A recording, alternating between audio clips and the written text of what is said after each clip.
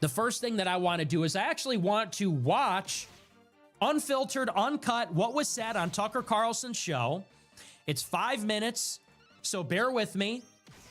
I will do my best not to interrupt. We're just going to play it straight through because I want you to see the whole conversation. Nothing to hide here. I want you to see it. I want you to watch it. I want you to hear the context and the back and forth. I already have my notes. I took just as a Duke would endorse my show. I don't know, Dave. Who the hell is David Duke? Well, David Duke is obviously part of a campaign to discredit people on the right. Obviously. And I think it's very obvious that Nick Fuentes is exactly the same. Doesn't mean everything he says is false. It doesn't mean he's not talented. He's enormously talented. Doesn't mean he's a bad person. I'm not attacking him personally, but he is clearly part of a campaign to discredit non-crazy right voices. You know, that's obvious to me. I've been around a long time. I know it when I see it. Yeah, and I will say I don't understand it. We were very kind to him. Like I truly, like we almost said, like we felt maybe he was a bit lonely. We should invite him back for dinner. I mean, that's how good of an experience I had. Clearly it's and then it was a 180. So it's either A, it's being driven from like a little boy insecurity, and he just was so worried that he like just went on the attack because he doesn't know how to have normal relations after being that things where the other clip began. Oh, I can say why is he attacking Joe Kent, who, I mean, Joe Kent worked as a CIA contractor, paramilitary contractor. This is where the other clip began. Okay, so that's the whole thing. That's about, I think that was about 10 minutes. I'm going to go back to the screen. And I want to break down every major claim that was made in that clip. Now you've seen the whole thing and you sort of get the gist of it. And I'll lay it out at the very beginning so we can kind of organize this a little bit. So in the first place, we have some really easy stuff to get out of the way. Number one, Candace makes this claim. I really want to focus on what Tucker said. We've done the Candace stuff to death already. But she says, I was treated so well. We were going to invite him to dinner. He had no answer on Dave Smith. Suffice to say, I think that's a misrepresentation of how that went, of the entire thing. I've already been over that many times. The consensus from, I think, nearly everybody that watched, including people that are mutual friends, people that are friends with Candace and me, people like Myron Gaines, people like Dan Bilzerian, other people that I don't want to name on the show. The consensus was that she was very rude to me. It was very combative. It was effectively a setup where she aired out personal slights and misrepresented what it was going to be from the outset, which was supposed to be maybe a fair or friendly conversation, but turned out to be more of a hit job behind a paywall. We can kind of leave that aside for our purposes tonight. We won't really relitigate that on this show. Another thing that was mentioned, which I think is really important, very briefly, is Tucker Carlson said that he did not know his dad was in the CIA until his father passed this year in March. And I just want to say very briefly, that is a very, very important thing that he said. Because if he's lying about that, in my opinion, it calls into question in a very serious way whether he is a sincere or honest person, in particular about his relationship or his family's relationship with the CIA. And spoiler alert, that is a lie. It's a very strange, bald-faced lie. You just watched him in his own show, and he said specifically, I did not know my father was in the CIA until he died, which was in March 2025. He said, and I was, quote, shocked to learn this. Well, we have the clip. In June 2024, he was on Sean Ryan's show, and he said, my father is in the CIA, when his father was very much alive. In addition, he gave details about it. He said that he lived down the street growing up from the CIA officer who was involved in the overthrow of Iran's government led by Mossadegh in the 1950s. So this raises some serious questions. Why would you lie about that? It's on record that you lied about it. And in particular, why would you lie in such a way? He said he was shocked to know that. But as we're going to work through the material, it's very clear there was no surprise. Not only did Tucker Carlson know that his father was in the CIA, he had to intimately know, because Dick Carlson, his father, was very involved in the CIA. It's not peripheral. It wasn't a footnote. His father was a CIA man and played a crucial role at the CIA. I will read you quotes from testimony that he gave, recorded by C-SPAN in the 1990s, where he talks about how instrumental Dick Carlson was, his father was, in the overthrow of Soviet Union governments, or governments backed by the Soviet Union, of Tiananmen Square in China, his relationship with neocon nonprofits after he left Voice of America and the other organizations he was a part of. So for Tucker to say not only did he not know, but he was shocked, that does not pass a smell test at all. That is a brazen lie, a strange and weird lie that he compounded by saying, not only did I not know, I was surprised. Well, that is absolutely not the case. And for him to misrepresent his knowledge, what he knew, when he knew it, in such a provably false way is very strange to me. And I think it calls into question his credibility on that subject, but we'll go through that. Now, those, in my opinion, are more minor things. In broad strokes, the big argument that I want to focus on tonight, he said that what I represent is a campaign. He said I'm an inorganic actor as part of a bad faith campaign to sabotage what he said are, quote, the non-crazy, non-hateful, credible voices against the neocons in politics. He said, that's my mission. Now, in his own words, he says he doesn't watch my show. He doesn't know me. He doesn't spend a lot of time watching me. He said the only time he saw me was when I was attacking his father. But yet he is sure, and he says it is obvious, in spite of his ignorance, that that is what I am. His only proof for the claim is that, in his words, I exclusively attack those kinds of people. The non-crazy, non-hateful, credible anti-neocon voices who he listed. And the names he gave were these. He said J.D. Vance, Joe Kent, and himself. Candace Owens chimed in and said, Dave Smith, we will analyze each of those people. And we will evaluate tonight what is this artificial distinction being created between non-crazies and crazies, non-haters and haters, anti-neocon voices and whatever I am. We're going to break that down. And if Joe Kent is your champion, well, we'll look at Joe Kent and we'll look at his views. Tucker characterized my attacks on Joe Kent and J.D. Vance as random. Candace Owens agreed. She said it is random. Tucker said, no, it's not random. Joe Kent was enemy number one, public enemy number one of the neocons. So Candace says it's random. Tucker says it's conspicuous, but it was targeted. We'll talk about my history with Joe Kent. So we're going to dive in. Enough introduction. We'll break this down. First, I want to talk about Joe Kent. And we'll talk about him in particular because that was really the centerpiece of the story. And that is the center of my relationship with Tucker Carlson. And I'm going to tell the story in full. We're going to go back to the very beginning. So for many years, and as I said, I have never talked to Tucker Carlson. I don't know him. But he is a broadcaster. I am a broadcaster. When I got started, when I was a teenager doing my show, I had very mixed feelings about Tucker Carlson. He said a lot of things that I agreed with, but I was skeptical of him because he was at Fox News. Fox News is controlled by Rupert Murdoch, who is one of the arch neocons. Rupert Murdoch owns News Corp, which is the parent company of the New York Post, Wall Street Journal, Fox News. And these media outlets are the mouthpiece of the Chamber of Commerce of the State of Israel. Rupert Murdoch donated to Bibi Netanyahu's election campaign in Israel.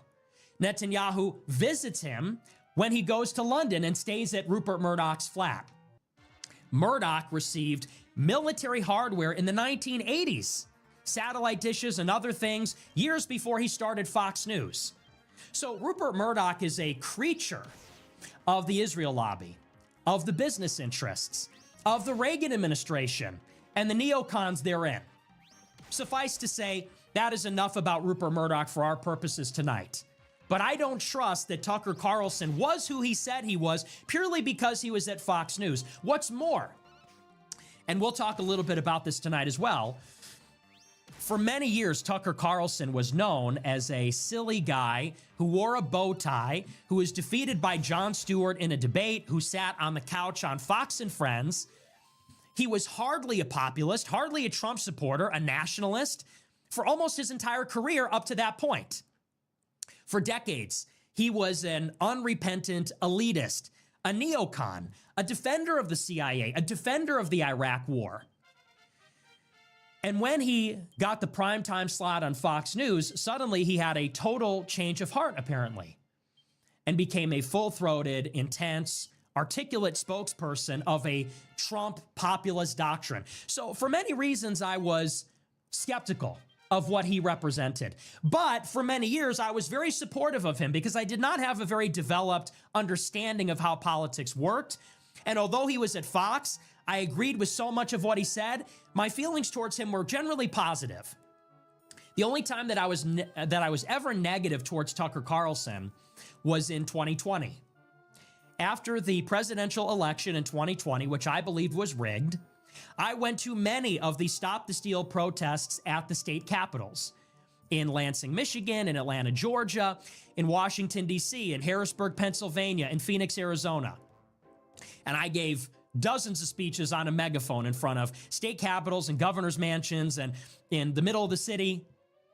And at that time, when many patriots assembled during that Stop the Steal period between the election and the inauguration of Joe Biden, we were out there calling attention to what was voter fraud, either the rigged voting machines, the use of mail-in ballots, the role that the media played in suppressing the Hunter Biden laptop.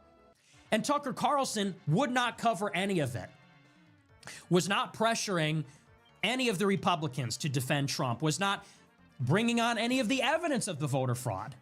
I was intensely critical of Tucker in that moment, and that was really my only interaction with him that was negative at that point, was me criticizing him at these events. But months later, Tucker attacked the ADL on his show. I said maybe he's hiding his power level, maybe he's based. Let's get to the good part. Enter my relationship with Joe Kent.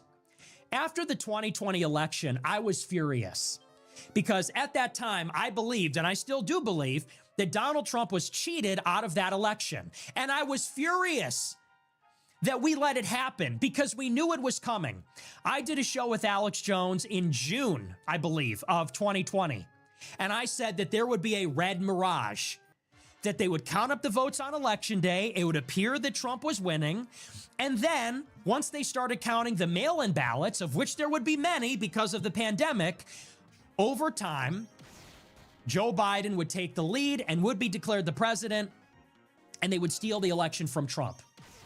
I was furious, not only that the election was stolen, when we knew precisely how it would happen, the manner in which it would happen. But in particular, I was furious at the Republicans because they abandoned Trump. Trump's legal counsel in the White House abandoned him.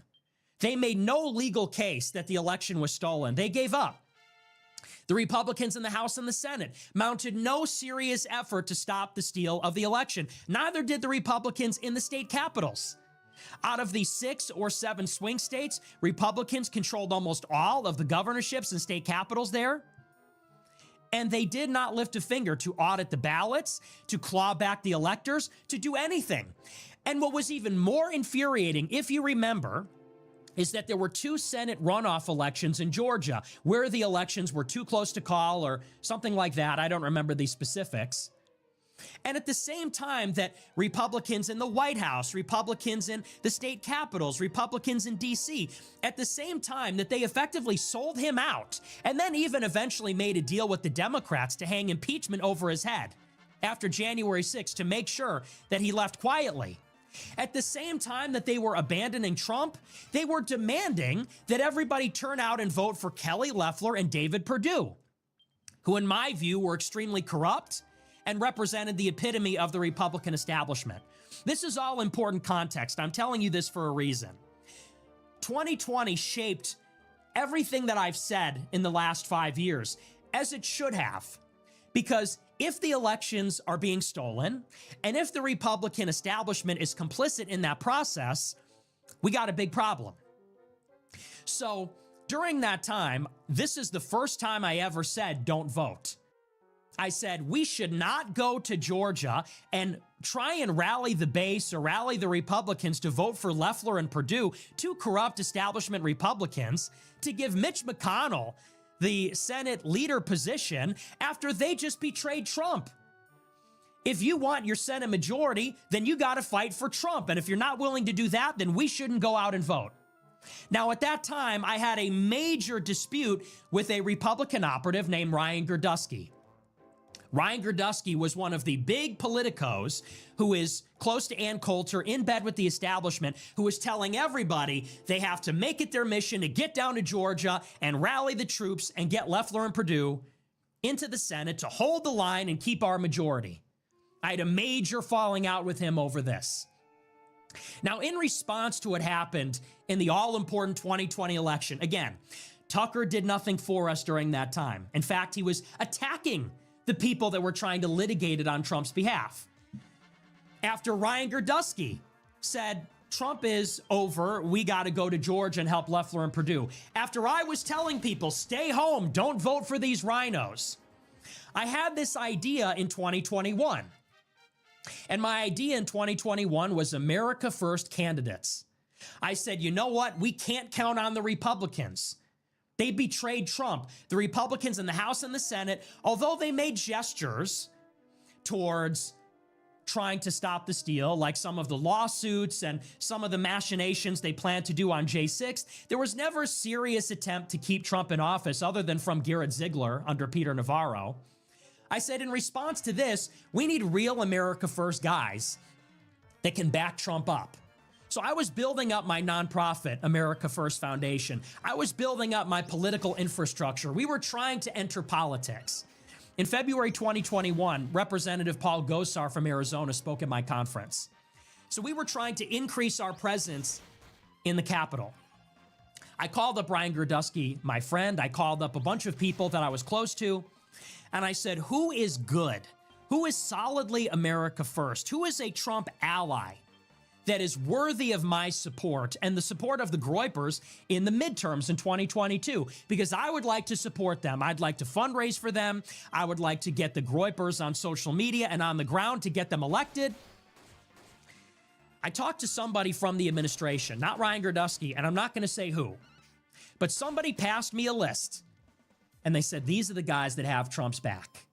And some of the names were Joe Kent, who is running in Washington State, J.D. Vance, who is running for Senate in Ohio, Blake Masters running for Senate in Arizona, Patrick Witt, who is running for Congress in Georgia, Gibbs, who is running for Congress in Michigan. And there were a number of other names too, but those are the ones that I remember, and those are the ones that I have in my notes from many, many years ago. Now, I got in touch with Joe Kent in 2021. We'll focus on him. I got in touch with Joe Kent through his campaign consultant, Matt Brainerd. Matt Brainerd was an exhibitor at my conference at AFPAC 2 in February 2021. This is a month after the events of January 6th and the Senate runoff. So I knew Matt Brainerd. I had a relationship with him. I was introduced to him by Michelle Malkin. She was friends with him. He was very involved in Stop the Steal, as was she. Matt Brainerd put me in touch with Joe Kent. I had a phone call with Joe Kent, I believe in the summer of 2021. And the phone call went like this. I called up Joe Kent, which, by the way, he does not deny, and I have text messages with him.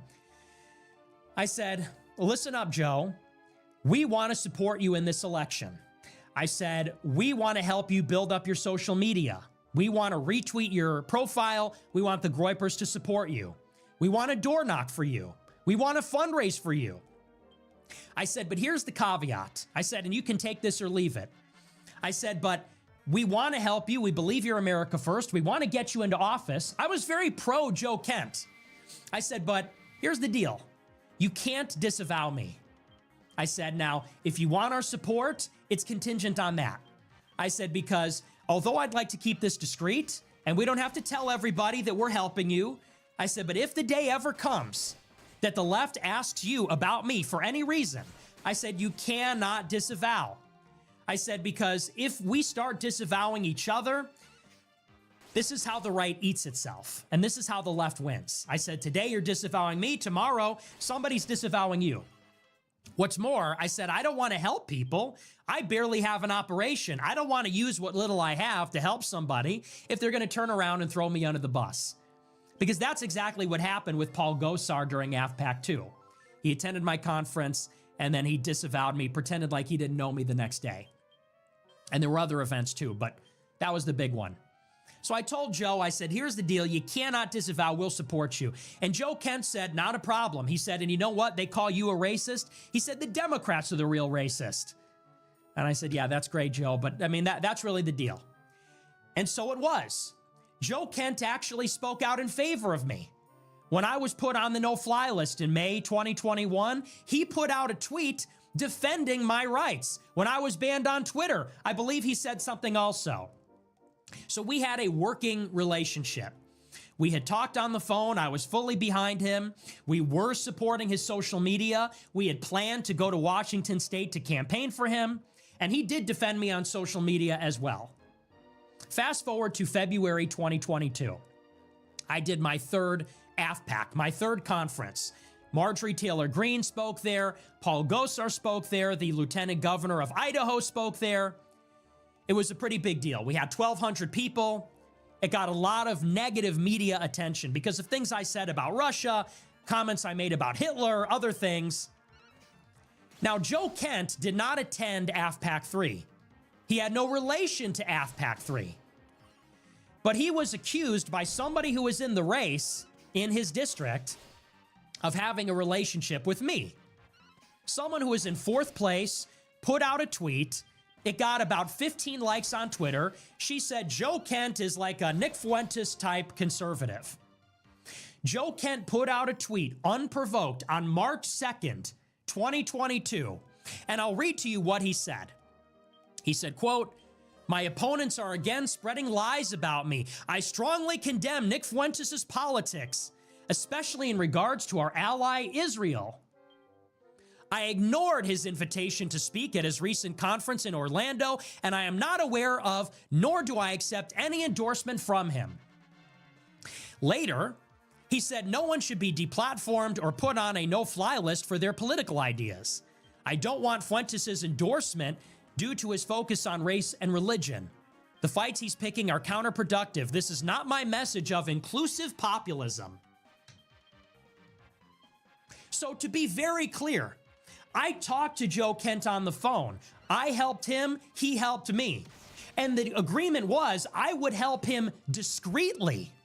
Contrary to what Tucker Carlson said, that my aim is to embrace people, to bring them down publicly, I told him, and we maintained a relationship in secret, in private, for almost a year before he, unprovoked, publicly went on the attack against me, condemning me completely on the basis of my opposition to our support for Israel, and because I talk about race and religion. He said that my version of America First, this is important, Kent said that my version of America First is condemnable because his version is inclusive, not focused on race and religion, and not critical of Israel.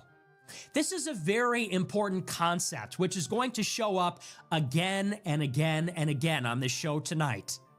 Joe Kent, who Tucker said is the epitome of a reasonable, credible, not crazy, not hateful, anti-neocon voice, Tucker said he is the archetype.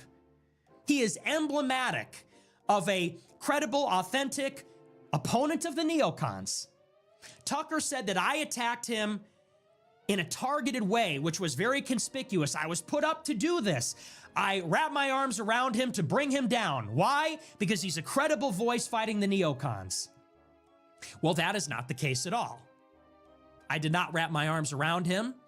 Contrary to what Candace said, it was not random. I did not target him, as Tucker said. We maintained a discreet relationship. I wanted to help him. And then he attacked me very hard over my views on Israel, on race and religion, and said that his version of America First is really inclusive populism. Now, I said on a stream days later, very intentionally, I said that there is something going on in the conservative movement right now. I said, you have authentic America First, which I represent, and then you have what I called at that time, Populism Inc. Populism Inc. People that claim to be like me, sound like me, but are not like me. And there's some things they have in common. I said, number one, they're all supported by Peter Thiel. Joe Kent got $1 million from Peter Thiel in 2022. J.D. Vance got $15 million from Peter Thiel in 2022. So did Blake Masters, got $15 million. Gibbs in Michigan got money from Peter Thiel. Patrick Witt in Georgia got money from Peter Thiel. That's number one. Number two, all of them were downplaying the significance of race and religion. All of them were very pro-Israel. I said, so something is going on. There is an attempt, just like with Con Inc., Conservative Inc., just like with Rhinos, there was an attempt in light of the recent rightward shift of the base to skin suit what is an emerging America First constituency in the GOP. And to say, we sound like Nick Fuentes and Michelle Malkin, we sound like Pat Buchanan, but really we're more of the same. We're pro-Israel, race blind, and have no religion. I said, so this is a deliberate usurpation. They are trying to usurp America First. Joe Kent is offering a competing version of America First that does not talk about race or religion and is pro-Israel. I said, and if he wins in Congress, he will be the right wing's AOC. He's young, he's handsome, he's well-spoken. He would be the most right-wing member of Congress. He would suck all the oxygen out of the room, and people like him and J.D. Vance, they would get to define what comes after Donald Trump. This new generation of representatives and senators who are coming up, funded by Peter Thiel, inclusive and pro-Israel, they would have the final word on what America First is going to be and how it will develop. And they will do it in a direction that's pro-Israel and all these other things. I said, that cannot be allowed to happen. He will become a danger, because if someone like that would disavow me, then there goes any possibility that someone like myself could influence Congress, or someone who has similar views to me could influence the government, because they will be swatted down by these usurpers who are telling the body politic, you don't want to listen to those racist, religious nut jobs, those anti-Israel people. Our America First is inclusive. I said, so he cannot win. What's more, I said, there needs to be a pain mechanism. I said, we need to make an example out of Joe Kent. He went out of his way to disavow me for being critical of Israel. And I said in a stream in 2022, after he said this, I stated my intentions openly. I said, we are going to make an example out of him in the same way that someone who goes against Israel is punished by AIPAC, so they think twice about criticizing Israel. I said, we need to do the opposite. If someone condemns someone that's critical of Israel and is pro-Israel, we need to make them afraid of losing their seat so that they will think twice. They will say, I don't want to be like Joe Kent. Maybe I will just leave Nick Fuentes alone. Maybe I won't be super pro-Israel next time because I don't want the Groypers to make me lose a close race. That was my intention. That was my stated, explicit intention back then. So we started up a campaign. We started up, contrary to what Tucker says, he said there were these super PACs. I started my own PAC. It was called Republicans Against Rhinos. The FEC filings are public. We spent about $100 on a website to develop and to buy a domain for a website. And the premise was Joe Kent is CIA. Now, the other thing about all these people is they have these connections to the CIA, which at that time I wasn't really aware of. But we found out that Joe Kent was a Green Beret who didn't even live in the United States for 20 years. He was involved as a contractor, as a mercenary with U.S. intelligence and the military. And so we actively went to Washington State and put up stickers and went to his town halls and went to his events to say, you can't trust this guy. This guy's in the CIA. This guy is of the deep state. Don't trust him. Don't vote for him. Now, in November 2022, Joe Kent lost by about 1%. He was favored to win. He lost by about 2,000 votes. The New York Times said it was the biggest upset of the 2022 midterm elections. We succeeded. We won.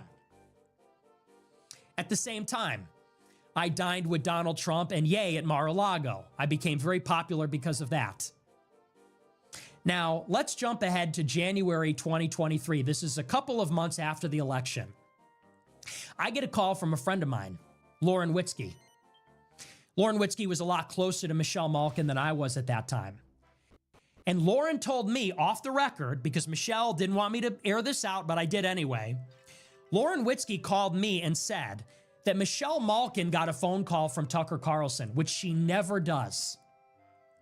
Michelle characterizes her relationship with Tucker like this. She says that she texted Tucker from time to time to give him information or stories, and many times Tucker wouldn't even reply. Sometimes he'd give a thumbs up, sometimes he'd reply, but not really. They were not close. They never talked on the phone, over the phone like that, maybe texted now and again. But Michelle got a call from Tucker, and Tucker was asking about me, asking about my relationship with Ye, asking about the dinner at Mar-a-Lago, fishing for a quote, asking her about my opposition to Joe Kent, insinuating that I went to the dinner with Trump to make him look bad, insinuating that I took out Joe Kent because I'm part of this campaign. I thought it was very strange. He was shopping this hit piece. Fast forward a few weeks, I get a call from Anya Parampil. She is the wife of Max Blumenthal. They're both writers at The Gray Zone. Max Blumenthal is very close to Tucker Carlson. Now, more on him later. But I get a call from Anya Parampil, and she's writing a story about me. It turns out to be a 3-part hit piece, a massive hit piece that literally unfolded over multiple days in 3 parts and was centered on my opposition to Joe Kent. But it threw everything at me. Talked about January 6th, talked about Ye, talked about my comments on the Taliban, on women, on Jim Crow, on the Holocaust. But the thrust of the article was that I took out Joe Kent because my mission is to make the real America First anti-neocon people look bad. I was deployed, and that article was basically revenge for having made Joe Kent look bad. Now, what's interesting about the article is although it accuses me of trying to take out Joe Kent for no good reason, it does not include any mention of the fact that he disavowed me first. No mention of his tweets saying that he condemns me first and foremost because I'm anti-Israel. No mention of my stated intention, which I relayed to her over the phone, about why I tried to take out Joe Kent from the race. It gets better. Shortly after the piece came out, I got a phone call from a friend of mine who I think I can say now it was Bryson Gray because he has since copped to it. But Bryson Gray called me up. He's a black rapper. He's used to be pro-Trump. Now he's like a Christian rapper, a very good friend of mine. Bryson called me up and said, hey, man, and we don't usually talk either.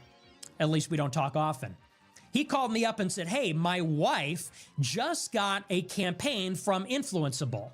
If you don't know what that is, Influenceable at that time, now it's very big, but at that time, it was a small outfit that pays conservative right-wing influencers to promote social media campaigns. So they will put out in a group text to a number of influencers that you all know, hey, if you put out a TikTok or a tweet pushing this link or this hashtag or this message, we'll give you $300 per tweet. And it has to say this, and it has to say it in this way. It's basically an undisclosed advertisement. They're like an advertising agency, but it's all under the table. So Bryson called me up and said, my wife, Shekinah, she got a campaign from Influenceable that is pushing the Gray Zone article calling you a Fed. It ran from February 15th to February 20th. The campaign was called Fed Fuentes, disassociate from the far right. And it instructed the influencers who received it to talk about why I wasn't arrested after January 6th.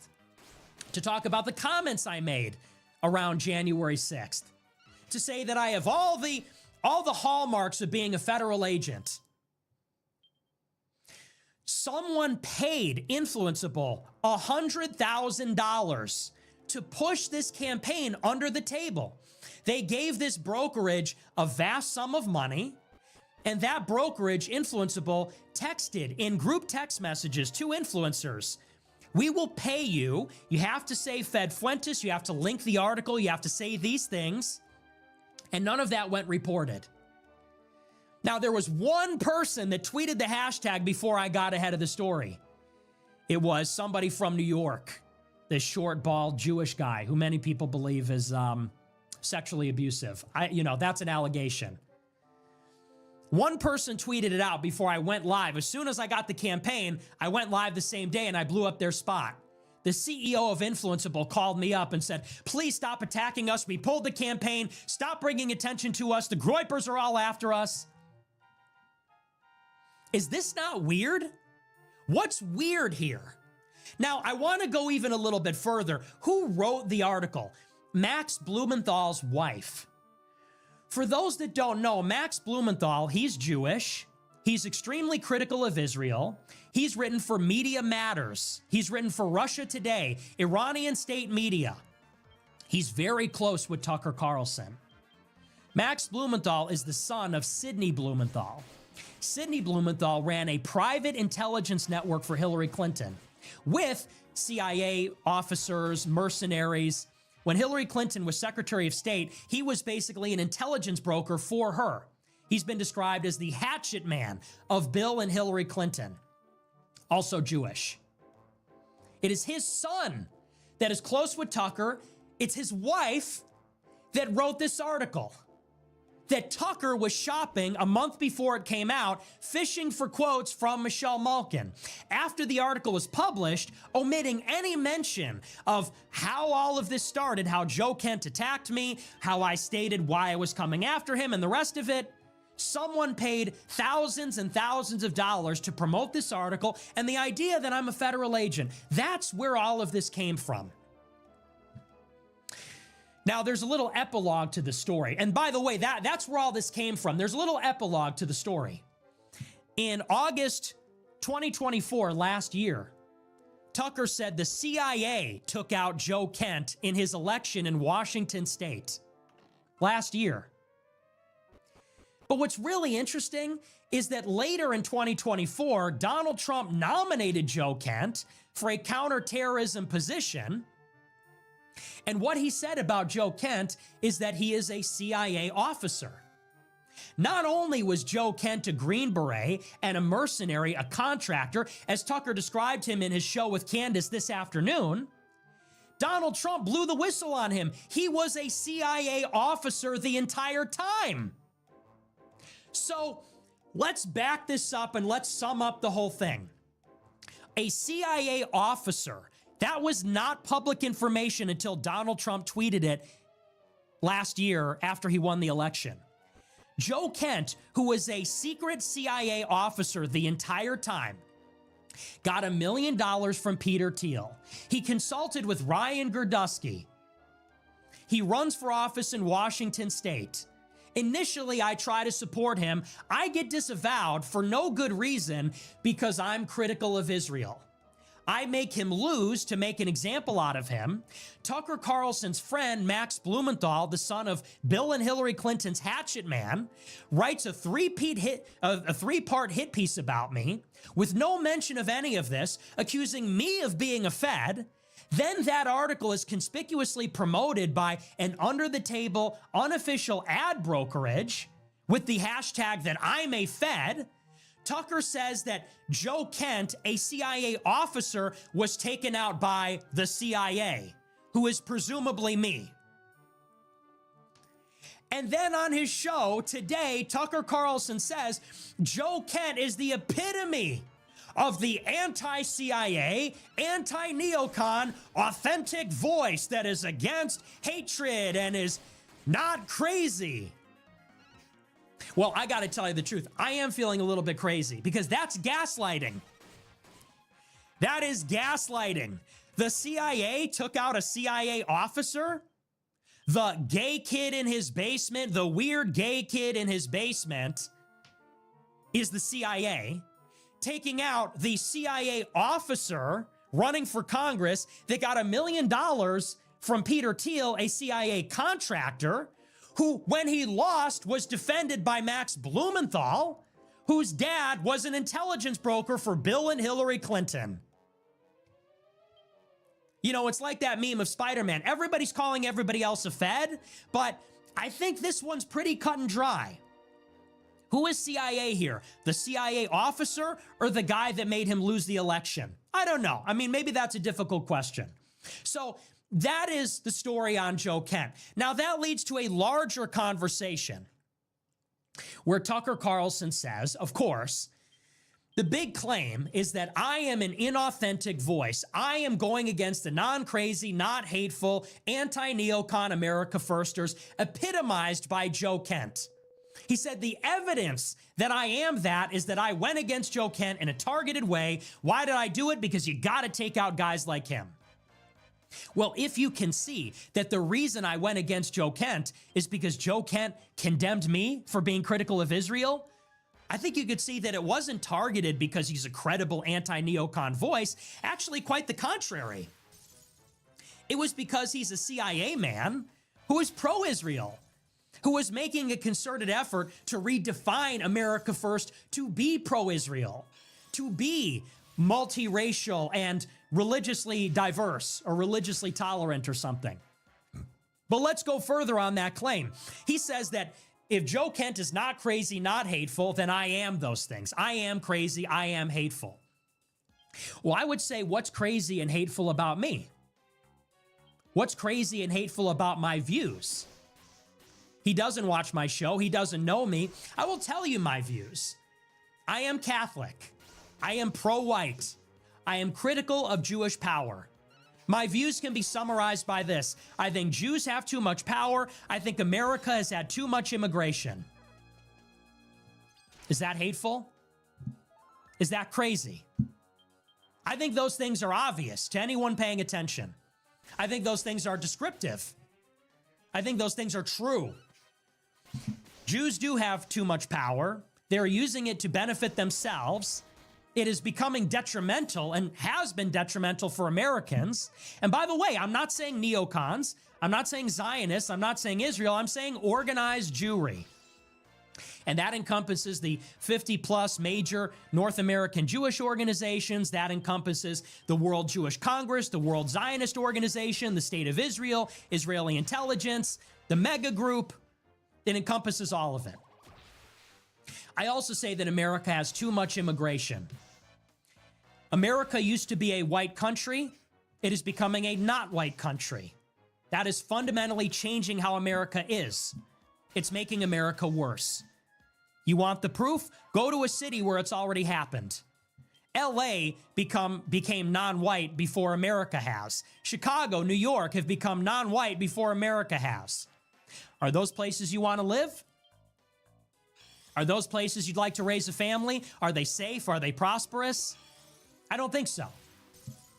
Am I crazy? Am I hateful for saying there's a racial basis for replacement migration? I don't think so at all. Am I hateful for saying that the Jewishness of Israel and the Mossad and AIPAC is kind of critical to why they're able to operate so effectively in America and that they have too much power? I don't think either of those ideas are hateful. I don't think either of those ideas are crazy. But there is a distinction between me and Joe Kent and Tucker Carlson and J.D. Vance. I will tell you what those distinctions are, and even Dave Smith for that matter, because they are right. There is a distinction. Me and Tucker are not the same. Me and Kent and Vance are not the same. Tucker characterizes it as a crazy, not crazy, hateful, not hateful divide. I would characterize it differently. I already gave you a preview. How Joe Kent said it is that he's pro-Israel, I'm anti-Israel. He doesn't talk about race and religion, I do.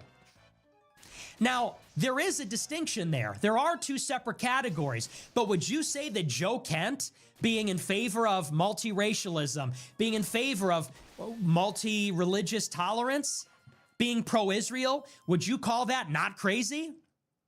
Would you say that's good? Would you even say that's America first? I think the answer to all of that is no. I would say the difference is he is a liberal. He is a pro-Israel, center-right Republican. If you're a Republican saying we need inclusive populism, he even used the word inclusivity.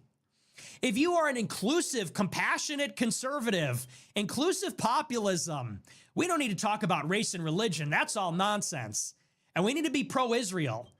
How are you different than any other Republican?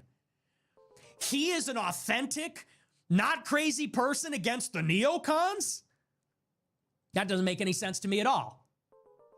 Let's go through some of Tucker Carlson's statements. This is what Tucker says about race. Tucker said April 25th, 2023, and I quote, "The United States is becoming non-white. So what that means is you're going to get at some point, probably in my lifetime, people standing up and saying, I represent white people. And I just want to say on the record, I'm going to tell that person to fuck off. Nobody speaks for me because of my skin color. This idea that someone of a certain skin color speaks automatically on behalf of all people who share that skin color is a Nazi idea, and I am opposed to it." White identity politics is Nazism. It's a Nazi idea. It's evil. He opposes it, says Tucker. Tucker said on June 26, 2024, quote, this is in response to a journalist. He said, "Have I said whites are being replaced? I don't think I've said that. When did I say that? I said whites are being replaced? I would challenge you to cite that. I said native-born Americans are being replaced."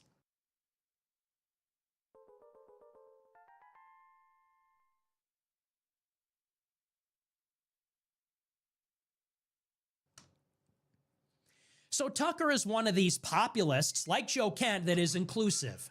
He's an inclusive populist. Colorblind meritocracy is the message. It's not a white, non-white replacement. He doesn't stand for identity politics. He wants a colorblind meritocracy, very much like Joe Kent. Would it be safe to say that colorblind meritocracy and inclusive populism sound very similar? When Joe Kent says that I focus too much on race and religion, would that be similar to these remarks? Saying that the replacement migration has nothing to do with race, that identity politics, a person claiming to speak for a race of people, is Nazi and evil? Would it be fair to say that that tracks? That Joe Kent and Tucker have the same position on race? Who has the crazy position? 60 years ago, America was 90% white. Now it's maybe 55, 60% white. Obviously, that is having an effect on America. Obviously, there's a racial dimension. If I point that out and they don't, if I say that the antidote to this is for white people to stand up and say, we don't want America to become a non-white country, no matter how much merit these people have, we want America to remain coherent racially, consistent with its historic demographics. And Tucker and Joe Kent say we don't care what race America is. It's not a racial issue. Which is the crazy position? He says with regard to Israel, quote, "I have been attacked in ways that are so crazy and it's coordinated from Israel. So finally the other day I called someone I know in the Israeli government. There are great people in the Israeli government. I called up one of them and I said, stop this. I am not your enemy. You don't think you have enough enemies? You have real enemies." May 6, 2025.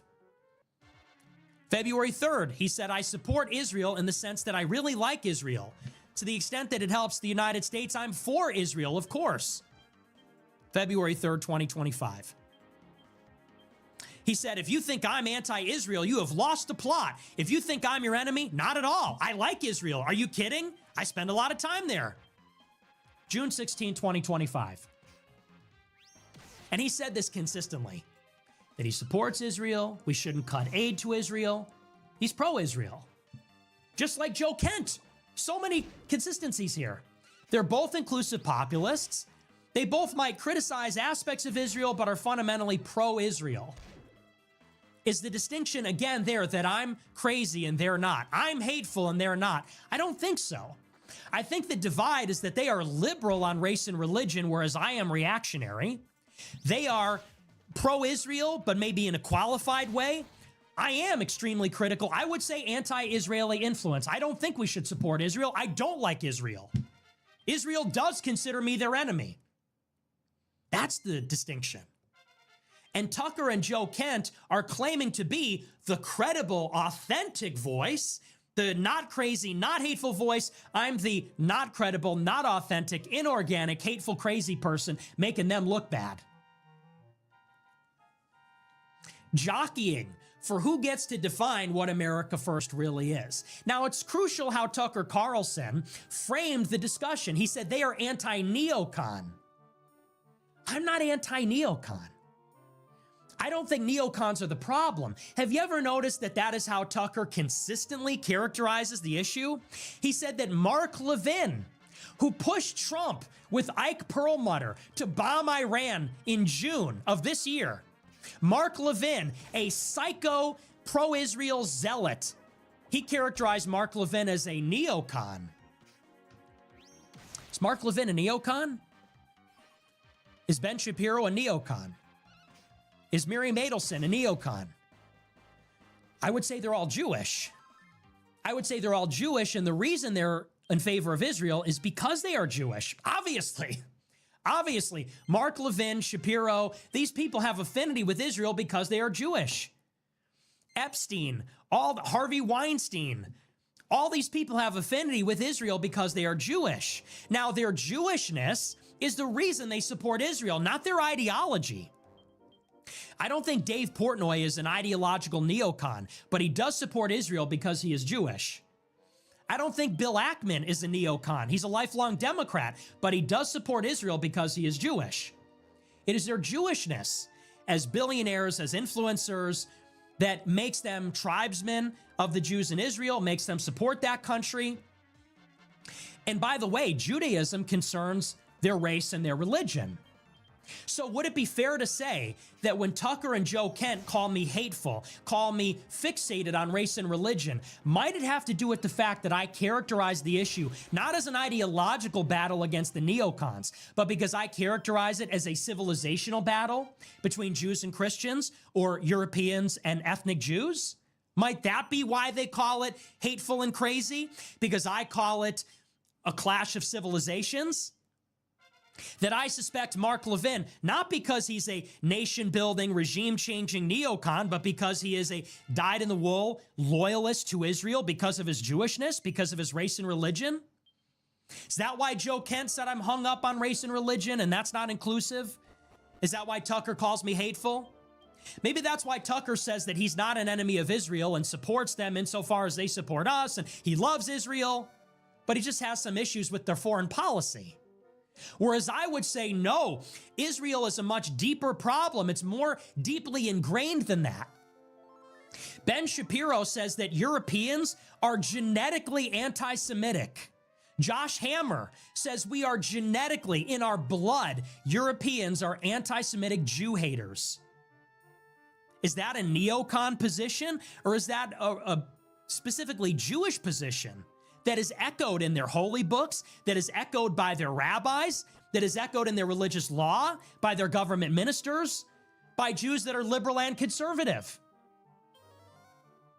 Am I crazy and hateful, or am I diagnosing the problem more acutely? That's the difference. Now, there's this question of narrative control. Tucker says that people might agree with what I say. They might think I'm a compelling speaker.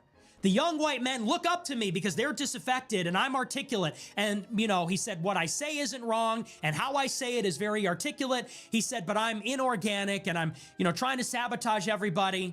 He said, so we need to not pay attention to him saying the things you agree with. We need to pay attention to Dave Smith and Tucker and Joe Kent who say the things we agree with. I want to call attention to a quote from Tucker at Turning Point SAS last month. This is what he said about Jeffrey Epstein. He said, quote, Was Jeffrey Epstein working on behalf of Mossad? Every single person in Washington, D.C. thinks that. I don't know any of them that hate Israel, but no one feels they can say that Epstein worked for Mossad. Why? He said, I think the longer we play along with it, the more subterranean and creepy and hateful the conversation actually becomes. So I think it's better to say it right out loud. Do you see these consistent themes, the undertones and everything he says? He says, people in D.C. know Epstein worked for Israel, but they don't hate Israel. They're not against Israel. They're not enemies of Israel. They support Israel. They love Israel. But they, like everyone, know the jig is up. Epstein worked for Israel. He said, why can't they admit it? He said they should admit it. Because if they don't admit it, then everyone will listen to the actual subterranean Jew haters. Those are his words. He says, the more that we play along and we play dumb and say Epstein didn't work for Israel, the more subterranean, creepy, and hateful the conversation becomes. He said, so it's better to say it out loud. It's better for who? It's better for all the people in D.C. that love and support Israel. It's better for Israel if they just admit it. Okay, Epstein worked for Israel.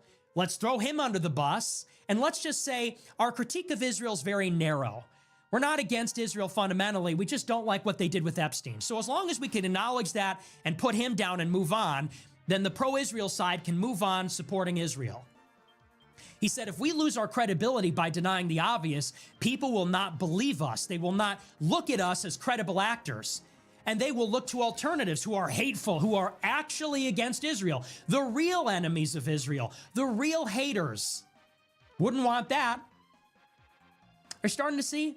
Now, Dave Smith said something similar. Let's work through some of these people that Tucker mentioned, the credible. Why do you have to go against Dave Smith? Because he's smart and he makes good arguments and you have nothing on him. I want to read a transcript from his interview on Joe Rogan with Douglas Murray. This is what Dave Smith, who is Jewish, had to say. Douglas Murray said, quote, just as the left likes to play with dark, ugly stuff, they spent decades trying to do down the evils that were done on their side. Just like the left, I would suggest one of the things going on, there are movements on the right, including people who follow both of you, Joe Rogan and Dave Smith, who are very interested in playing with this absolutely beyond the pale thing. Why does Jake Shields want to play around with Holocaust denial? Why? Dave Smith said, there's something Michael Malice had this great line about how when you take the red pill, you're supposed to take one, not swallow the whole bottle. The idea you wake up to realizing that so much of the stuff you believed was bullshit propaganda, like Epstein, and it's all lies. He said this is a real danger when the establishment and the institutions are caught with their pants down, having sold very consequential policies based on lies. And then once people realize that, they go, what else have they been lying to me about? They almost want to look into every single thing and go, I think the whole thing was lies. He said, I agree with you. There's a danger in that.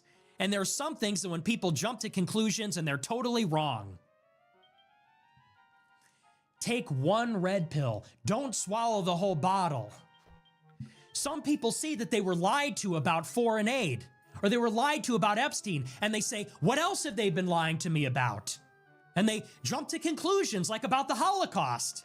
Don't do that. Take one red pill. Don't take any more. Don't draw the obvious conclusion, which is that if Epstein was working for Israel, maybe they've been lying about other things about Israel. If they said it's anti-Semitic to question Epstein, maybe a lot of the things that they called anti-Semitic are also true. Dave Smith says, don't draw that conclusion. Don't go any further. Stop. Michael Malice, another Jewish libertarian, says, take one red pill. Don't swallow the whole bottle. I agree, Douglas Murray. Jake Shields' Holocaust denial is hateful and beyond the pale and creepy. Dave Smith, another credible, not crazy, smart. And look, I like Dave Smith. But the fact of the matter is, Dave Smith is Jewish. Now, after many, many years of censoring every conversation about Israel, All of a sudden, the cat is out of the bag. The war in Gaza is being broadcast on TV. Everyone is asking questions about Israel. So who starts popping up everywhere all of a sudden? On Candace Owens, on Joe Rogan, on Tucker Carlson, at Turning Point USA. Well, it's Dave Smith. Dave Smith is a Jewish libertarian, a disciple of Ron Paul. He thinks that we were lied into the war in Iraq by the neocons, but he affirms the Holocaust happened. He said, my ancestors died in the Holocaust, and he is Jewish. Now, let's think abstractly for a moment. If you are ethnically Jewish, and maybe you have some even sympathy with religious Judaism, maybe you have some sympathy with those narratives. You grew up hearing those things from your family, from your parents. You maybe have it in the back of your mind. Are you more likely, as a Jewish advocate, to say that the problem is the neocons and it's ideological? Are you less likely to say that there's something to do with Jewishness that is the issue? Then maybe it's not that neocons need to be disempowered, but maybe that, Jewish people need to be looked at as having a dual loyalty. Well, obviously, you're going to think it's ideological. And if you go on Joe Rogan and say, only take one red pill, don't deny the Holocaust, don't talk about World War II, don't swallow every red pill. And I don't think he's a dishonest guy. I think Dave Smith is honest. I think he has a lot of integrity. But I think there's a reason, of course, that he was elevated. It's because they wanted to set parameters on this conversation. They don't want people to question all the narratives. They want people to focus on the neocon aspect of it. They want to limit the discussion of foreign aid and Jeffrey Epstein, handful of other things, and then move on with their lives. They don't want people to look at it from a religious or ethnic lens. They don't want people to look at this conversation as whites are being replaced. Jewish people, not neocons, not Zionists, but Jewish people have an inordinate amount of power in America, Europe, and Israel. And these things are related, by the way. And for there to be change, we have to get Jewish people who have a loyalty to their own kind over America, who think that Europeans are born anti-Semitic.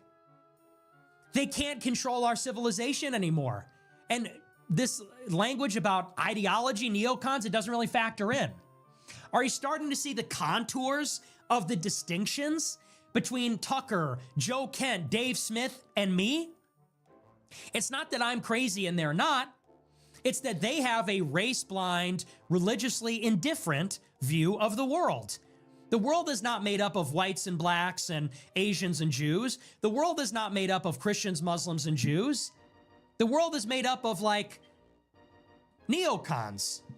A colorblind meritocracy. All people, their race and religion has no influence on them at all. Whites are being replaced in America, but that's arbitrary. What matters is who is native, who got here first. The fact that Mark Levin wants us to die for Israel has everything to do with his ideology, nothing to do with him being ethnically and religiously Jewish. And Israel is still our ally. We just need to circumscribe how that alliance works and say less foreign aid, maybe don't go to war in Iran. That's the difference. And I wouldn't say that they're not crazy and I am. I would say, once again, they're pro-Israel, religiously indifferent, race blind, and I am a white identitarian. Yes, that's my view. I think that race matters. I'm a race realist. Yes, I think that Jewishness matters. I would say that I think that America should not be run by powerful Jewish oligarchs anymore, whether they're neocon or not. And yes, I do believe that Israel is a real problem. I don't think that they're our ally. I don't think we should support them. I don't love Israel. I don't love a country that tried to ban the gospel. I don't love a country that says spitting on Christians is an ancient tradition. I don't love a country that stole our nuclear arsenal. I don't love a country that dragged us to war. I don't love a country where its rabbis say that we should pray for the death of all Christians every day. I don't love a religion that says Christ is burning in hell. I don't love a religion that says we are not ensouled if we're not Jewish. But they don't want to take it there. They want to take one red pill, not the whole bottle. And, some people have this idea that Tucker is incrementally red pilling people. He's part of a pipeline. They say Tucker believes the things I believe, but he has to take it easy on the uninitiated because they're too moderate. So he's got to leave this trail of crumbs that lead to my ideology and serve as a pipeline to get someone from normie conservative to me. And a lot of people think that's the case. He believes what I believe, but he's just kind of concealing that for the purpose of pragmatism. I would contend that when Tucker goes out and says, if you go further than me, you're a hateful, crazy person, that is obviously not the case. Tucker has real ideological disagreements with me. And when he puts up this block and says, don't listen to him, he doesn't attack my ideas. He doesn't talk about why I went after Joe Kent. He doesn't talk about my ideological disagreements with Dave Smith or about history.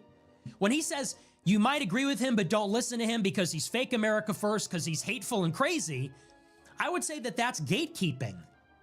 That's a limited hangout. That's saying take only one red pill. Nick Fuentes is the whole bottle. If you take the whole bottle, you're a crazy, hateful racist. You're not America first. And I'm not even going to watch his show or meet him. He's just a bad guy. I'm judging by what they say. I'm not going to call Tucker gay. I'm not going to say he's a loser. I'm not going to say these things.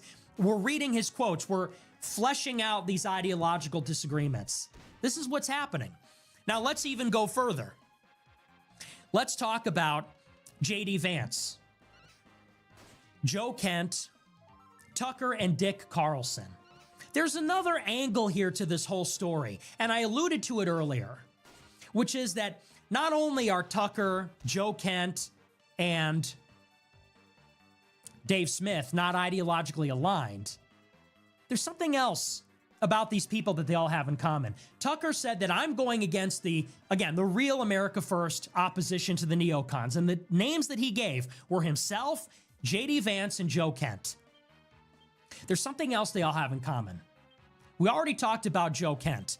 Suffice to say, Joe Kent was an officer in the CIA. He got $1 million from Peter Thiel when he was running his race. J.D. Vance is very similar. We'll stop now and tell the story of J.D. Vance. We'll do a little background on him. A lot of people don't know this, but in the early 2010s, J.D. Vance was mentored by David Frum. David Frum was a speechwriter for George W. Bush. He was one of the preeminent neoconservatives in America, major advocate for the war in Iraq. And he mentored J.D. Vance in the early 2010s. As a matter of fact, J.D. Vance wrote for his website, wrote 6 articles for David Frum's website. This is a little excerpt from my notes about that relationship. In the early 2000s, after Vance left the Marine Corps, but before he attended Yale Law School, he was described by David Frum as, quote, a strong advocate of national defense and a believer in American world leadership. Frum says, quote, he was recognized by everyone as an emerging political talent. Everyone who knew him understood this was someone who was on his way to being somebody important. He had this extraordinary personal story, and a lot of us hoped that he would be the leader of modern and moderate republicanism. He's an advocate for American global leadership. That sounds like neoconservatism. That sounds like something that someone in the defense industry would say, as David Frum is, as a neocon coming from the Bush administration. He says he has an extraordinary personal story. What's his personal story? Vance's personal story is that he came from Appalachia. He was a victim of the drug abuse epidemic. He had a single mother or a caretaker that raised him. He was hated by the establishment. He wrote about it in the Hillbilly Elegy.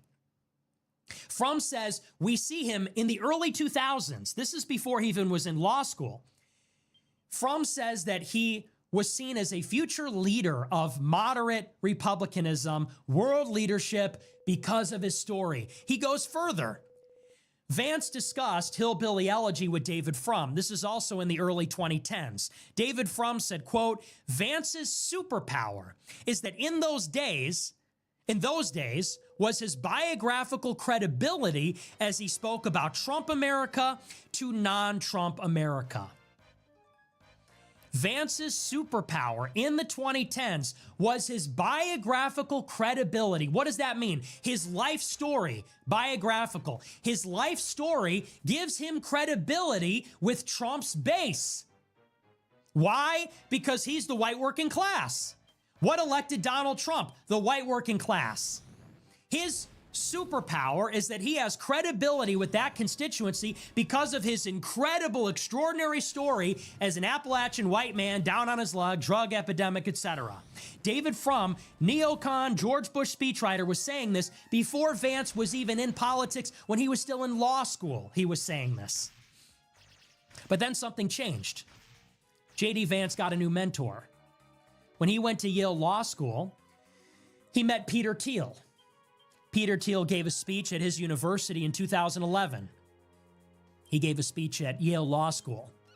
Vance called their meeting the most significant moment of my life. And suddenly Peter Thiel, after that meeting, became Vance's new mentor. After Vance left college, he moved to San Francisco. He became an executive at Circuit Therapeutics, which is a tech company. He was hired by its CEO, Frederick Moll. Moll has gone on the record and said he hired Vance as a favor to Peter Thiel. Then J.D. Vance got a job at Mithril Capital, a venture firm that was founded by Peter Thiel. And while he was working there, he published Hillbilly Elegy, his extraordinary personal story that gives him cachet and credibility with Trump's base, his superpower. The memoir he discussed with David Frum. Now, it's important that he was working at Thiel's venture firm when he published the book because his colleagues at Mithril Capital said it was effectively a no-show job. They said they never saw Vance in the office. They don't know what projects he worked on. So Thiel effectively hired Vance, not because he's a brilliant venture capital mind, apparently not even to do real work. It was a sinecure. He hired Vance to give him income while Vance went on a book tour during the 2016 election, branding himself as the spokesperson of Trump's voters, of the white working class. Later on in 2019, Vance launched his own venture capital firm under the name Narya Capital. It was funded by Peter Thiel, Mark Andreessen, and at that time he advised Rebecca Mercer. Vance was created by Peter Thiel, okay? From the very beginning, Peter Thiel meeting Vance, Vance describes it as the most significant moment in his life. Thiel got Vance his first job in Silicon Valley. Thiel hired Vance at his venture firm with a no-show job so he could promote his book. When Vance started his own firm, years later in 2019, Thiel and the Founders Fund and his allies like Mark Andreessen funded the whole thing. And of course, who is Peter Thiel? Peter Thiel is the CIA. Peter Thiel founded Palantir with Joe Lonsdale and Alex Karp, a privatization of a CIA program. Their only client for 7 years was the CIA. The CIA provided a lot of money for them in 2005 through their venture capital arm, In-Q-Tel. And Vance was at Langley all the time making products Peter Thiel was at Langley designing products at Palantir for the CIA exclusively.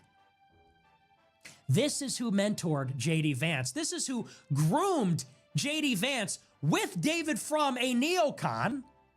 And the premise was, you have this story. We're going to get you a book. I'll pay you while you promote your book, and you will be the spokesman to the Trump voters. Now, something unexpected happened. Initially, Vance was against Trump, and Vance's ascendancy was supposed to go something like this. Trump was going to fail, and then Vance would be his natural successor, the guy that understood why people supported him, but also understood why Trump was not the answer to their problems. And he would be swept in by the Trump movement as the Trump whisperer. He understands the white working class that animated that movement. He will steer them to moderate republicanism. Just one problem, Trump won. Now, Vance, who was against Trump and was at the Aspen Institute, basically being a liberal, now he is outside of the Republican Party because Trump is now its leader as president. So Vance mounts a campaign to rebrand himself. And he starts to brand himself as a national populist. He goes to the National Conservatism Conference, which is funded by Peter Thiel, which was founded by Yoram Hazony, a dual citizen. And he starts to brand himself as a nationalist, an inclusive populist. In 2022, he announces a bid for senator. Peter Thiel brokers a meeting with Donald Trump in Mar-a-Lago with J.D. Vance, where they declare a truce. Peter Thiel puts $15 million behind Vance in the 2022 midterms. And he secures Trump's endorsement for him and gets him into the halls of the United States Senate. So Thiel not only groomed him from the beginning and created his venture firm and his venture capital career and allowed him to promote his book, but he also brokered a truce with Trump in 2022 and paid for him to get into the U.S. Senate. There's some other interesting things about Vance as well. When Vance became Trump's nominee for vice president, the first thing that he said at the Republican convention is that Trump is going to bomb Iran. And you can look this up. The first interview he gave to Sean Hannity at the RNC in July of last year, he brought this up unprompted. He said, to bring back American global leadership, we need to hit Iran hard. Not these nothing strikes that Biden is doing. We got to hit him hard and knock him out. Earlier in the year, he gave a speech to the Quincy Institute where he did this. This is according to Jewish Insider. It says, quote, Senator Vance delivered an address at an event hosted by the isolationist Quincy Institute on Thursday, defending U.S. support for Israel as a critical component of a foreign policy agenda, otherwise at odds with his more neocon Senate GOP colleagues.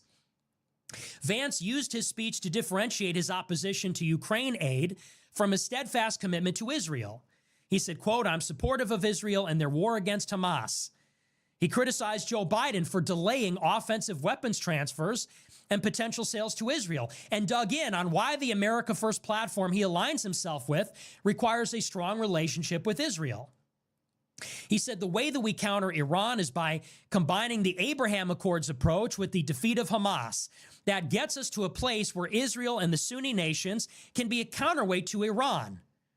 Israel with the Sunni nations can police their own region of the world.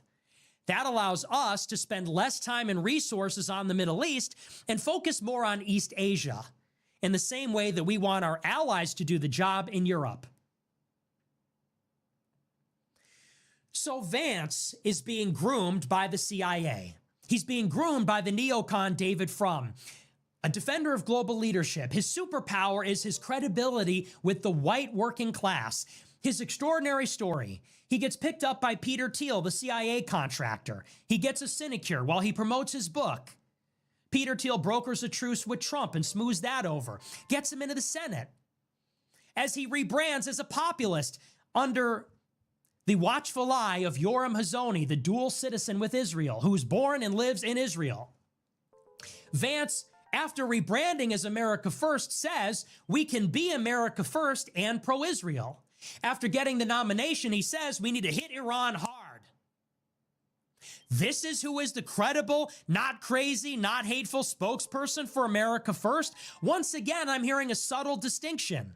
He's not neocon, but he's not against Israel. He's not neocon, but he's still pro-Israel, just like Joe Kent, just like Tucker Carlson. He has this conspicuous relationship with Peter Thiel, just like Joe Kent, just like Tucker Carlson. Lot of patterns, lot of consistencies. Now let's enter Tucker Carlson himself. When Tucker Carlson hosted his Fox News show from 2017 until a few years ago, Tucker hosted Vance on his show. Do you want to guess in the live chat how many times Vance was a guest on Tucker's show? Guess in the live chat right now how many times J.D. Vance made an appearance on Tucker Carlson Tonight on Fox News. Take a guess. I'll wait for people to post some numbers. And we'll see. I'm just curious what you think it might be.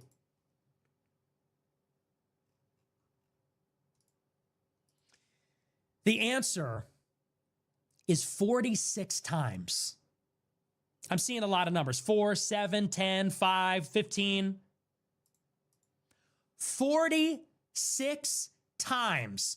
46 times. J.D. Vance was a guest on Tucker Carlson tonight. But it gets better. After Tucker Carlson left Fox News, he was looking for funding for his media network. When Tucker Carlson got fired, he crashed out at Fox. He was looking for investors to start his own rival media company. Do you know the first billionaire that he courted? Peter Thiel. Now, we don't know if Peter Thiel invested in the Tucker Carlson network, but we know who did. A group called 1789 Capital.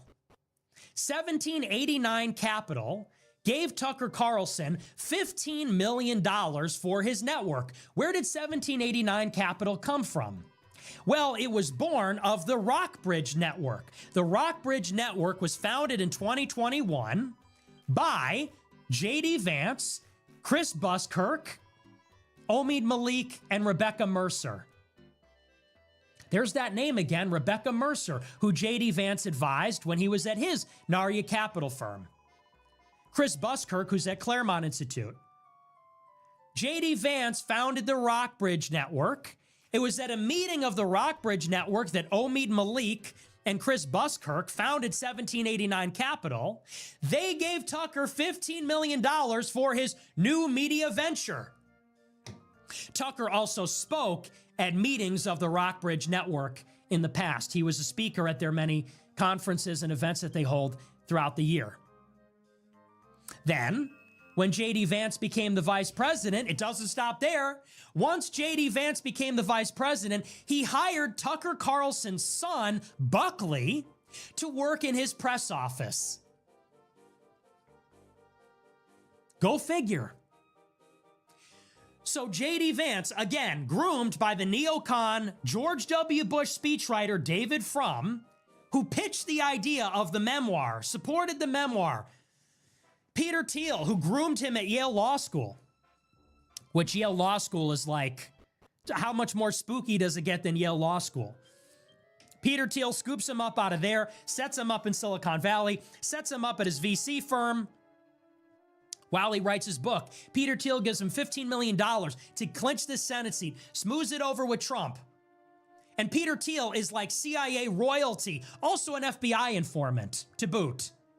Peter Thiel was not only a CIA contractor, but an FBI informant as well. J.D. Vance is his creation. Tucker had on Vance 46 times, got $15 million from his venture capital firm. And then when Vance became the vice president, he hired Tucker's son in his press office. So what do Joe Kent and J.D. Vance have in common? Well, let's see. Both Joe Kent and J.D. Vance ran in 2022. They both got millions of dollars from Peter Thiel. Joe Kent was a CIA officer fighting in the Middle East. J.D. Vance was a Marine writing articles in the Middle East. They both were hosted by Tucker Carlson on his show multiple times. They're both pro-Israel America Firsters. They're both pushing a message of inclusive populism. And according to Tucker Carlson, they are both credible, effective voices against the neocons, but they're not crazy and not hateful, unlike me. And remember, the CIA took out Joe Kent, the CIA officer. The CIA is against J.D. Vance, the creature of a CIA contractor. Now let's look at Tucker Carlson. Now let's look at Tucker. Tucker says that he, like Vance and Kent and Dave Smith, he's another one of these non-crazy, non-hateful America Firsters. Let's look at Tucker. Let's in particular look at his father, Dick Carlson. Let's talk about his dad. As I said at the very beginning of the show, Tucker says he's never even watched my show. He doesn't know me. He said he found out about me when somebody sent him a clip of me attacking his dad. He said that I said that no one should listen to Tucker because his dad was in the CIA. Tucker said he saw this years ago. And he said, that's ridiculous. My dad isn't in the CIA. And then he learned upon his father's death in March of this year that in fact, and he was surprised to learn this, Dick Carlson, his father, was in the CIA. Now, as I said at the beginning of the show, that is a lie. Tucker Carlson knew that his father was in the CIA. Tucker Carlson said in June of 2024, a year before his father died, in an interview with Sean Ryan, that his father was in the CIA. He went so far as to say that Tucker grew up down the street from the CIA officer who overthrew Mossadegh in Iran. That's how CIA he was. That's how CIA his family was. And he says, I was shocked to learn this year my dad was in the CIA. Well, that's just not true. That was a lie. He is not being forthcoming about his relationship with his father and, to that extent, his relationship with the CIA. Well, Tucker, I'm glad you're tuning in because this kid from Chicago, this 26-year-old kid from Chicago with this chip in the shoulder and the world in his eyes, is about to tell you more about your dad. If you were surprised to find out your dad was CIA, I'm about to blow your mind. And I didn't get this information from the CIA. I got it from Mint Press News. I got it from C-SPAN. I got it from Wikipedia. It's all available on the internet. You should try it sometime. Tucker says he doesn't own a TV. He doesn't use email. Maybe that's why he doesn't know this information, right? Tucker frequently says, I never watch TV. I don't even own a TV. I don't even use email. That's probably why he's so out of the loop, because all this information is on the internet. It's all there. If you Google Dick Carlson, you'll find all of this. So someone send him the clip, someone transcribe it onto a leaf or translate it into Morse code or smoke signals, whatever Tucker is able to interpret, however he gets his media. Someone could write it on a note and pass it to him by the Pony Express. And I will teach him more about his own dad. I can do that because I'm a 26-year-old kid from Chicago with internet access and a phone and a TV. This is from Mint Press News. It says, Dick Carlson is an important journalist and high state official who was appointed by Ronald Reagan as director of the U.S. Information Agency, the body that oversees government-funded media, including Voice of America, of which Dick was also the director. Together, these outlets are part of what the New York Times called a worldwide propaganda network built by the CIA. This is Tucker's dad. Tucker's dad was a Reagan appointee, confirmed in the Senate, to run U.S. Information Agency, which runs Voice of America, Radio Free Europe, all of it. The New York Times called it a worldwide propaganda network built by the CIA. And up until the 70s, it was exclusively funded by the CIA. In his position as director of USIA, Dick played a considerable role in the downfall of the Soviet Union. In a 1990 event alongside media moguls Rupert Murdoch and Ted Turner, Rupert Murdoch, Tucker's future boss, he noted that, quote, I think we would all agree that international broadcasting, this is Dick Carlson in 1990. This is a quote. I'm going to read it to you. Tucker's dad said this, I think we would all agree that international broadcasting played a very critical role, as was suggested by Mr. Murdoch, the owner of Fox News, in the events that took place in the USSR and Eastern Europe over the last couple of years. From Beijing to Budapest to Warsaw to Vilnius, information poured across borders, and news that millions of people had stood up to their oppressors helped millions of others sweep those oppressors away. He is referring to regime change color revolutions, backed by the CIA media empire that he ran. He said, I also believe that international broadcasters were equally important in laying the groundwork for the democratic revolutions that we have seen. Isn't it incredible how Western all of those Eastern Europeans sound, talking about freedom, democracy, free enterprise, environmental concerns? And they don't get those ideas from their own media or from textbooks in their countries. They get them mainly from international broadcasters like Voice of America, BBC Radio, Liberty Media for Europe. Tucker's father, Dick, ran the CIA's propaganda empire, pushing color revolutions in the Soviet Union, in the Warsaw Pact, in Tiananmen Square, in China. That's what the event was about. They were reflecting on the Tiananmen Square massacre, where Voice of America operatives were there spreading information about the student protests. Color revolutions in all the communist countries, and in China in particular. Dick Carlson wanted to overthrow the communist Chinese, and he played a part running Voice of America in 1989 to do this. And he bragged about how the peoples of the world are throwing off their oppressors, learning about free enterprise, democracy through Voice of America, which he ran. It's very important stuff. Appointed by Reagan. In the same job, Dick was a key component in the ultimately successful attempt to bring down the leftist Sandinista government in Nicaragua through hybrid warfare. That's the Iran-Contras affair, where Israel brokered arms and money exchanges, giving Iran weapons and money to fund the Contra fighters, the anti-communists in Nicaragua, the right-wing death squads. Dick was helping to do this. Dick would later be appointed by President George H.W. Bush as U.S. ambassador to the Seychelles and serve on a number of neoconservative think tanks. Chief among these is the Foundation for Defense of Democracies, an organization widely accused of being little more than a front for the Israel lobby. Indeed, when asked point blank if that were the case, he refused to deny it, stating only that Israel is a country under siege. It's a democracy in a part of the world where there are no democracies, and it is under constant irregular terrorist attack and threat. Also on the board of the FDD at that time were Jeane Kirkpatrick, a high official at the board of the FDD at that time, a high official at the center of the Iran-Contras affair, and R. James Woolsey, the CIA director from 1993 to 1995. Dick would later team up with Woolsey again at the Institute for the Study of Terrorism and Political Violence. Okay?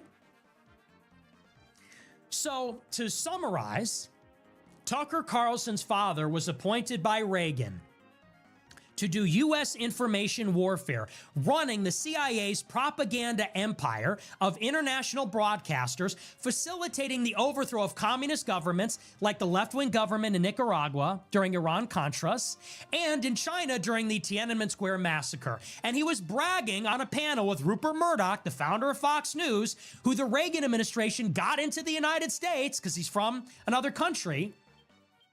Dick Carlson then went on to work for neoconservative think tanks where he defended Israel. They're basically an outfit for Israel, working with other CIA agents involved in Iran-Contras at these various NGOs. That's Tucker Carlson's dad. That Tucker did not know was in the CIA. That Tucker is pleading ignorance. He was shocked, just absolutely shocked, that his father that ran Voice of America and USAI, his father that was at the Foundation for the Defense of Democracies, that was at these other neocon think tanks, appointed by George Bush as an ambassador, didn't know he was in the CIA world until he heard it from me, until he found out just this year.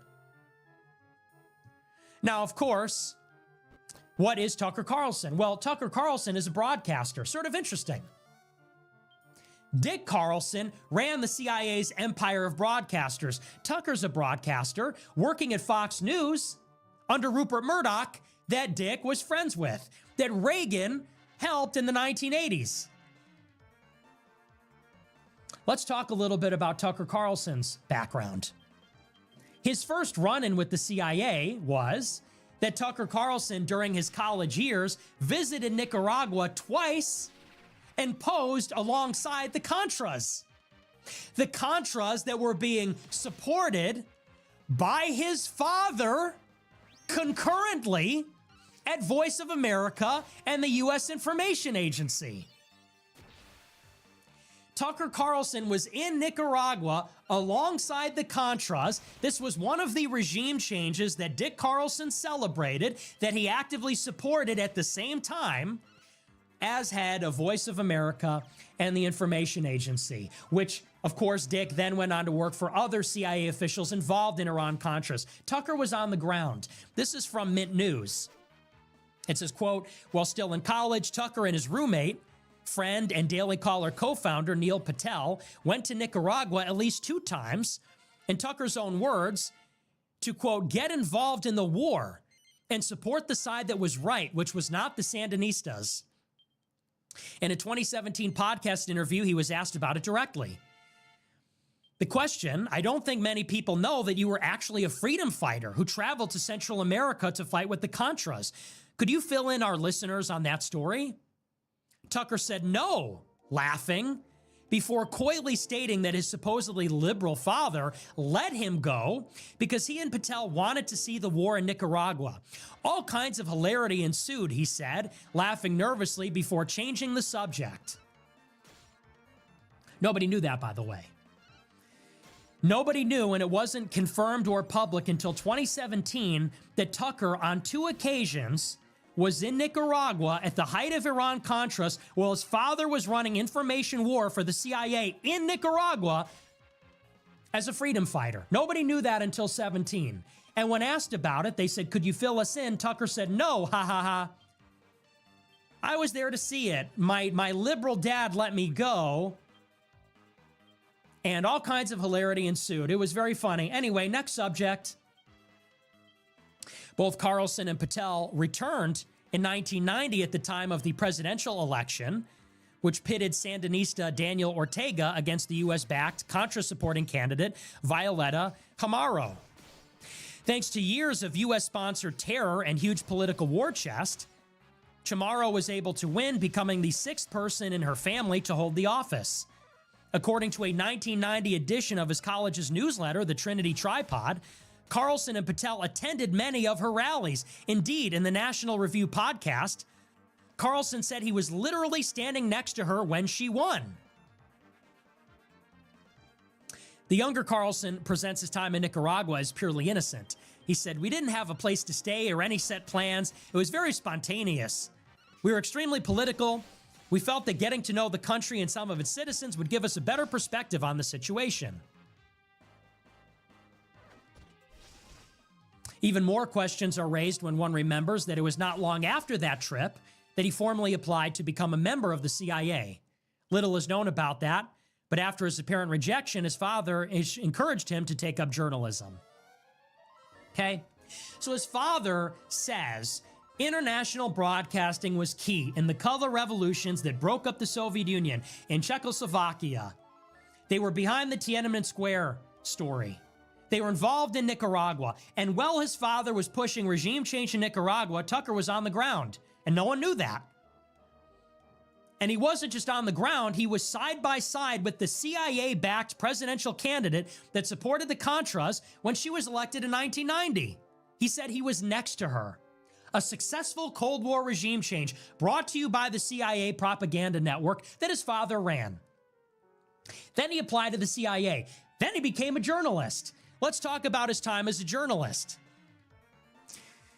When the CIA was running this war in Nicaragua, they were accused by a prominent journalist of paying for that war by selling drugs to black people in the inner cities. This was called the Gary Webb Affair. This is from Mint Press News. It says the CIA funded its war against Nicaragua by helping the Contras to flood America's black urban centers with crack cocaine. That was the argument put forward by investigative journalist Gary Webb in his Dark Alliance series for the San Jose Mercury News, and later in his book of the same name. This was called the Gary Webb Affair.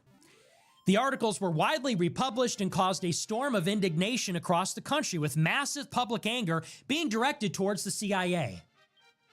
Okay? So a left-wing journalist, Gary Webb, puts out a story in the mid-90s. This is years after Tucker was in Nicaragua. The subject of the articles, after he applied for the CIA and was rejected, and then became a journalist. Gary Webb is putting the CIA on blast for funding this Nicaraguan war, which Tucker defended, which he was there on the ground for, on the side of the president who was elected, that his father perpetrated. Tucker had this to say about it. Working at the neocon publication, The Weekly Standard, in 1996, Tucker published an article called A Disgraceful Newspaper Expose and Its Fans. He launched a wall-to-wall defense of the CIA that he had recently applied to join. Framing it all as a ludicrous accusation, he claimed there was no evidence for Webb's claims and presented the CIA as a noble institution under unfair scrutiny and constant attack from forces inside the United States that wanted to bring it down. Far from engaging in the drug trade, he claimed there is ample evidence the CIA had moved to remove drug traffickers from the Nicaraguan resistance. An interesting choice of words to describe the Contras. He also wrote off the black journalists showing interest in Webb's findings as conspiracy theorists, stating that few major media outlets have validated the series by reporting on its charges in any detail, as if to say this proved its erroneousness. In his book, Politics, Partisans, and Parasites, he would later describe the idea as ridiculous. Oh, so he called them crazy. Those black people attacking the CIA for flooding their cities with drugs to pay for this brutal war in Nicaragua that his father was running, Tucker said they were crazy. No evidence. I guess it was random. The CIA was very thankful to Carlson for helping muddy the waters. A declassified CIA document cites his Weekly Standard article, among others, as aiding them in managing a nightmare. So he was there during the dirty war. He left and applied for the CIA. His father told him to go into journalism. He went to work for a neocon publication, The Weekly Standard, run by Bill Kristol, where he defended the CIA, so much so that the CIA praised him and said they helped to defend their reputation in managing a nightmare. It gets better. After the Weekly Standard, he went to CNN, hosting the show Crossfire. Like Bill Kristol, he supported the invasion of Iraq, even going to Iraq to mingle with private U.S. mercenaries. An image from 2004 shows Carlson posing with two armed employees of DynCorp International, holding a Kalashnikov rifle himself. Carlson's article presents them as a relatively laudable force conducting vital operations rather than an occupying army carrying out war crimes. This is Tucker Carlson's background. So he lied about not knowing about his dad. His dad was not only a Reagan appointee, a neocon, promulgating and supporting regime change, pro-democracy propaganda in the Soviet Union, in China, in Nicaragua. Not only does he claim to not know that, and that's a lie, but he was apparently working with his dad, hand in glove. He was in Nicaragua. He defended the CIA in the 90s. He worked for neocon publications, pushing the Iraq war when his father was at neocon NGOs, pushing the Iraq war, hand in glove. And he says that I'm the CIA. Let's look at some more recent events. In 2023, in October, Tucker Carlson went down to Argentina in Buenos Aires, and he interviewed the Argentine presidential candidate Javier Milei. Javier Milei is vocally pro-Israel, vocally pro-Ukraine, aspirationally Jewish. Javier Milei says he would convert to Judaism if not for the fact that his country is Catholic. Tucker went down to Argentina and interviewed Javier Milei. That interview got 300 million views in 24 hours. The Associated Press called it unprecedented. They said never before has a U.S. broadcaster gone down and interfered in a country's election in that manner. They called it highly unusual. And they said that Tucker Carlson had a remarkable impact on Argentine presidential politics. Javier Milei got elected. Now, there was a major concern in Argentina. Something is going on in Central and South America. There is a new Cold War between the United States and China. And over the past 10 years, all of Central and South America now does the majority of their trade with China rather than the United States. Now, if you know anything about U.S. foreign policy doctrine, That is in contravention of the Monroe Doctrine, which goes back 200 years. And it says that the entire Western Hemisphere is our playground, and there can be no foreign influence tolerated in the Western Hemisphere, which is Central and South America. So the United States mounted a concerted campaign, which they call the New Monroe Doctrine, to roll back China's influence in Central and South America. Argentina is one of the most rich and powerful countries in South America alongside Brazil. Brazil is already allied with China. It's a member of BRICS, which is becoming a monetary union to fight against the dollar and exert influence against the United States. Brazil has a left-wing government that is highly critical of the United States. Argentina was on track to join BRICS in 2024. They were going to join up with Brazil, join up with China, if their left-wing president was elected. And if that happened, then the two most powerful countries would join Venezuela and other countries in Central and South America as having a left-wing alignment with Beijing, and it would be the second South American country to join BRICS. This would be catastrophic for the New Monroe Doctrine, which was being pushed by the Department of Defense and the CIA. When Javier Milei was elected, he canceled Argentina's accession to BRICS. He said Argentina would stop doing business with China. They would cancel all of the dual-use Belt and Road projects that China invested in Argentina. Javier Milei, instead of visiting left-wing China-aligned Brazil, visited America as his first foreign visit. He cried at the center of Chabad Lubavitch, ultra-Orthodox Jews in Brooklyn, New York, and then traveled to Israel, where he kissed the wall.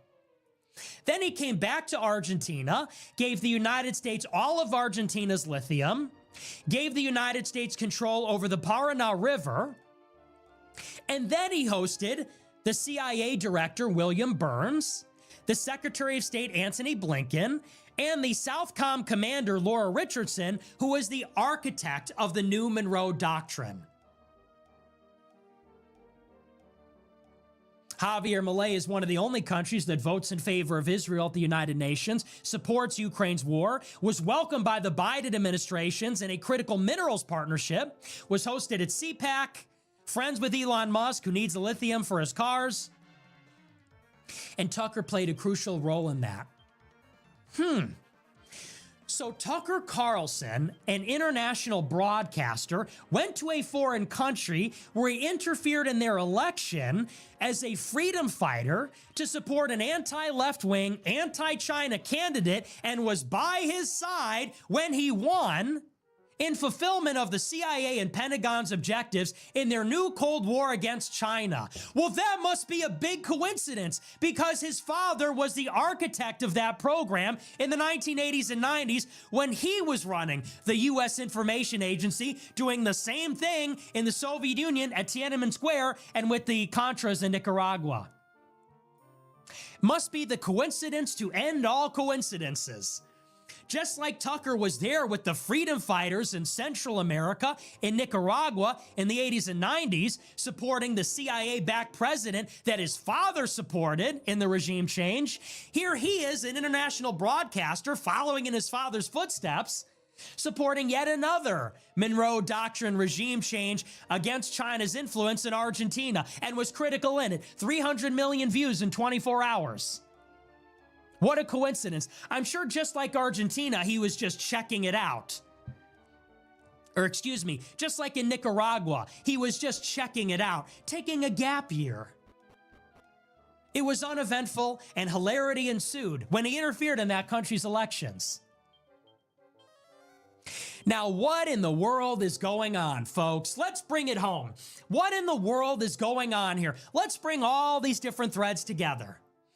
So Tucker says that I attacked Joe Kent for no reason other than that Joe Kent is a credible anti-neocon voice who's not crazy or hateful.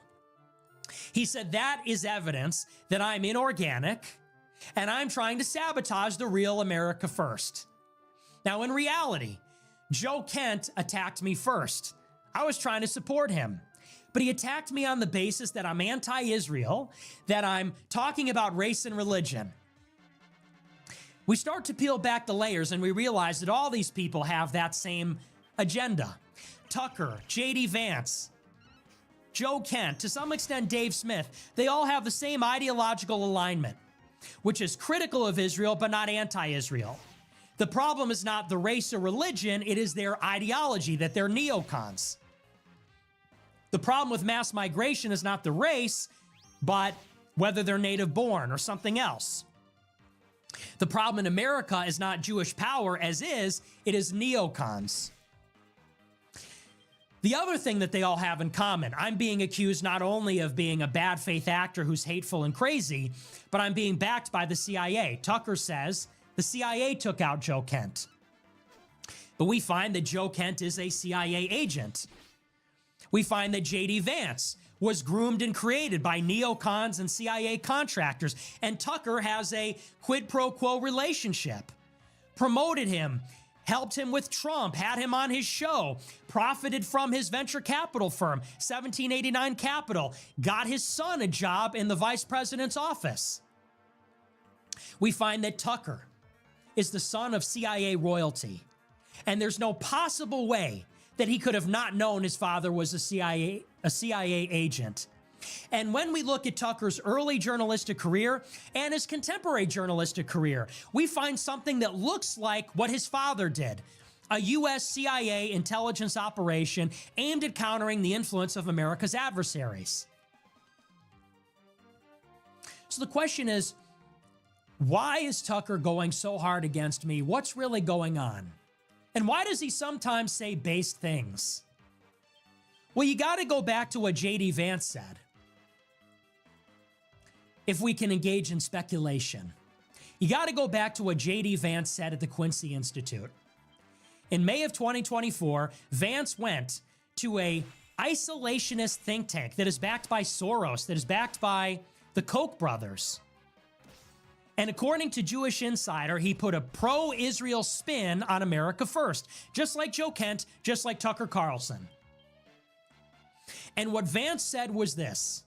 Vance said, we need to give Israel what they need to police the Middle East. He said, we need to give Israel the tools they need to fight Iran.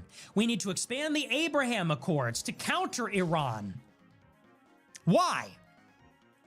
Why do we need Israel and the Sunni nations, Syria, Saudi Arabia, Egypt?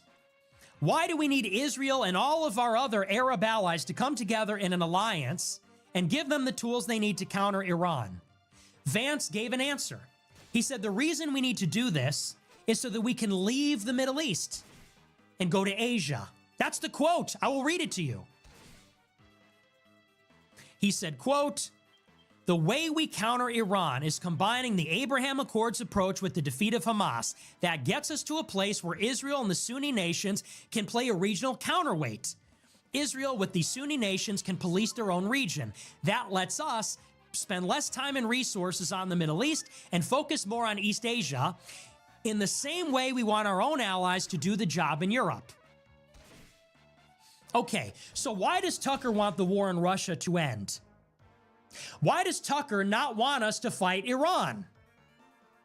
Because Tucker, like Vance, like Kent, they are creatures of the CIA. They are creatures of U.S. intelligence and defense. And what they are pushing is a doctrine called restraint, or rather, prioritization, one or the other.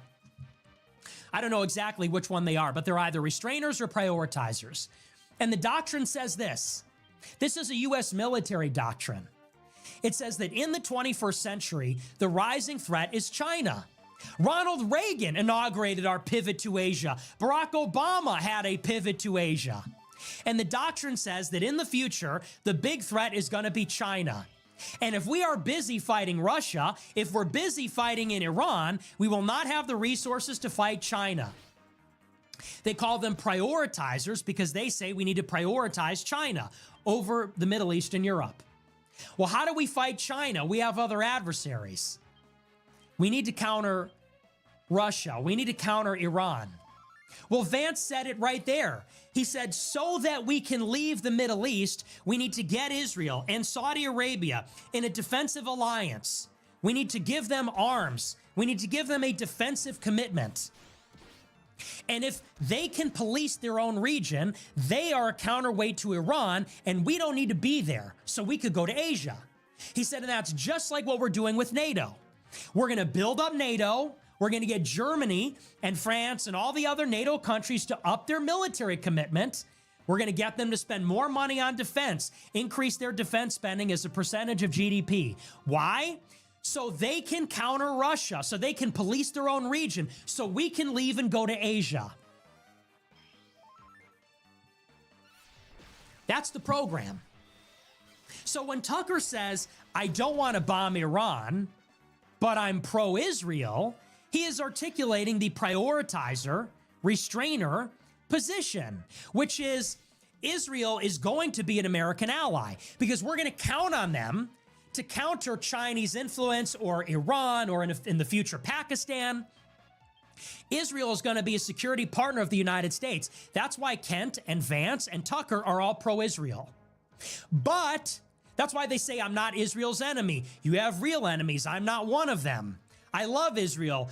Insofar as Israel is doing our bidding, I support them because they understand that Israel will be a security partner doing our job, countering Iran in the region. But, here's the but, Tucker and Vance, to some extent, and Kent realize that if the United States is bogged down in Iran, if we're fighting Israel's war in Iran on their behalf, it defeats the whole purpose. If Israel is getting us into a war in Iran, then we can't get out and prioritize China. If we do regime change in Iran, we're going to be on the hook. We can never leave the Middle East, and then we can never move to China. So this is why Tucker says, I'm anti-neocon. Because the neocons want regime change and nation building. The neocons take it a step further. They say America needs to fight Israel's war. It's neocons versus prioritizers. The neocons, like Mark Levin and these elements in the Central Command and in the CIA, on behalf of Israel, the former National Security Advisor, they want us to overthrow Iran's government and rebuild that nation as a pro-Israel regime. That's the neocons.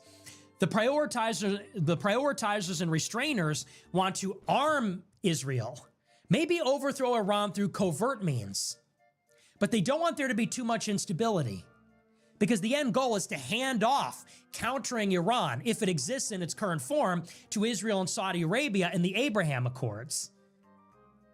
And Israel will remain our ally, countering Iran. But that is in a bid so that we can circle over to the Pacific and fight China, America, and the CIA and the DOD's real enemy. That's why Tucker says, I'm not anti-Israel, because he isn't. In Tucker's worldview, Israel's going to be our ally, doing our job, holding it down for us in the Middle East.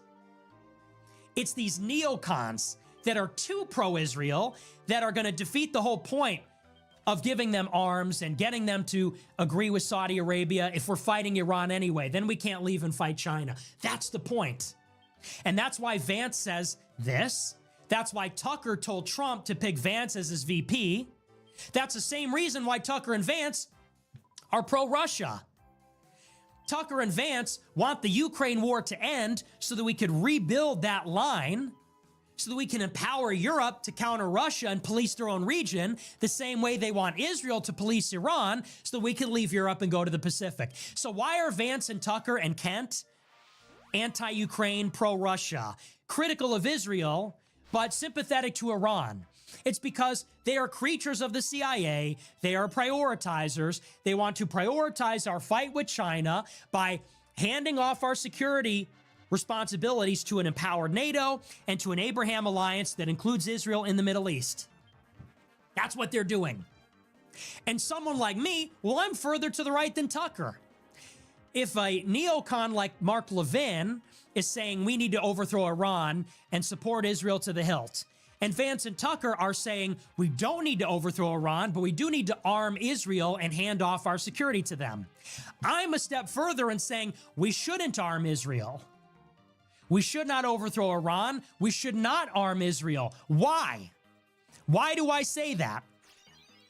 Because in Vance and Tucker and Joe Kent's world, when we leave the Middle East, if we even can, Israel becomes super powerful. And that's a problem for the United States. China is not the biggest threat. You want to know why? Because China doesn't run our State Department. China doesn't run our Defense Department. China doesn't run the ADL and APAC and Congress. China doesn't have control over our defense procurement and our defense tech industry. Israel does. American Jews do. That's why. So in Tucker's world, he's no different than James Angleton. The CIA and Mossad have always been like this because there's this fantasy that the United States and Israel are fighting the same fight. In the old days against communism, in recent times against radical Islam, in the new time against China and Iran and Russia. So James Angleton gave Israel the nukes so that Israel would tell us about the Soviet Union. James Angleton was a Cold Warrior, CIA pioneer from Idaho who was not Jewish, but saw Israel as a bulwark against the Soviet Union and saw a mutual benefit in the CIA working with Israeli intelligence. And the neocons in the Bush administration thought the same thing. The United States is working hand in glove with Israel, fighting the war on terror, which threatens the American homeland, like in 9/11. And they're saying the same thing now. Israel is going to help us counter China, Iran, and Russia. We're going to arm them. We just can't fight their war. But what has happened throughout all of this? In the old days, during the Cold War, Israel got a nuclear bomb and tons of conventional weapons. Israel got the Sinai and the Golan Heights. Israel fought this brutal war in Lebanon. Iran and Iraq were both destroyed and led to the war on terror. What happened during the war on terror? Iraq was invaded. Afghanistan was invaded. Syria was destabilized. Lebanon was destabilized. And what's happening now? The Abraham Accords are coming together. Iran is going to be defeated. And so this whole time, we thought we were using them to fight the Soviet Union, to fight Saddam Hussein and the terrorists and Al-Qaeda. Now to fight Iran. Can't let them get a nuclear weapon. That's not in our interest. But all along, they have been using us to get a nuclear bomb, to achieve parity with their Soviet-backed Arab neighbors, to achieve peace with some of them and proxy wars against others, to overthrow some of the key dictatorships, the Ba'athist dictatorships of Saddam Hussein and Assad in Iraq and Syria, and now to defeat their last remaining enemy, Iran, and to get them integrated with Saudi Arabia and the other countries in the Middle East. And Israel's day after plan for all of this is that then they become a superpower.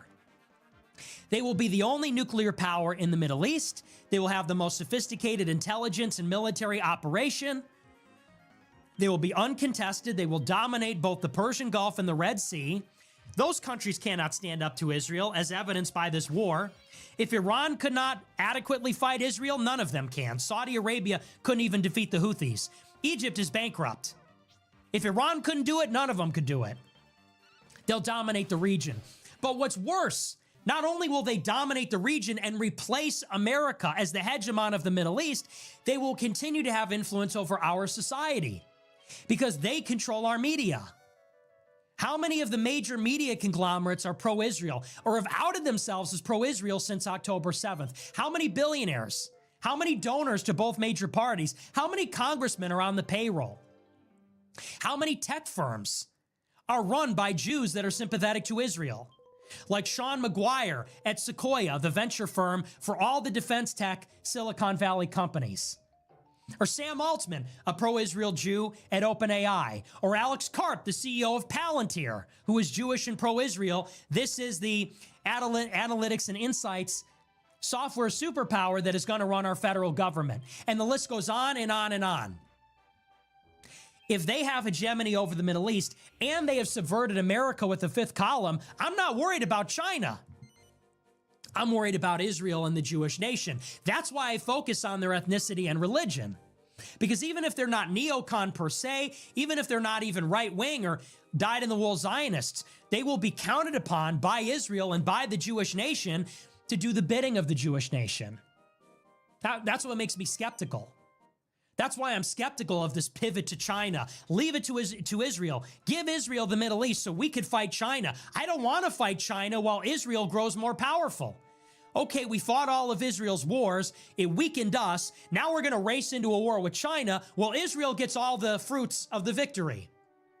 They get the spoils. They continue their influence here. How is that strategically better for America? This is the same rotten deal that has always existed between the CIA and Israel in the Cold War, in the War on Terror, and now in this new Cold War with China. And this is why all of this stuff is relevant.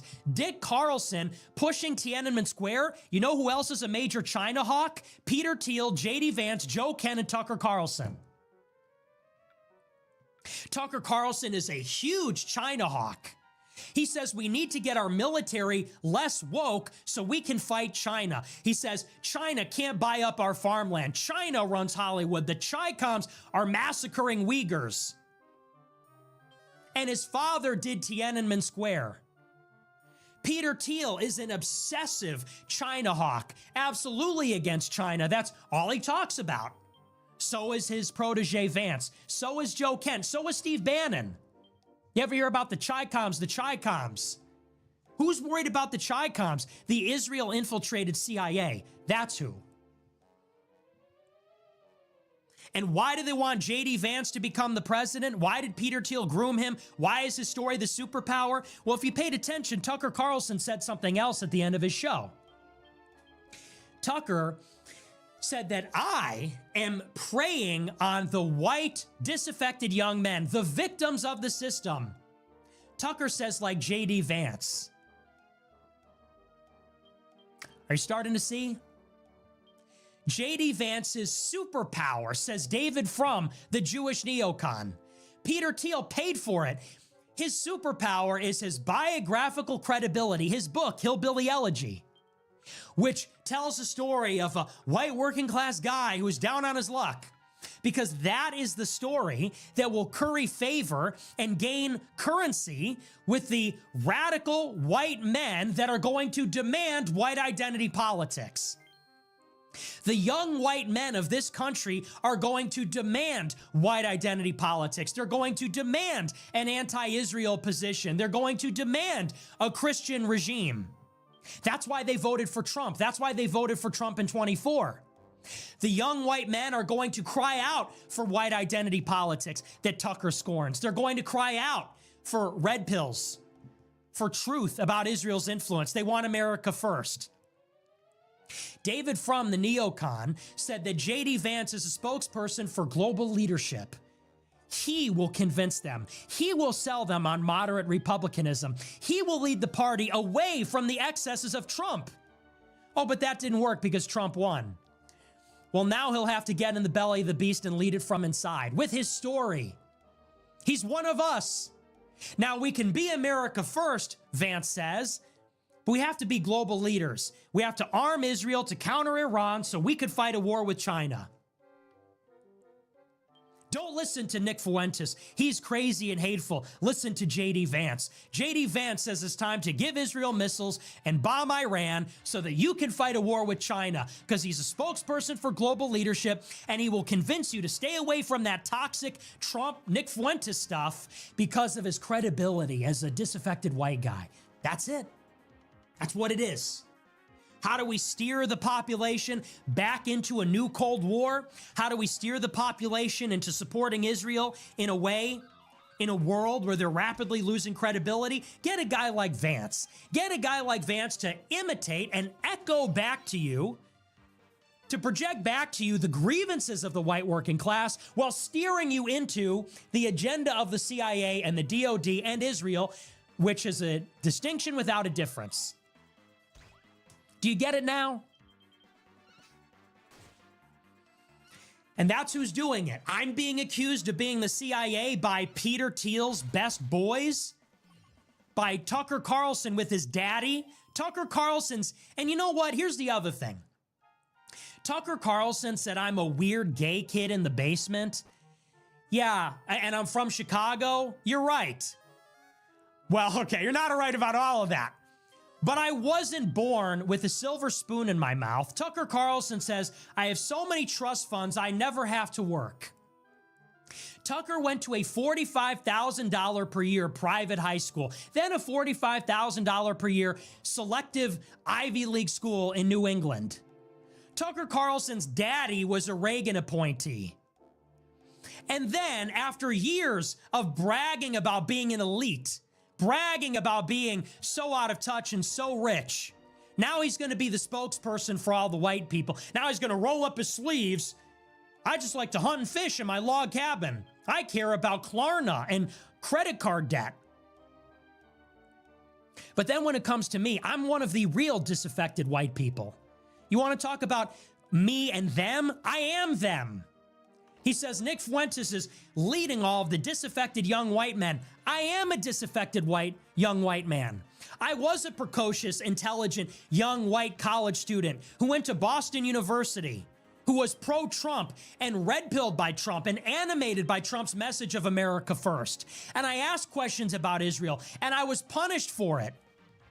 I did it years before Tucker Carlson started talking about Israel last year.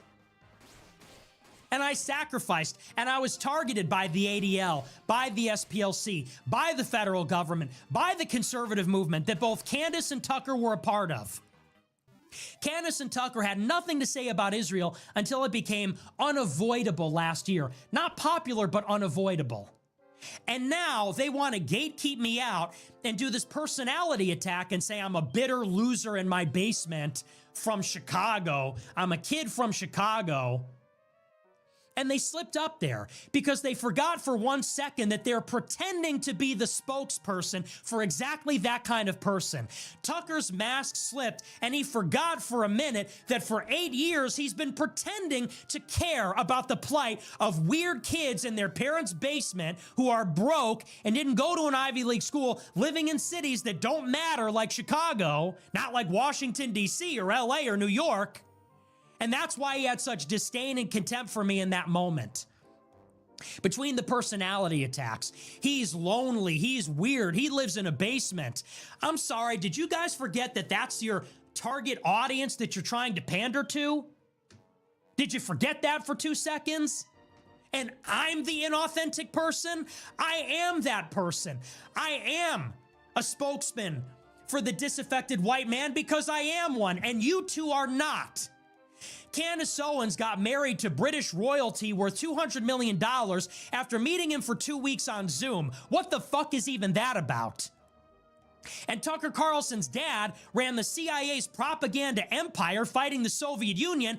He went and fought with the Contras when he was in college. When I was in college, I was doing a webcam show in my friend's dorm room criticizing Israel. So who's the CIA cutout? Who's the inauthentic one? Who's the crazy, hateful one? I would never describe a well-meaning young white person who's trying to get ahead as a weird kid in his basement from Chicago. And what is that supposed to mean? What is wrong with being from Chicago? What is wrong with being weird? What is wrong with living in your basement? That's a lot of people because of the problems you claim to care about. Tucker's at Turning Point USA extolling the predatory nature of usury and how it's preventing young white men from getting homes. And then the week after says you're in your mom's basement. So which is it? Do you care about Klarna and people going into debt to order pizzas and home ownership being impossible? Or do you think that's a contemptible, low-status thing to be ridiculed and mocked? Who's pandering here exactly? Because that wasn't you. You were born to the Swanson family fortune and your daddy who ran the CIA. You know, my dad didn't even graduate college. My dad worked for the tollway. His dad died of a drug overdose in the 70s. My mother's father was a garbage man in Chicago, and he committed suicide. He was a veteran of World War II.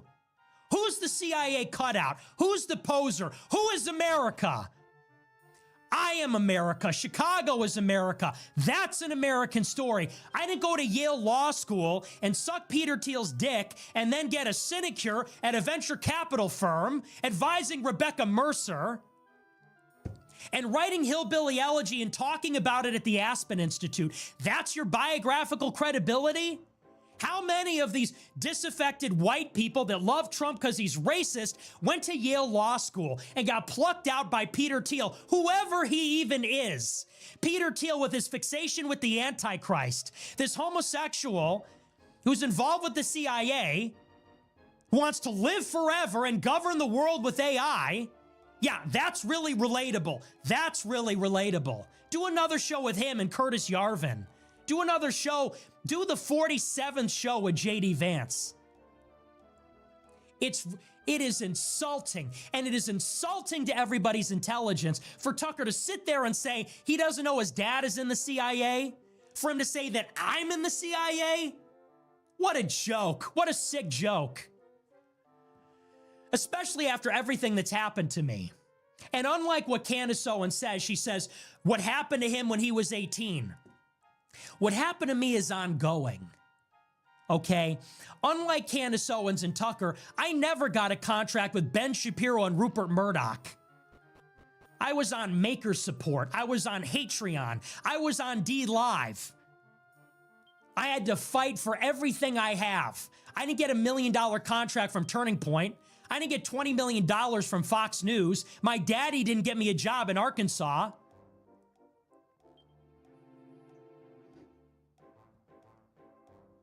So ridiculous. So that's that. That's my rebuttal to that whole situation. It drives me crazy. What happened to him when he was 18?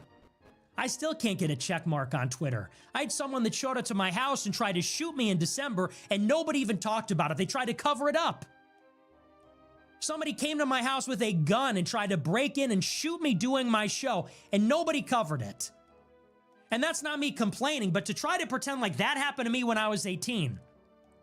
For 7 years, at great personal and professional cost, I have told the truth about these subjects as I have always understood it in the moment, and I have been remarkably consistent. For that, I have lost every friend I ever had in high school. For that, I was subpoenaed by Congress, had to pay $250,000 in fees. I got banned on every social platform known to man. I got debanked. I got put on a federal no-fly list. I have been slandered and lied about, called a racist, a Nazi, called the Fed. Meanwhile, Tucker and Candace were raking in millions from Rupert Murdoch and Ben Shapiro, not talking about the things I've talked about for 8 years. And then when it became unavoidable last year, now they want to direct the traffic. Now they swoop in from Fox News and Daily Wire and say, I'm going to tell you what to think about Israel, and here's who you can and can't listen to. That is ridiculous. And it is offensive to the intelligence of anybody that is paying attention to this. And you know what? I don't have a platform as big as Tucker. I don't have a platform as big as Tucker because I never had a Fox News show. And I don't have a check mark on Twitter, and I'm banned on YouTube, unlike him. And I don't have a platform as big as Candace Owens because I never had a Daily Wire show, and I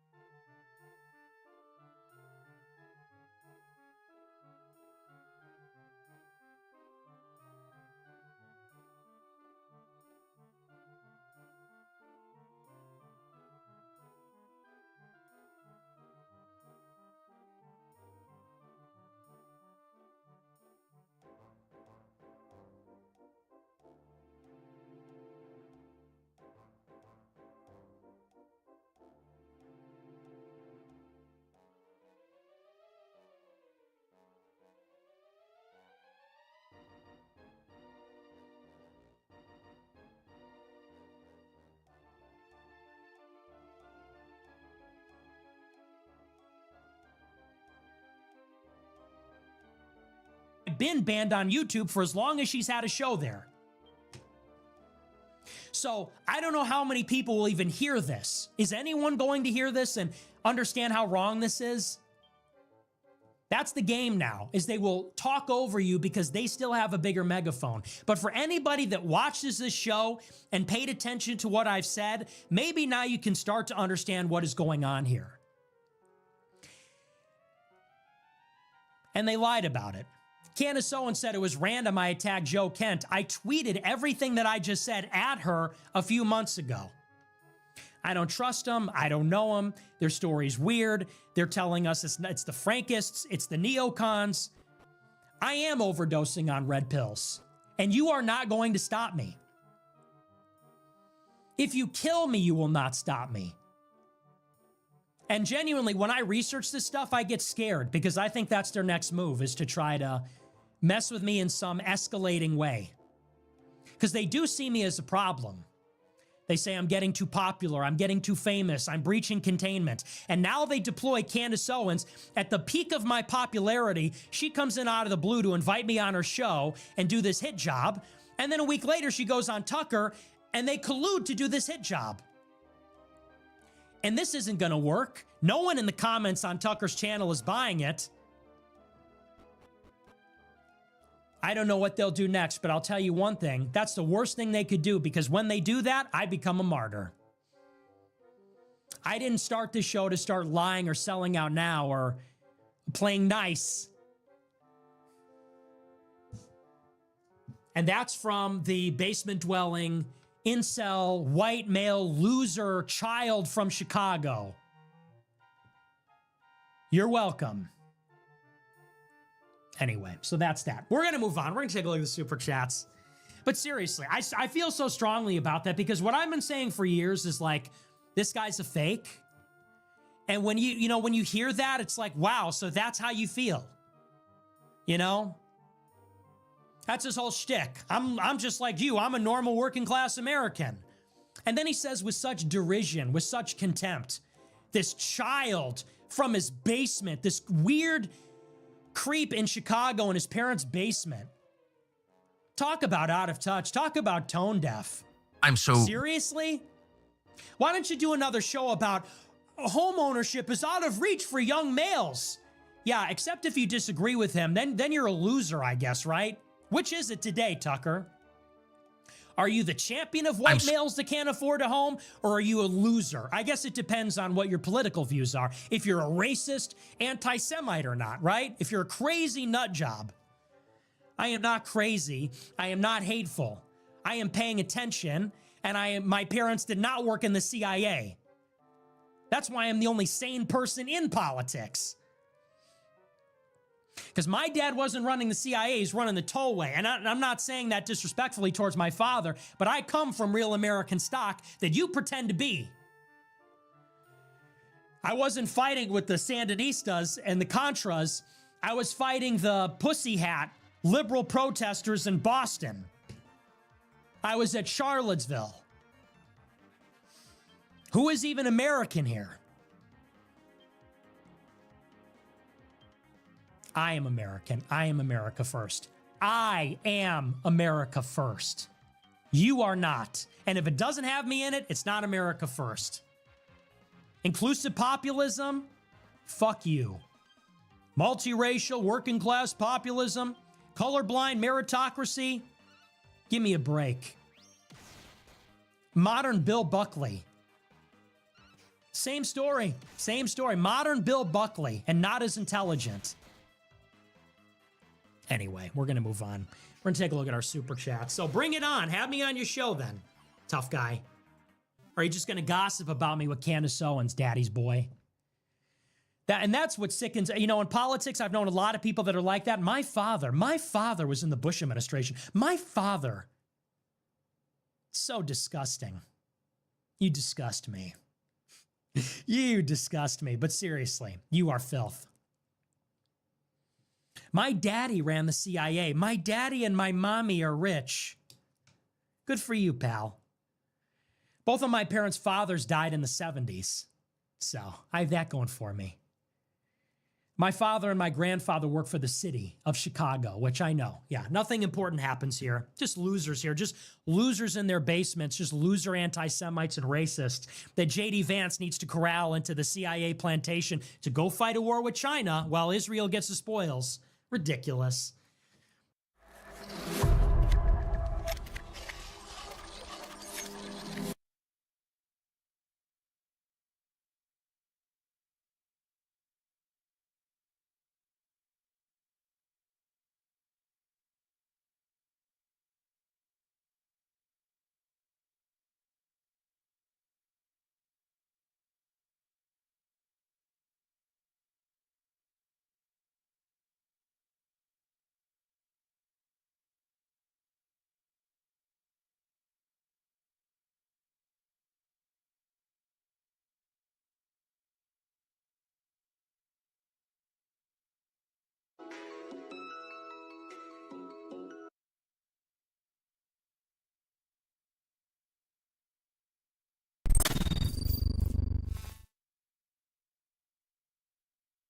Canada today put out a letter, their Prime Minister Carney put out a letter announcing their intention to recognize a Palestinian state at the General Assembly of the United Nations in September.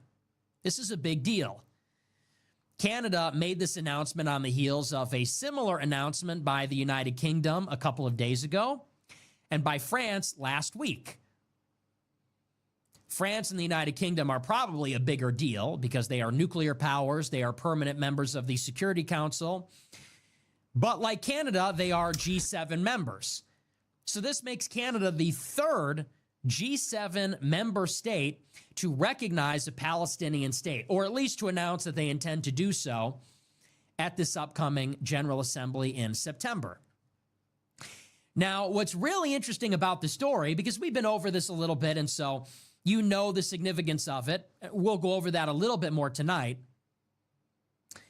But after Canada made the announcement that they will be recognizing Palestine, Donald Trump posted on Truth Social in the dead of night last night. I think it was very early morning or very late last night today.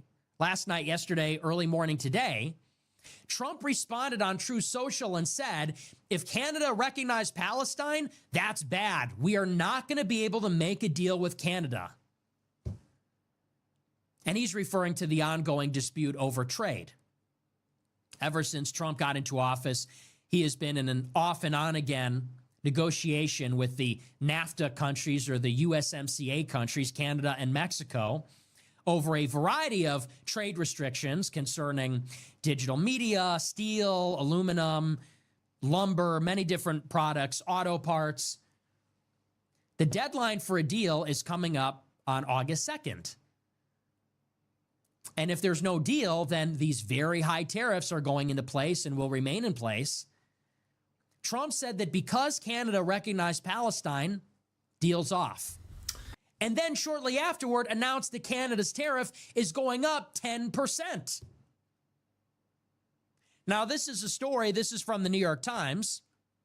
It says, quote, U.S. President Donald Trump intensified his trade war with Canada a day ahead of his August deadline for a tariff agreement, saying it would be very hard to make a deal with Canada after it gave its support to Palestinian statehood.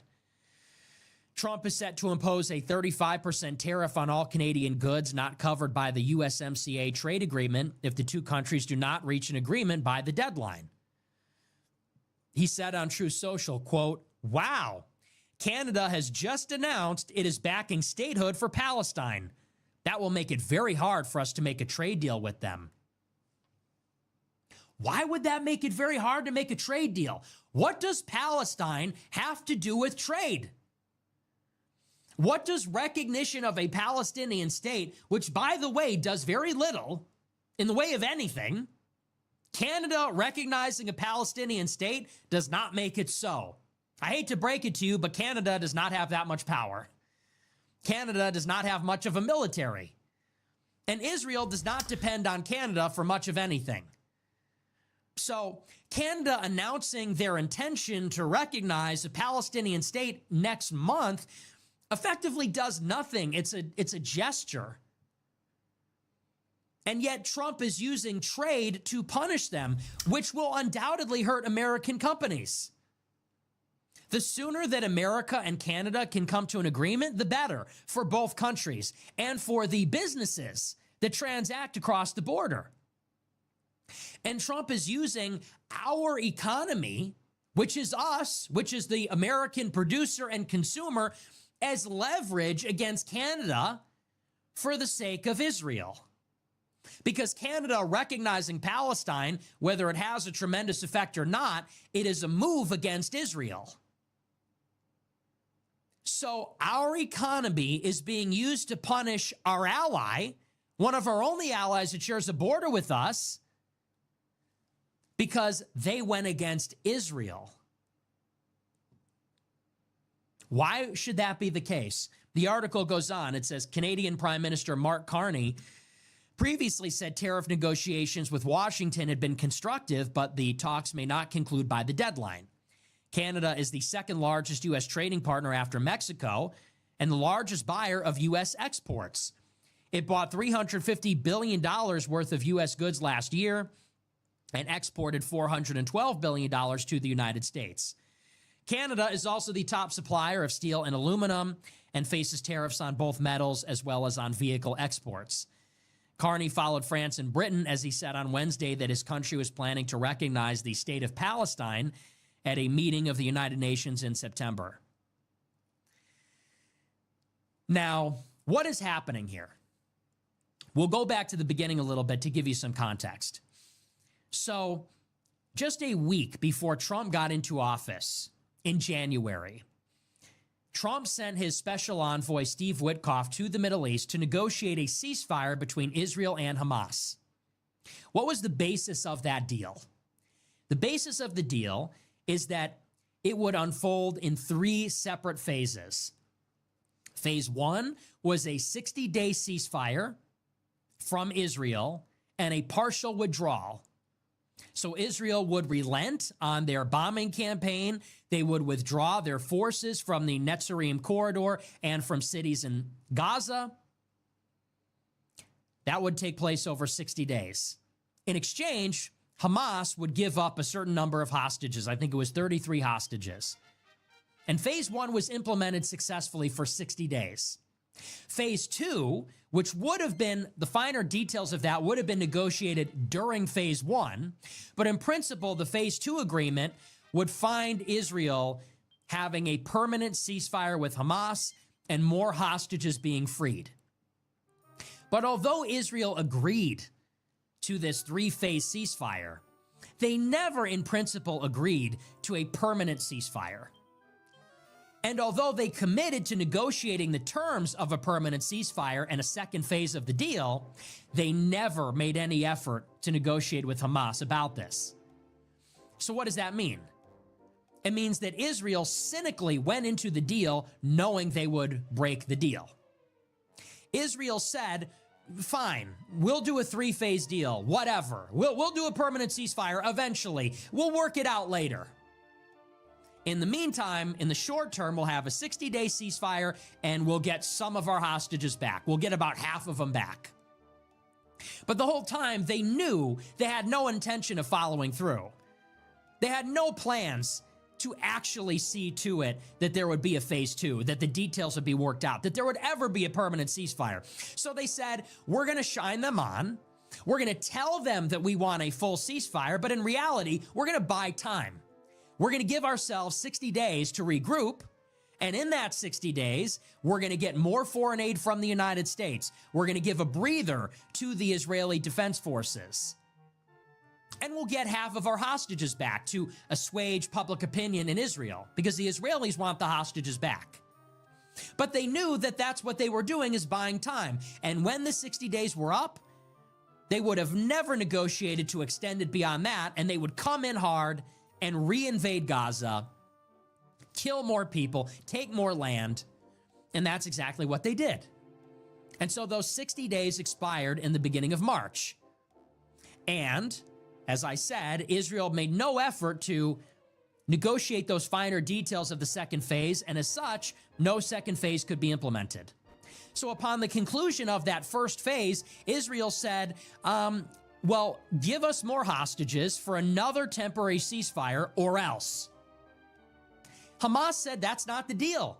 Hamas said we were supposed to negotiate over a permanent ceasefire. Israel said, yeah, well, we're changing the deal. More hostages for another 60 days or else the deal's off. And Hamas said, no way, because of course, what's the logic here? If they keep negotiating for short-term ceasefires in exchange for hostages, well, eventually Hamas runs out of hostages. Now, people say that's a good thing, free the hostages. But what happens then? If there's no hostages, then Israel will kill everybody in Gaza and annex the Strip and deport everybody. And Hamas knows that, and Israel knows that, and everybody knows that. So Hamas is saying, we will free all the hostages if we get a permanent ceasefire. But if we give you some, and we keep giving you hostages in exchange for 1 week or 2 weeks or 6 weeks, well, eventually, we're going to give you all the hostages, and then when the ceasefire's up, we're going to get lit up again, and what's even the point? And that's precisely what happened. So Israel came back hard. They blockaded Gaza, restarted the air campaign, reinvaded the Strip with a vengeance. This has now been going on for 4 months, for almost 5 months. It's August, so I guess it's 5 full months ago. The war has been going on for 22 months. Now there's a famine. These people are being brutalized. I don't think people understand. I don't think people understand exactly what's happening here. The Gaza Strip is all rubble. It's all heavy rubble. It would take them 15 years to even level it. You know, usually you would say, if we're going to level something, you mean destroy it. It would take 15 years for Gaza to be leveled because that's how utterly destroyed it is. 90% of major roads have been destroyed. 70% of every structure has been destroyed. All the buildings, all the structures in Gaza are now gone. 90% of the medical facilities have been destroyed. 90% of these schools have been destroyed. The level of infrastructure destruction, it's like nothing that has ever happened since Hiroshima and Nagasaki. And that's not even the human toll. It's a population of 2.1 million people. There are reasonable estimates that say that 200,000 people have died. That's 10% of the population. 10% of the population has been killed. And 50,000 of those are women and children. According to the relevant international agencies, there is a famine, which means that 25% of children are malnourished, which means that 30% of people are hungry and cannot have access to food. So this is hell on earth. This is the definition of hell on earth. This is the most brutal thing that is going on. And at this point, what are the strategic objectives? Do you know that Hamas has no ability to counterattack Israel? There's this idea that this is a war, but a war would imply that the shooting is going in both directions, but it isn't. Hamas has lost its ability to even counterattack Israel. There are no rockets coming out of Hamas anymore.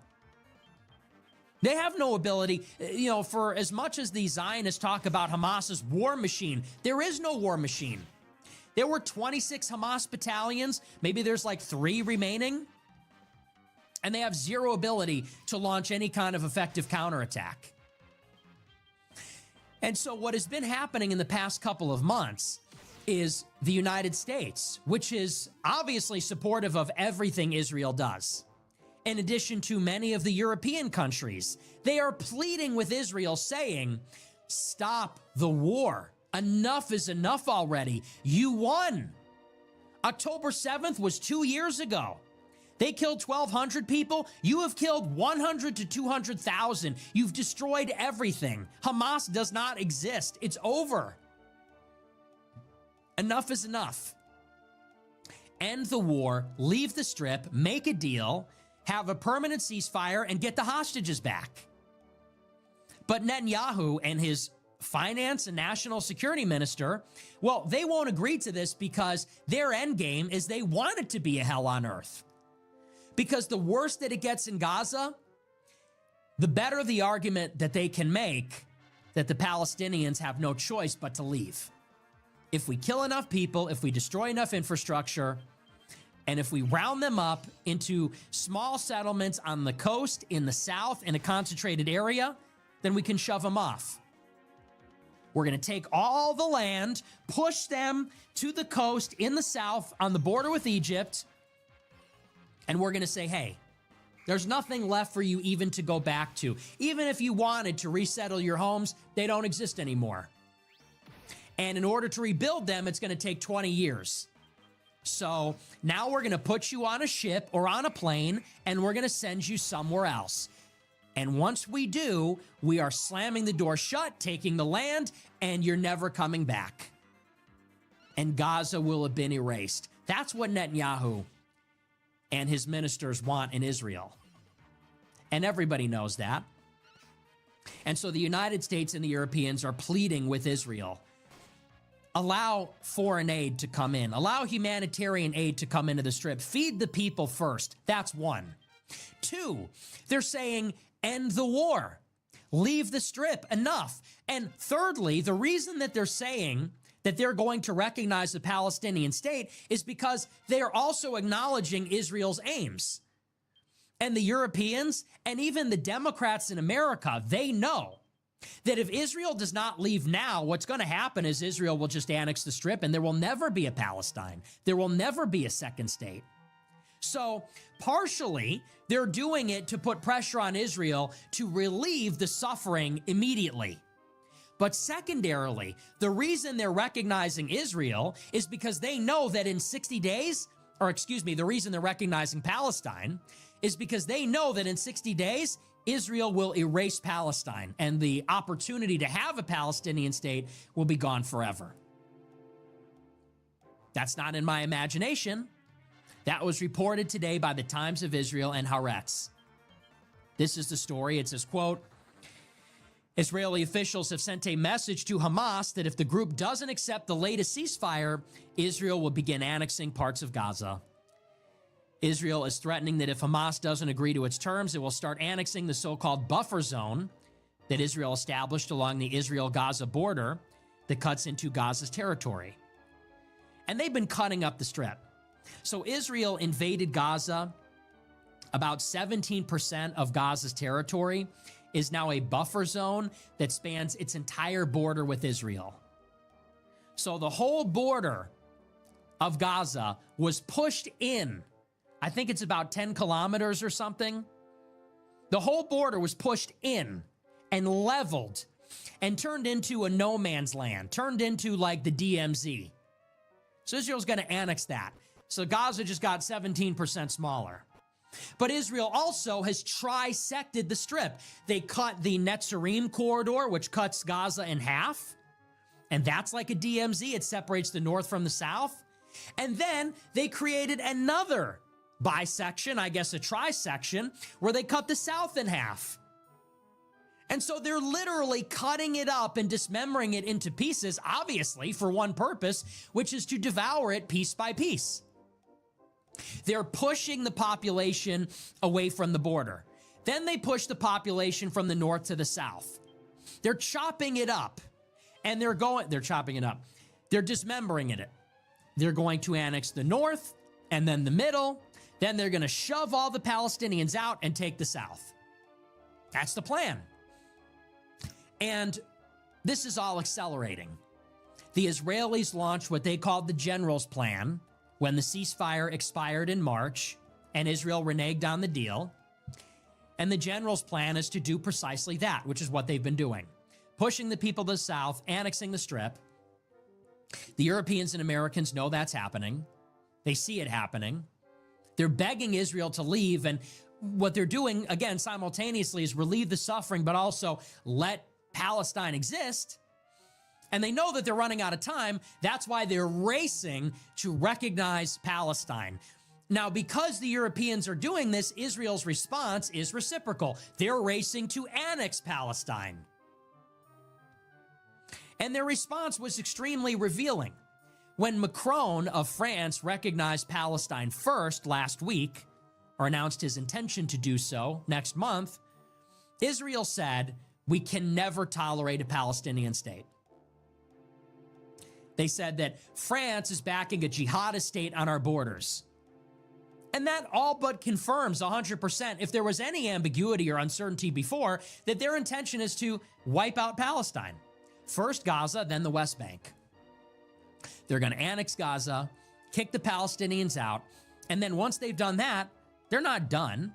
They're going to move all their troops north, northeast, and they are going to push all the Palestinians in the West Bank into Jordan. And they're going to move to formally annex the settlements and then everything between the settlements. The United States will recognize this, and Israel will have all of the land west of the Jordan River. Now, it's interesting because a two-state solution is the cornerstone of America's foreign policy towards Israel, and they just gave us the finger. They're telling us that's vetoed. Washington has wanted a two-state solution since the partition plan was drawn up, all the way through to today. Israel is vetoing that and saying, nope, no two-state solution, we're taking all of it. The whole world wants a two-state solution. 139 countries already recognize Palestine. Israel is vetoing the whole world, including the United States, and saying, nope, the whole world wants Palestine. Well, we don't, so it doesn't exist, and no one can stop us. Now, consider something else. In Trump's first term, he created the Abraham Accords. Prior to the Abraham Accords, there were only two countries in the entire Middle East that recognized Israel's existence and maintained normal diplomatic relations. They were Egypt, that recognized Israel after the Camp David Accords in 1979, and Jordan, which recognized Israel by treaty in 1994.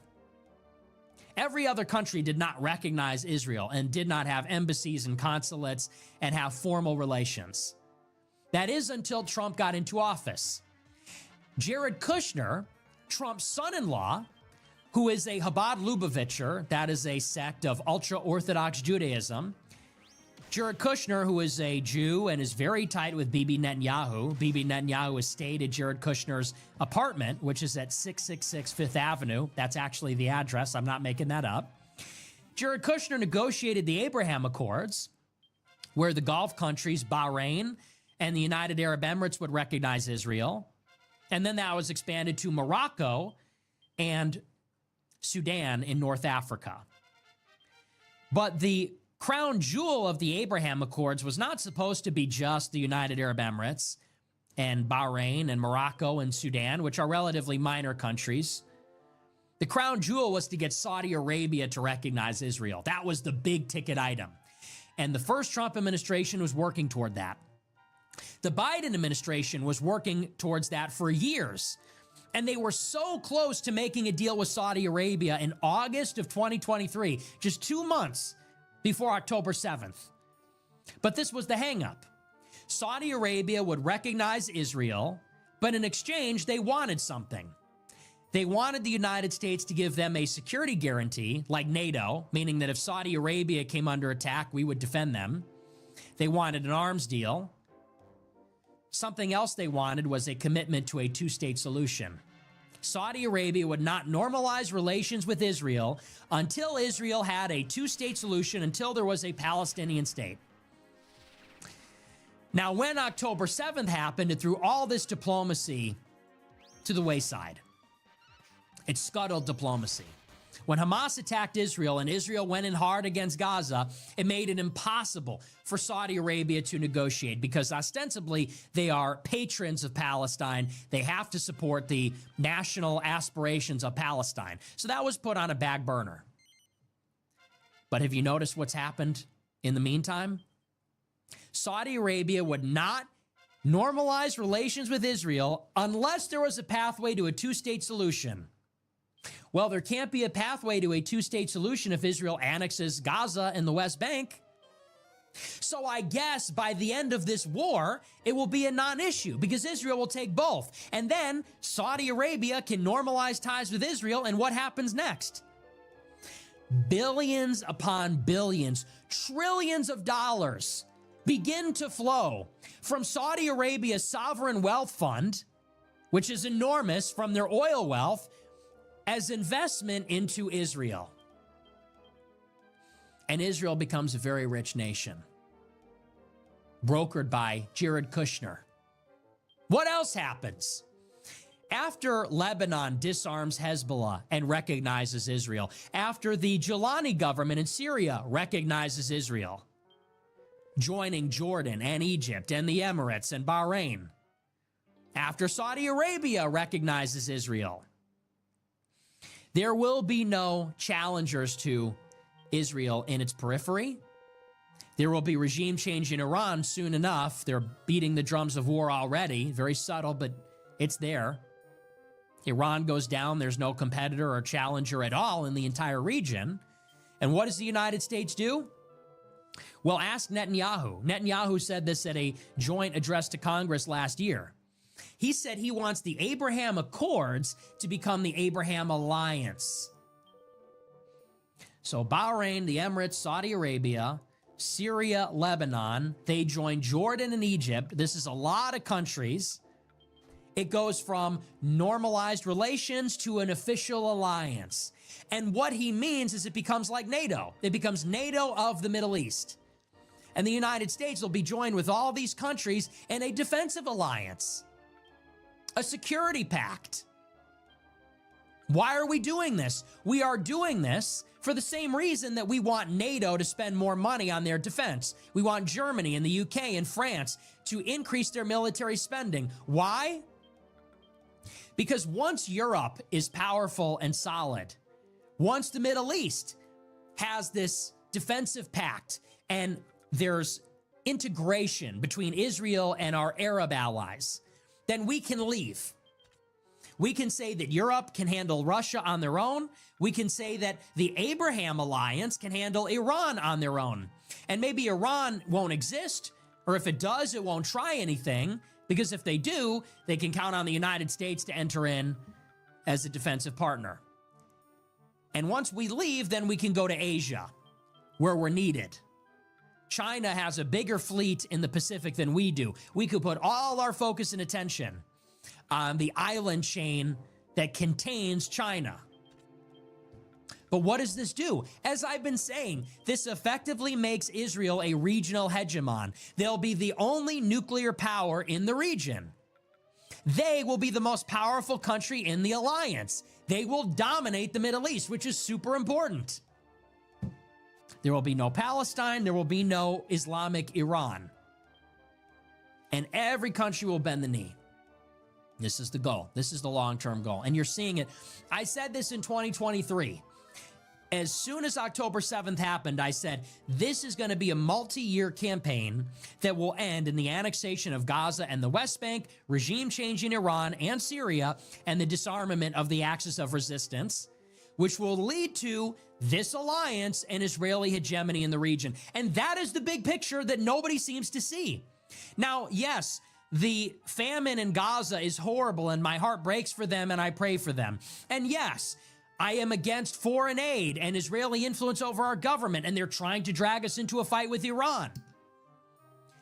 But nobody seems to be thinking about the day after. Nobody seems to be war gaming it out and saying, what is the comprehensive Israeli plan here? And if they succeed in their most daring, ambitious plans, what happens the next day? I'm telling you, their most ambitious, daring plans, which most people have a suspicion is what they're going for, but nobody can prove or say out loud, is that they have this extremely ambitious plan to rewrite the map or redraw the map. And nobody is talking about if they succeed, when they succeed. The result will be in Israel, which is far more powerful than anybody ever thought possible. And the last thing the United States needs is another superpower to compete with, especially over a region like that, especially when we're so subverted. And the question I ask, what happens when Alex Karp who is a Zionist. Alex Karp is the Jewish co-founder and CEO of Palantir. When Israel was attacked on October 7th, he flew the whole board of Palantir to Israel. And they began working with the Israelis to create products, facial recognition, to kill Palestinians. And Alex Karp opened up 200 positions at his company for Jews after October 7th, literally earmarked for Jews because of the anti-Semitism after October 7th. Palantir is now one of the top 10 most valuable tech companies in the world. Palantir Software manages the database at the Department of Education, the Treasury, the IRS, many departments and agencies. And because the software is the same, all that data, all of your personal data about your educational, medical, financial, tax records, it's all going into one software controlled by this company that this guy is the CEO of. And he's just one example. Now, what happens when Israel becomes this regional hegemon? What happens when they dominate this defensive security alliance in the Middle East as the only nuclear power with no adversaries, with the United States extricating itself from the region? And not only is Israel powerful there and over the sea and land trade routes, the pipelines, but also they have influence over America's defense procurement. They have influence over America's AI and intelligence. And Alex Karp is just the tip of the iceberg. It's not even mentioning Sean McGuire at Sequoia, one of the biggest venture capital firms in Silicon Valley that provides the startup money for all these defense tech firms for the U.S. and Israel. And he's a pro-Israel Jew with an Israeli wife and Israeli kids. These are two names that I could give you dozens of them. This is how it is. And what happens when Harvard and Columbia are made to kneel before Israel because Trump seized their $400 million of loans and grants? And Israel has influence because the chair of the North American Jewish Federation is now the chairman of the University of Pennsylvania. And a similar regime change is happening at all the Ivy Leagues. It goes on and on and on like this. Are you starting to see the big picture yet? Are you starting to see the whole? As opposed to, now they're trying to say, it's okay to criticize foreign aid to Israel. That's not anti-Semitic anymore. Do you now understand why that is woefully insufficient to say that we give them too much foreign aid? I don't care about the $4 and change billion we give them every year. I care about how our military is carving out an empire for them while we are totally subverted by them at home. And I saw what happened to Hezbollah when their pagers exploded. And I also saw that Apple is hiring Unit 8200 IDF spies to work for their company. And I'm not an idiot. I can draw the obvious conclusion there.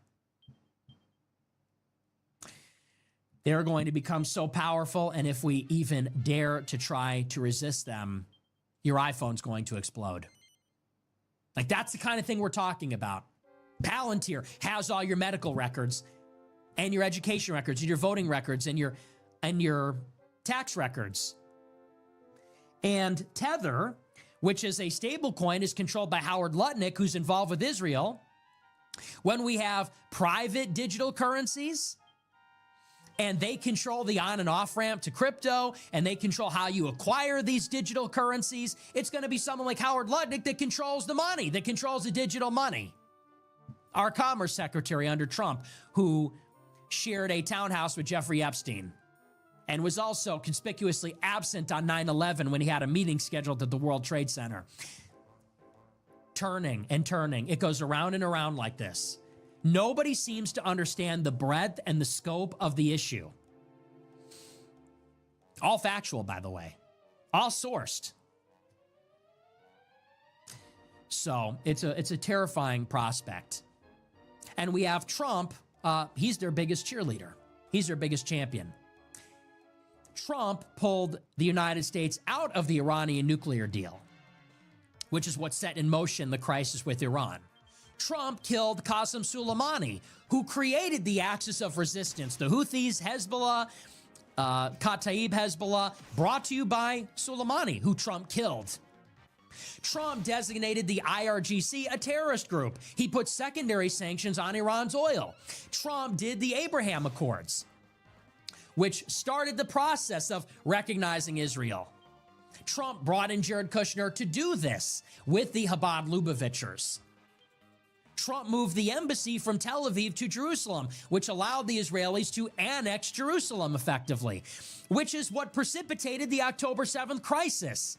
It was originally called Al-Aqsa Flood because of what the Jews were doing on the Temple Mount, emboldened by the fact that they have effectively seized control over Jerusalem. Now that Trump is president again, he is deposing any Israel-critical presidents of universities, deporting Israel-critical foreign students, visa holders, American citizens. He is going to greenlight TikTok and its sale to an American company as long as they censor anti-Israel content. With Doge, he brought in all of the Palantir people who are building the database at all the departments and agencies under the jurisdiction of Alex Karp. Trump is doing it. And now, when you have Canada and the United Kingdom and France trying to pressure Israel and America to stop, Trump is using our economy as leverage, telling Canada, you can't make a deal with Israel. Rather, you can't make a deal with us unless you apologize to Israel.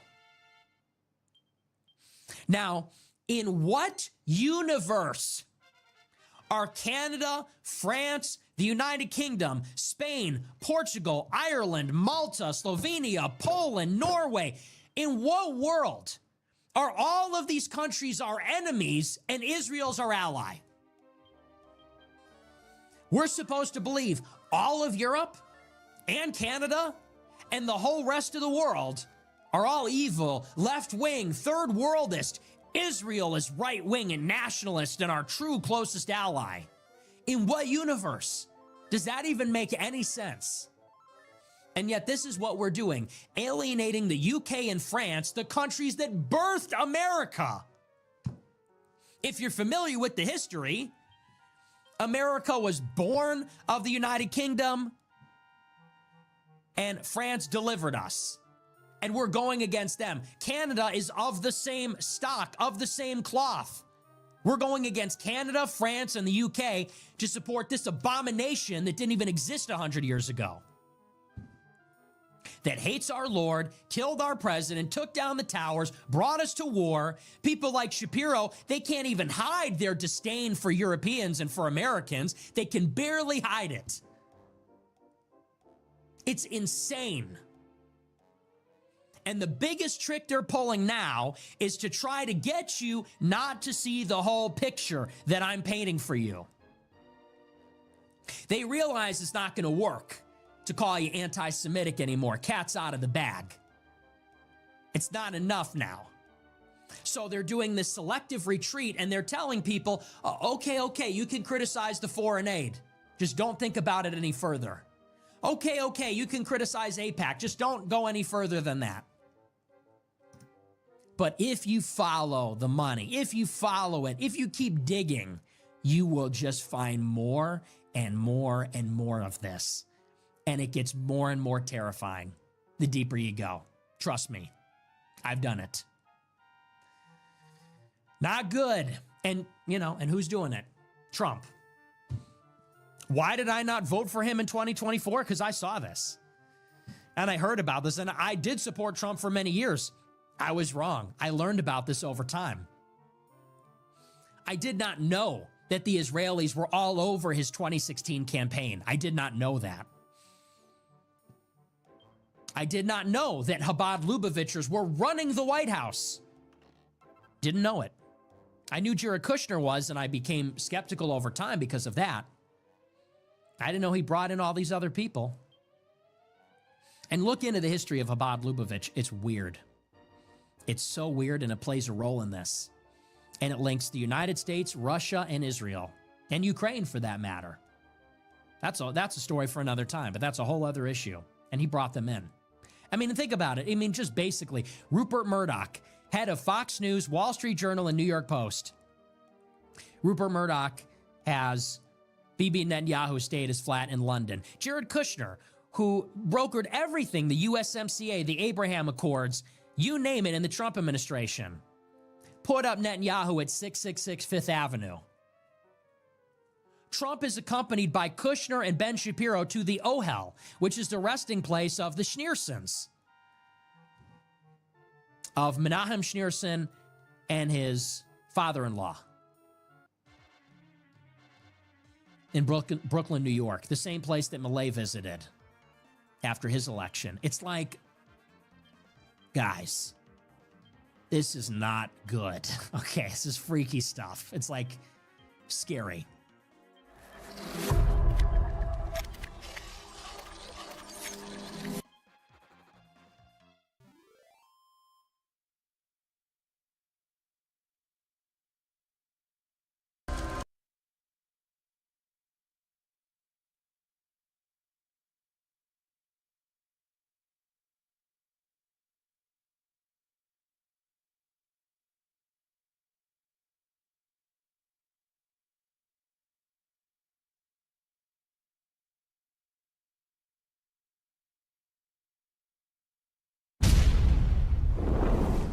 And I'm doing it for my daughter.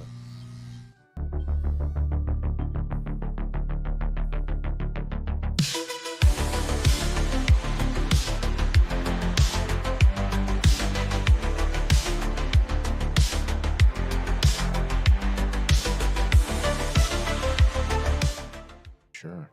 He's like, I have enough. It's okay, Charles. Thank you for thinking about that, but I have got more money than you think I do. I was pretty good with my investments. Thank you for your concern, but I know that they think that the washed-up action star guy does not do too well, but I have got like 48 million. It's pretty good. I have got a boat. I've got more money than you think I do. Maybe he lived his truest life. Maybe he does. The cool. Oh, he's got a what? No, I was just looking up how much Wikipedia makes in donations because they're so Yuck. pushy with it, and they made They are. 185 Stupid million. bastards. They are pushy with it. They I tried to look something up like 10 minutes ago, and they were like, "Not now." The internet we were promised is you giving us money. You And then we switch things around and things up while you're sleeping. And you, bro, die. Things up while you're sleeping. 200 million a year in donations. Wow. I want to do Wikipedia. They really don't need it. Non-profit. How much does it cost to run that? I think people usually do all the clearing up for free, just like Reddit mods. Yeah. Thanks a lot. Thanks for your service. You're going to hell. Costs 170 million annually to run. Hell no. That's a salary. based on Tommy Salami. Based on the salaries of all the people that I mean, are it's at just the it's just upkeeping siphoning. It's just a server they have to upkeep. It's just a bunch of bull. It's probably you could just do it with AI. Bots, yeah. AI bot. It's 169 million, if you know what I mean. But it is, though. But seriously, though, it's 169 million. We need the money. Can I have some money? Sad. Yeah, I'll let you look it up. Just give me some money. Do you think people donate? I do Good. every year. It's probably like NPR. Well, you donate to them, you feel like you're a great guy. Yeah, I donate to NPR, and honestly, I plant a tree goes in the ground. Do they plant trees like Johnny They plant Appleseed? trees in Israel. Yeah, they plant a nice Cars tree. for kids. A nice kid gets a brand new Subaru out Yeah, back. cars for kids out there. Cars for kids. 1877 cars for kids.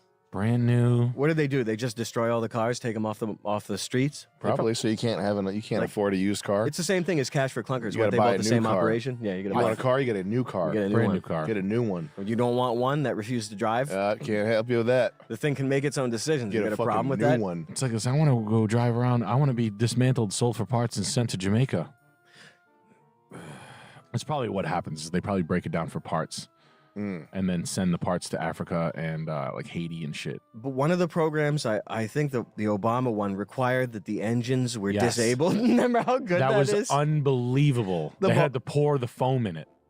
Do you remember that? No. The Cash for Clunkers program, they had a foam in like a serial number, it was like an engine additive, and they had a serial number on it, and like the car came in with a VIN number, and the VIN number, like if you got the tax benefit, It was the wildest fucking thing I've ever seen. You should look it up. Look up Cash for Clunkers foam. And you had to seize the engine.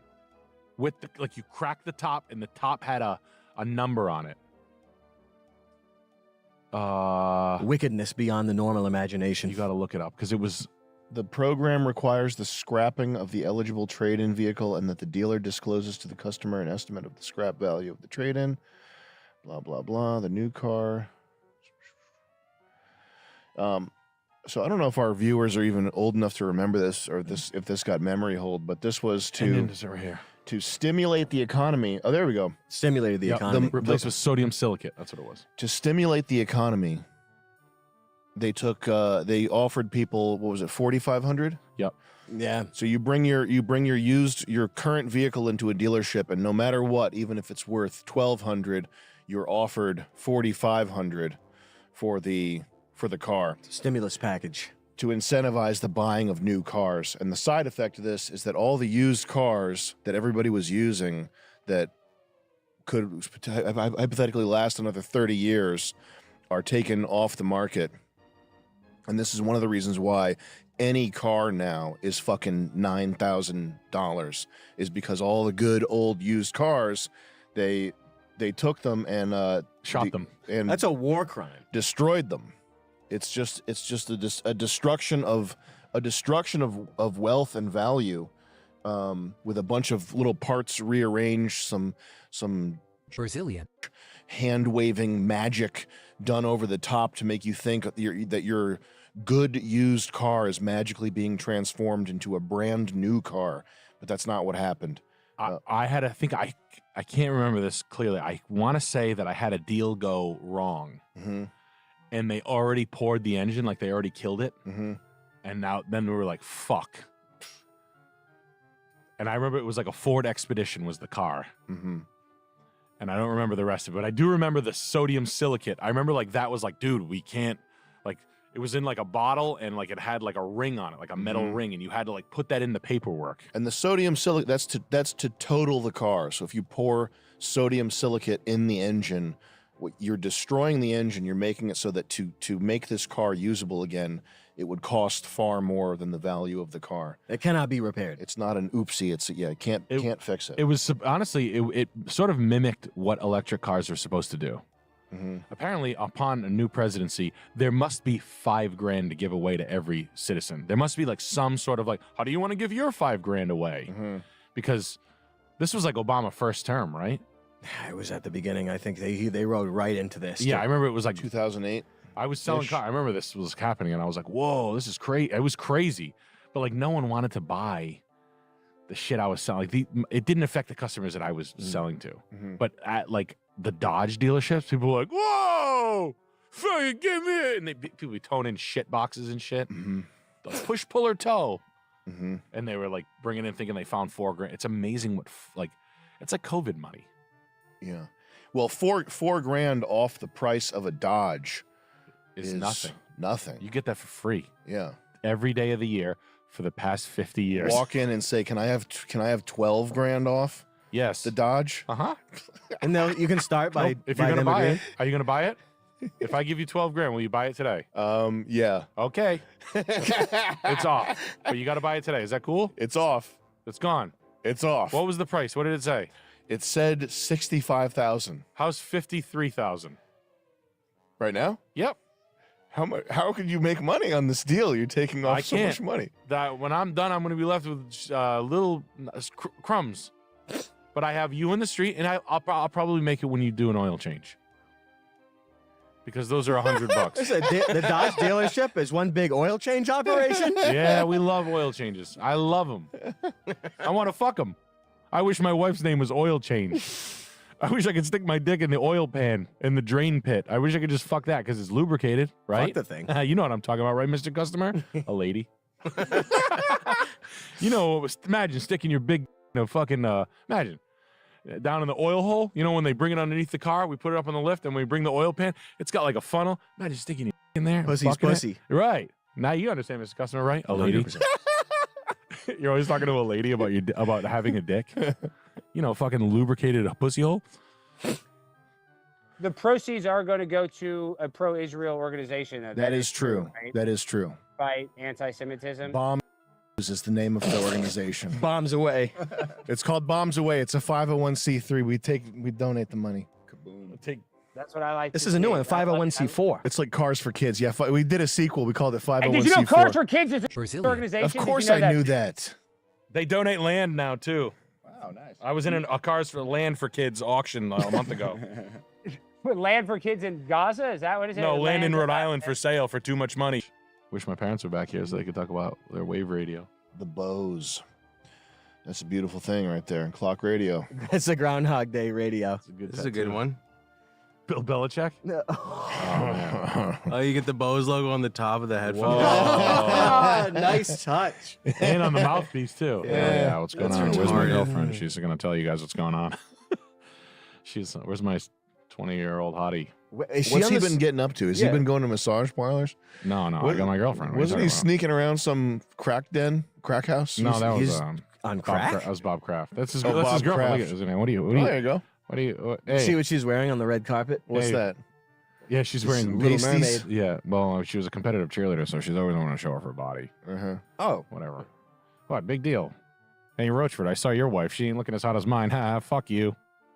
look at her eye. Look at her face. Yes. Are they still together? Oh, yeah. They're together forever. They're in love. That sounds kind of nice. She's in love with the camera. Yo, is she gonna do some cheerleading? Is she Oh, gonna this lead is- some cheers? This is the one that was chewing him out on camera, right? Yeah. Okay. He's not going to answer that question. Damn. Coming Dang. into UNC.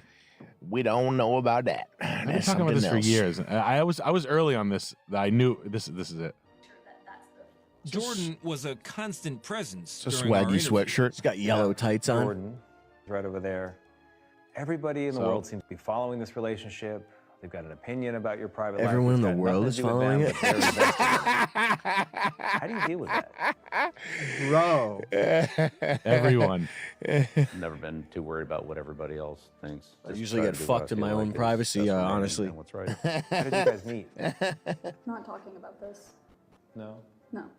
It's a topic Hey, lady, where you one suck of them Bill's comfortable. Damn. She got a bad attitude. I don't like that. I'm sure Bill was like this. Hey, Jordan, cool it in there. He probably fucking killed her after the interview, then brought her back With his, he beat her up in the with hotel. magic. He's got the football plays. He reconstitutes her organs and her, he kills her. I mean, I guess that would be the only proper.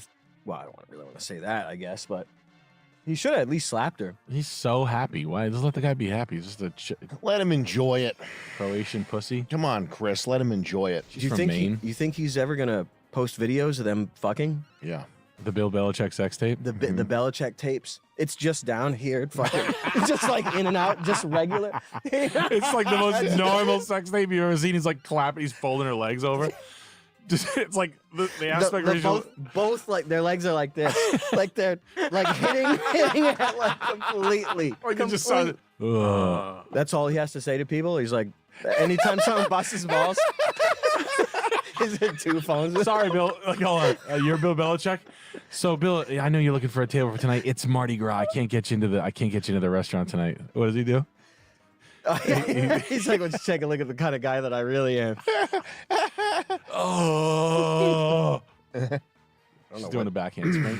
Yeah, well, actually, she could probably do that if she still keeps Oh, fit. yeah, she does for She can do sure. a split. All those Maybe types. she coaches him and makes him as flexible, and that's how they can do the full leg. He's gonna do a split. big unveil. I can They're do a both. They split. roll out the mats. Yeah. He's on like the freaking the rings. In old movies, when it cuts to the guy doing a back handspring and he's wearing the costume, but you don't see his face. That's what Bill Belichick's It's a gonna body do. double. It's, Yeah, it's like a do Highlander back handspring. Those are the best. It's like Naked Gun levels, body switches, body doubles.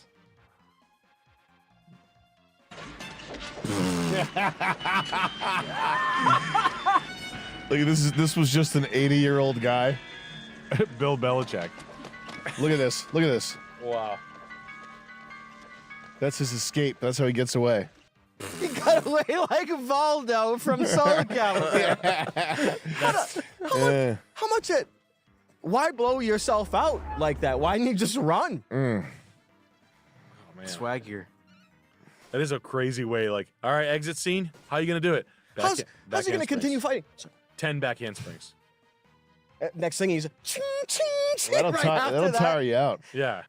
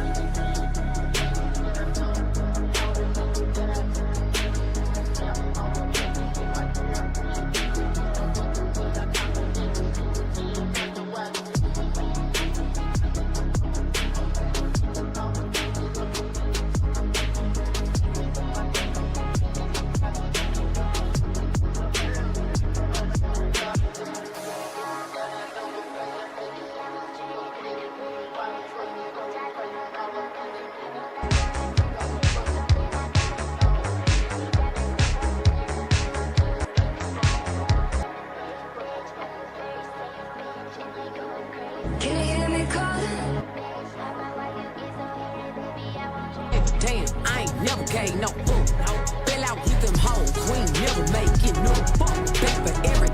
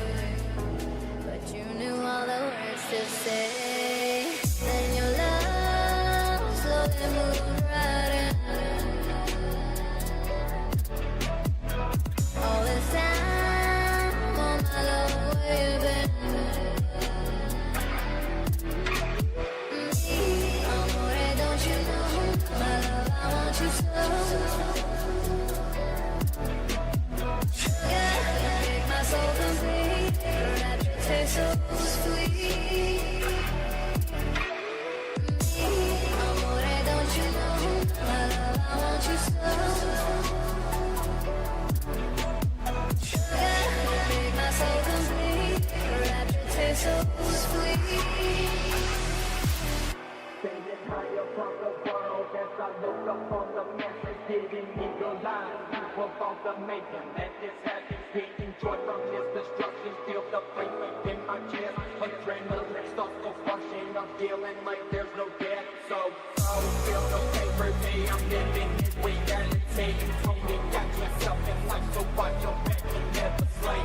What I was taught since early teens, as I slowly find my brain, getting high to feel alive until I don't sing. Watch my baby easy play, watch as my family is decaying. Take a look inside myself and realize what was the thing. Use your side, it's an ERPs. Do you wanna live this life or do you wanna see beneath? Me, amore, don't you know, my love, I want you so, yeah. Sugar, you make my soul complete. Rapture taste so sweet. Me, amore, don't you know, my love, I want you so. Sugar, you make my soul complete. Rapture taste so sweet. Amore, don't you know, my love, I want you so. Sugar, you make my soul complete. Rapture taste so sweet.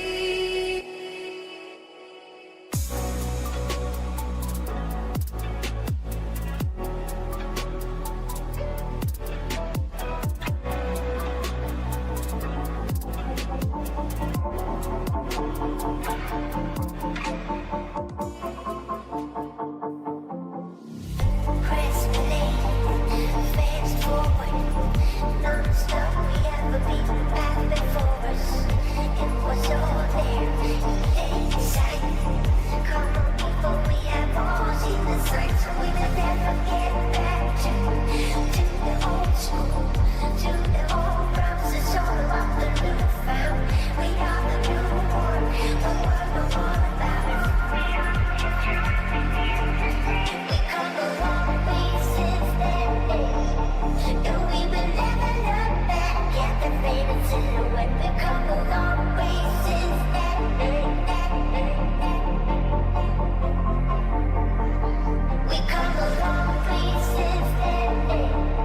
No, we will never look back at the faded silhouette. We come a long way since that day.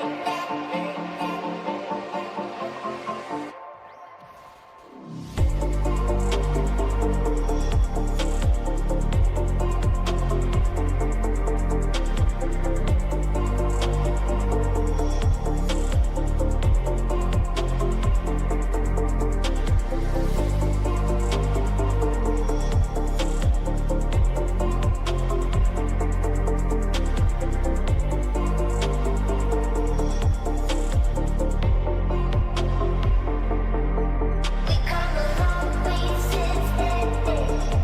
No, we will never look back at the faded silhouette. We come a long way since that day. We come a long way since that day.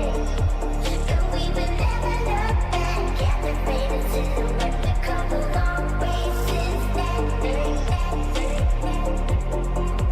long way since that day.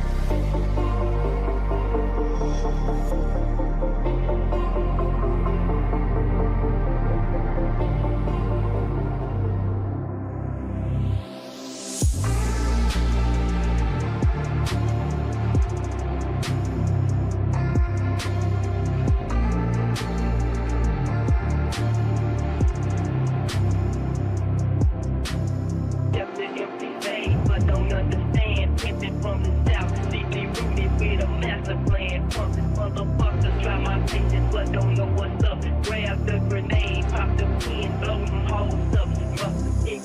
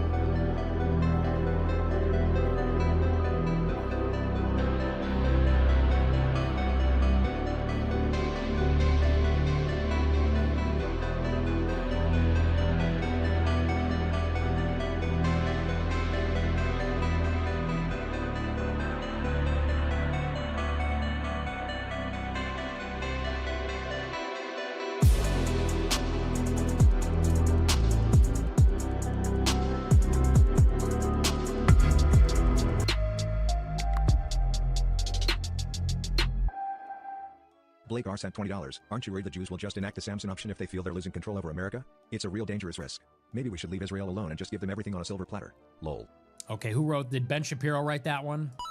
Not sorry sent $100. Today I was talking with a boomer woman who is a multi-term elected official, and she unironically told me Trump was pulling 5D chess with the Epstein files. Please, Nick, make it stop. I know, dude. Thank you for the big super chat. It's insane. It's hard to believe how many people buy into that. It's hard to believe how most people have no ability to reason.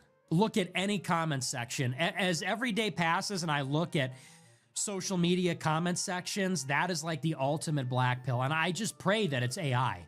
I pray that it's a dead internet, because if it isn't, it is truly saddening when you see like how people really are. Celine Fortes sent $20. Red Scare covered you extensively on their latest show. They had nothing but praise. Called you a Really? once in a generation talent. I must say, I agree. Thank you for everything you do, Nick. Well, thank you. And hey, I didn't see that, but I appreciate the praise from the Red Scare girls, from Dasha and the Jewish girl that is on the show. Yeah, they've been very complimentary towards me. Why won't they bring me on this show? Why won't they bring me? Once again, I am outside the club. Why can I not come on the show? Once again, I am asking you to let me in. No, but I appreciate the praise. It would be cool to do a collab, but once again, I am America's nigga. Everyone thinks that's so funny when I say that, but it's just true. Like, I am treated like a black person. I've always wanted when a cop pulls me over to say something like, hey man, it's cool, I'm not black. You got nothing to worry about. You know, like if a cop has ever given me a hard time, I've always wanted. So if like coming to a body cam near you, if a cop is ever really breaking my balls, I'm gonna be like, hey man, I'm not black. I don't know what you're so pressed about. Relax. Usually cops are nice, but I've always wanted, like, if a cop pulls you over and is like really aggressive and be like, hey bro, I'm not black. Take it down a notch. You're at a 10? Let's take it down to a 3. I am white. Look at my complexion. It's cool. I am complying. We are all good here. But I do get treated like I am black. I am not black. Have me on your show. You do not need to worry. I'm not going to steal anything. I'm not going to steal the silverware. I might be late, but I'm not going to hit you. I am not going to raise my voice.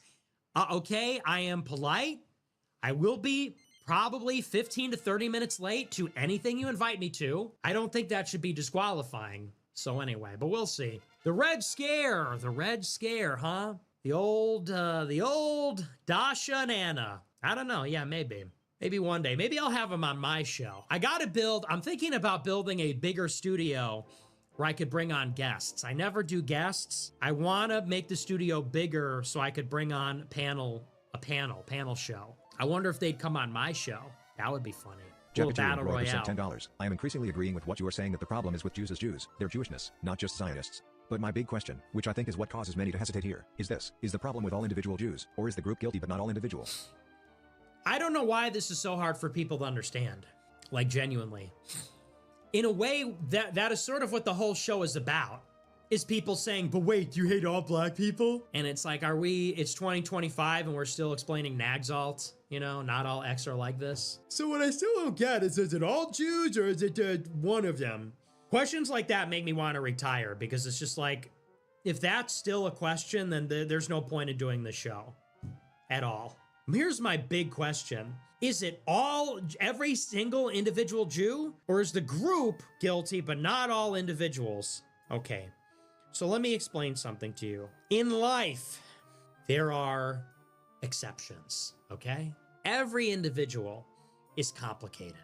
Every individual has their own motivations, aspirations, their own penchant for good and evil, their own tendency towards the flesh and towards heaven.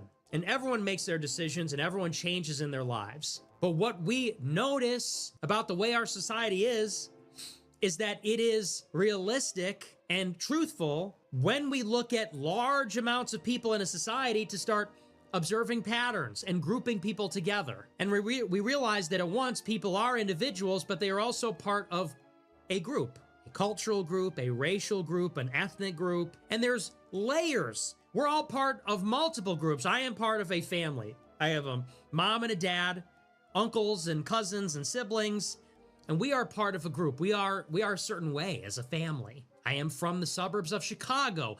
People from the suburbs of Chicago are a particular way. I am Catholic. Cradle Catholics are a particular way. They're different than Catholic converts or Protestant Christians. I am a 4th or 5th generation American ethnic. My ancestors came through Ellis Island from New York to Chicago. People like that are a certain way. So we are all part of different groups. We all have different layers of identity with different levels of salience. And when we look at the groups, we can make observations about tendencies. People in different groups tend to be, I tend to say Chicago because I'm from Chicago. Right? That's an example. I tend to like, you know, hot dogs and pizza. I tend to gesticulate with my hands because I'm Italian. Okay, we have tendencies. Not every person from Chicago has a Chicago accent, but people from Chicago tend to because they grow up in a certain milieu where historically that's how they talk. Okay? We all get this on some level. Not every tall person plays basketball, but people who are tall tend to play basketball because they have a height advantage. Similarly, with the Jews, almost every Jew that came here was religious. And since every Jew that came here was a minority that was struggling, that was not accepted, that felt like an alien, and since that was their experience for thousands of years, they tend to behave a certain way. As a minority, as an outsider, as a group with a victim narrative growing up in Jewish schools and Jewish community centers with Jewish relatives who are religious and have particular attitudes that come from where they grew up in the ghettos of Europe or as an immigrant community in the big cities. They have their experiences growing up, and the other kids celebrate Christmas and they celebrate Hanukkah, being the butt of an anti-Semitic joke, which they might reluctantly laugh at to fit in, but maybe stings a little bit. And there's this reminder that they're not really one of the rest of the group. Some people are affected by that more than others as individuals. But as a group, they tend to have a certain psychology. They tend to have a experience that springs from their identity as a member of that group. And that has consequences for how they behave and how they think about politics, their perspective. Like, I feel like none of this needs to be said. So much of this is it should be very apparent. But people need to be told, is it every individual Jew? It's not every individual anything. Not every individual chair has fucking 4 legs. Not every individual table has 4 legs. Not every individual dog is dog-like, okay? Not every individual man acts like a man, and every individual woman acts like a woman, okay? They're instantiations of a form, of something which has a definition. I don't know why this is like impossible for people to wrap their heads around. I feel like that's why it's you just have to suffice to say you're old school. Because when you're old school, you say, well, the blacks are a certain way. The old world, it was like, well, women are a certain way. Women can nag, and that's why they need to kind of be put in their place. And yeah, we're going to listen to them, and we love them, but, you know, they're going to be put in their place. And with blacks, in the old days, you say, oh, well, this is not their neighborhood. They don't come in this neighborhood. But this one's respectful. I like him. Like, they kind of got it. You know what I'm saying? Now, in this day and age, it's like everybody is so fucking hung up on, like, do I have to treat every black person like a criminal? No. What? No, obviously not. I noticed that everyone doing the carjacking is black. Do I have to treat every black person like a criminal? Or do I have to think that every black person is totally safe? Like, what? I feel like that's so obvious. Lil Tokit Albo Pilas has sent $10. Prop 24:17 Matthew 5:44 Luke 6:27-28 You speak so lovely about faith yet get off on hurting others. I've suffered like you, betrayed, ostracized, abandoned. I know her pain but I don't get wanting it for others. Christ is in her rhetoric but not her heart Matthew 7:21-23 I love you so dearly but I do fear for her soul. Well, you don't even know me, so you don't know my soul and you don't know my heart, and I don't actually get off on hurting other people at all. But the difference between you and me is that when you're in a battlefield, you have to be tough. That's what people don't understand. It's easy for little bitches and wimps and pussies to look at how I am and what I do and say, he should be nicer, or they think they know me, but you're not in it. And you haven't been through what I've been through. And I'm not just talking about I've been mistreated. I mean, if you want to achieve anything in this life, it is a fucking war. It is competitive. It is a battle. You have to deal with people. To be a leader of anything, you have to be brutal. It's no coincidence that your boss is an asshole. It's no coincidence that the leaders of countries are assholes. It's because to get stuff done, you gotta be a bit of an asshole. There's nothing in the Bible that says you gotta be a sweetie pie. That says you have to love people, and loving people sometimes means tough love. And it sometimes means you gotta go to battle. Jesus Christ, on the contrary, was not a really nice guy. Jesus was actually a severe person. If you read the Bible, now, I'm not comparing myself to Jesus. I admittedly have a bad temper and things like that. But the idea that the Christian religion is summed up by sentimentalism, be nice, be sweetie pie. You know, Jesus was not a sweetie pie. The apostles were not sweetie pies. The martyrs, the saints, some of the saints were sweetie pies. Most of them were not. Many of them were very severe. That didn't make them any less loving. It didn't make them any less kind. You know, this whole thing like, oh, you get off on hurting other people. Why? Because I crash out on a super chat? You have no idea what you're talking about. Lil Toket Albopilus has sent $10. I don't know why that didn't read. It says, Laura has brain cancer, seems anxious, trying to show how she loves and respects Trent Horn. They joke around despite the pain, said the harassment was worse than the cancer. Shame on you, real human. Go to confession. Yeah, you know, listen. And listen, I said that I feel bad for them. I prayed for them. That something bad happened to her doesn't take away the fact that they lied about me. You need to grow up a little bit. That doesn't take away the accountability. I feel sorry that that happened to them. I don't wish that on them. I pray for her to get better. I don't wish that on my worst enemy. I don't wish that on her. I don't wish that on her family. And I pray for her to get better, and I pray for her to recover her speech and her cognition, because truly there's nothing worse. And I pray for him and for their family to maintain their resolve, because I know how hard that is on a family. With that being said, one's got nothing to do with the other. Those people lied about me. Those people lied about me. That is a mortal sin. That is killing someone's reputation. That is a calumny. They said I'm a fake Catholic, that I want a Holocaust, that I'm a Jew hater. They said that I'm a woman hater.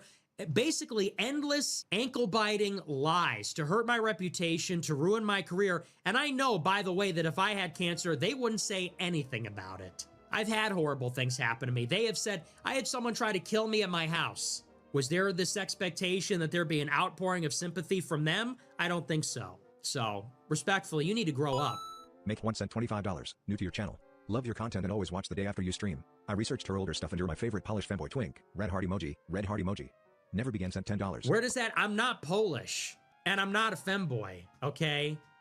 Now, twink, well, I mean, just by definition, I mean, I guess I'm that, but I'm not Polish, and I don't think I'm that feminine. I'm not wearing a dress, so I don't know where you're getting that. You seen the recent Twitter/TikTok drama? American Eagle did an ad with Sydney Sweeney Ward playing Good Jeans with her blonde jeans, and Billie Eilish said during a concert in Ireland it's cool to be at a place where everyone looks like you cause she's Irish and the masses are furious. This forcing white guilt tactic must end. Yeah, who gives a fuck, dude, about New any for of 24 it? cent $20. It's like, this is the problem. This is the problem. You look at what the government is doing for some people. They're going to Colombia and blackmailing them with $400 million. They're revoking people's citizenship and deporting them. They're going to war with other countries. But then there's an American Eagle advertisement with a hot blonde girl, and people go, Culture War 1. We did it, guys. And it's like, this is why we deserve to be ruled. D sent $10. Here's your monthly America First update on the What If Alt history guy Rudyard. Half watched his new videos on Jewish civilization and expulsions, and he boils it all down to this: they're outsiders, but never speaks of their actual practices or rituals and provides no criticism at all. Only glaze. They were smart merchants. I mean, look at how many of them have won Nobel Prizes. He literally says this like 3 times. The governments that exiled them were all nationalistic. 2 hours of content and never mentions the Talmud once. He closes with, I just know the Jews are going to make it. Skull emoji. Yeah, big surprise. I'm surprised he's still making content. That's crazy. I mean, what did he ever say about the whole, like, you killed a god, Rudyard? Like, what, has he ever addressed that? Has he ever addressed the, like, 3-part, 10-hour series where he talks about communing with Thor and Odin and Yahweh and, like, killing gods and, like, communing with the spirit world on behalf of mankind and saving the universe? Like, has there ever been a retrospective on that, or do we just like memory hold that? Did I imagine that? Did that actually happen? Like, you saw it too, right? Where he did like a 10-hour video where he's like talking about how his mom like made him jack off or something, and Odin watched him jack off to white girls and was pleased. Like, he literally said this. He said that Odin was watching him writhe in pleasure as he abused himself with pro-white pornography. In addition to saying that he opened mankind to the spirit world, thus saving the universe, he did so by killing a god, and all of the pantheon of deities was so impressed with him that they said humanity should worship him. Like, did I imagine that? Did people forget that? Did they miss that? Did I miss that? Was that a prank? I don't know how you upload. That has got to be like the most goated damage control I've ever seen. And isn't it crazy? Someone like myself, I sit down with Clavicular and we're talking and people say, wow, Nick is undressing him with his eyes. We're having a conversation. He's talking, I'm looking at him, then I reply. People go, wow, it's over for America First. This guy crashes out. 10-hour monologue about how he's like the demon slayer and he's like being praised for jacking off in the underworld. He deletes the video and moves on like nothing happened. People go, oh, okay, reasonable crash out. Oh, well, yeah, whatever. Let's cue up the next what if history video. What if the Nazis won? Cue up the next video. It's like, what? I don't know, guys. It's so unfair. So unfair. I get treated worse than everybody. But yeah, anyway, so Rudyard. What's that guy's last name again? Rudyard. What if alt history? I don't know how he does it, but that is aspirational levels of damage control. Did you see Iranian water crisis? Interesting development. Also, new study that gave babies $300 per month for year showed zero benefit of any kind versus no money group. Most rigorous study of its kind. Almost like IQ and behavior are genetic. Who could have known? That's the biggest misconception about the poor is that you need to just give them money. If you gave the poor money, they would blow it, okay? If you gave poor people money, and it's so funny because poor people are just people. Poor people, like rich people, are just people. And some believe that because they are poor, they have this inherent nobility. That's like a communist idea. I don't believe that. Poor people are just as greedy and just as, low integrity as rich people, or can be, have the same disposition or dispensation to be this way. The difference, though, between poor and rich people is rich people know how to make and keep wealth. Poor people do not, by definition. And so if you gave poor people cash, they would blow it. Nonsense. And if you gave the homeless people houses, they would fuck them up. It would be easy to solve the homeless problem. If all it took was just building the structures, you could do that in a year. But you know what they would do? They would be shooting up heroin in it and die in it, okay? They would be shooting up in there, and they would be leaving their garbage everywhere, and they would be bringing whores in, and there would be roaches and rats and fungus, and the place would literally fucking decay. And then they would just leave. Then they would say, I fucking hate this place, and they go and leave. And then they go live under a bridge. That's what they do, That's the tragedy of the commons. Like, why do you think public restrooms suck? It's because they're used by everybody. People have no ownership over them. Because it's a free place, it attracts those people, and they're a shithole. There needs to be some reality when it comes to these discussions about helping the poor. Helping the poor, it's really more about their dignity, because there will always be poor people. There will always be homeless people. There will always be poor people. And we need to be charitable towards them. We need to show them mercy. We should love them. We should feed them, clothe them, house them when possible. But you're never going to have a society where there won't be beggars, where there won't be people that are dysfunctional, and they're kind of doomed in a certain sense. Like, you're never going to solve that. There are some people that are just dysfunctional. Either they're addicts or that's a mental health problem. Some people are just like dysfunctional, and those people are always going to be a burden. And by a burden, I mean they're going to be a liability. They're going to cost more than they put in. Like, people are going to need to take care of them. They can't take care of themselves monetarily, in terms of hygiene, in terms of other things. Like, they will always require society to help them more than they can ever offer anything to society. And the idea that, they just need a chance, you just got to give them, just give them money, just put them in houses. Like, it's been tried. They opened up it's like this Zohran Mamdani. He wants to do these government-run grocery stores. That's been tried a million times. It always fails. They did a government-run grocery store in Kansas City, and they're having to shut it down because it's not profitable. They're having to inject cash all the time, and no one goes there because people are getting shot all the time. People have sex outside the front lawn. People are stealing from it all the time. It's like, go figure. So, these wretched poor people go out and say, hey man, we just need a grocery store. We need access to resources. I fucking hate when they always come up with their own language. We need equitable access to resources. Bitch, they're going to be fucking on the front lawn, dude. They need access to resources. These homeless beggars and whores are going to be fucking each other in the cereal aisle. And you're talking about, you have some like stupid bitch with a sociology degree in a suit from Nordstrom talking on a panel saying, so we need equitable access to the resources they need. Okay, bitch, go to the grocery store. Are you going to shop there? Are you going to shop at the government-run grocery store for the poor people? No? Why? Is it because they're shooting up heroin in the bathroom? Is it because they're fucking in the cereal aisle? Is it because you're going to get mugged outside and you can hire as many resource officers and security guards as you want? That problem is never going away. Okay? And I just love that. I love that contrast. It's like the stupidest of stupid bitches with the most useless of useless college degrees in a stupid bitch pantsuit on a stupid bitch TED Talk panel using the stupid bitch language about access to resources. And you think it's really sophisticated. Oh, I'm at a UN TEDx symposium about the poor. And then you go there and you get a literal crackhead with his pants around his ankles being like, hey, brother, can I get $1? And you go, yeah, I'll buy you something. Go, no, I need crack. And you're like, get the fuck out of my face. Then you go in there and it smells like poo because there's poo everywhere. Because it's homeless people. You know, they're pissing on themselves, shitting on the floor, doing drugs, they're having sex there. They turn the whole thing into a bedroom. They turn the whole thing into a bathroom and a bedroom and a trap house. And then, you know, and it's a shame because there are some poor people that do need it. You have elderly people that are on a fixed income and they are legit poor and they legit need the help. But, you know, it's like everything else. You'll have an old person on a fixed income, they want to go and get their tapioca or whatever, and then they're with these, you know, the undesirables. So you do need to filter them a little bit. You need to put a lot of people in jail, a lot of people in mental health facilities, and then maybe you can start to offer something for the poor. Maybe. But it's always going to be like that on some level. So it's just crazy. I just purchased multiple hats. Order number 3116. For Let's gifts this go. Christmas. What would it take to have you sign one of the blue hats for my personal collection?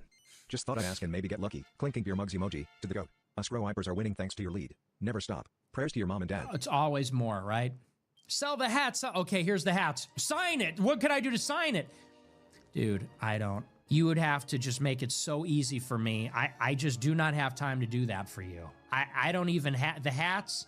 Someone fulfills them somewhere else. I don't fulfill them myself. It would have to be shipped to me. I would have to ship it to you. I just do not have the bandwidth to do your hat because you want it, okay? We sell the hats, buy the fucking hats.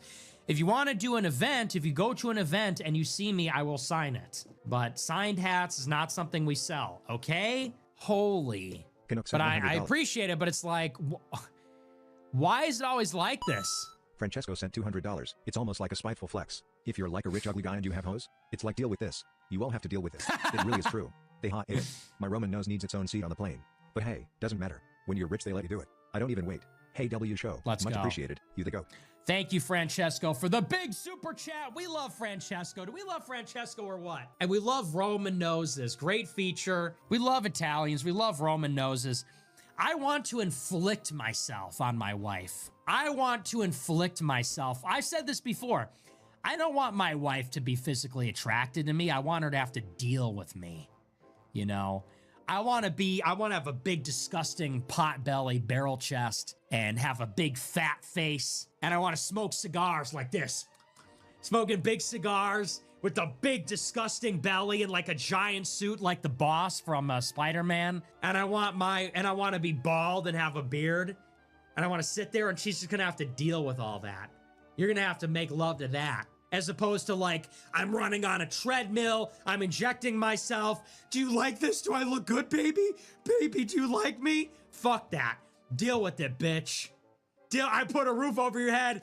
I put those clothes on your back, bitch. Now get over here. That's how it's gotta be. Kingpin, they say. I want to be like Kingpin from Spider-Man. Baby, am I enough? How's my physique? Do you like? Is it good? I'll work harder. I'll do more push-ups. I'll do more running. I'll inject myself more. I'll do more. Do I look beautiful, baby? Baby, do I look beautiful? No, fuck that. I'm all natural. I'm all natty. And bring forward another cheese pizza and more cigars. And you get over here and no complaints. Or you're not sleeping in the penthouse tonight. Bitch. Or you're walking home tonight. No, not actually. Not actually. That's just a joke. Before all the concern trolls, is that Catholic to call your wife a bitch? I don't know. Sometimes it is, I think. No, but that's my vision. That's my vision I'm a man of many hats. I wear many hats around here, and that's one of them. I'm a man that wears many hats around the studio. I do want to impose myself. It's sort of like a compromise, you know? It's like, if you really love me, you are going to put up with my appearance. There is something kind of like, I get it if you want to, if it's for yourself. I'm doing it for me. I want to be beautiful. I'm doing it for America. I want to be beautiful for America. But to do it for her, absolutely not. Baby, am I beautiful? I'll keep lifting weights for you. You don't have to lose weight. You're beautiful the way you are. I don't think so.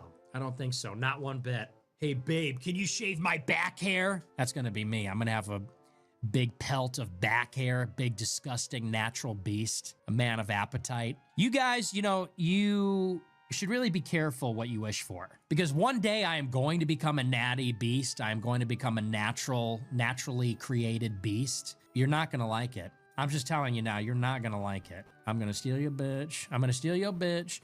I am going to be a nasty, disgusting beast. I'm going to become intolerable. I'm going to become aggressive. I think you're taking for granted the pretty boy swag right now, is what I'm saying. I think that you're not really going to like what you're in for when I become a natural, disgusting beast, because it's going to be a different demeanor. It's going to be a different demeanor. John Dave Irving sent $10. I'd but after watching your TikTok appearance with the youth, I had to look up that one video of Ye crashing out about being called UNC. Dude, that was straight up hurtful. I was hanging out with him and he's like, how old are you again? I'm like 26. He's like, oh, I didn't know you're that old. Okay. Yeah, I'm pretty old, yeah. It was like, dude, I'm gonna go cry in my car. No, I'm like, dude, what the fuck? Why would you say that to me? How could you say that to me? Dude, the new gens, you don't know what you're doing to us. You do not know how hurtful your words are to the old heads. Hurtful, hurtful. You don't know I'm that old? I'm not that old, buddy. I am not that old. That was like crying in the club. I was like, excuse me, I have to go to the bathroom real quick and commit suicide. Do you have a bathroom and perhaps a loaded gun that I could use to shoot myself in the face, please? Oh, what's up, bro? I didn't know you're that old, bro. Yeah, I'm gonna go and drive my car off the mountain now. Yes, I am old now. I know, don't remind me. I know I'm old and I hate it, but I'm trying to age gracefully.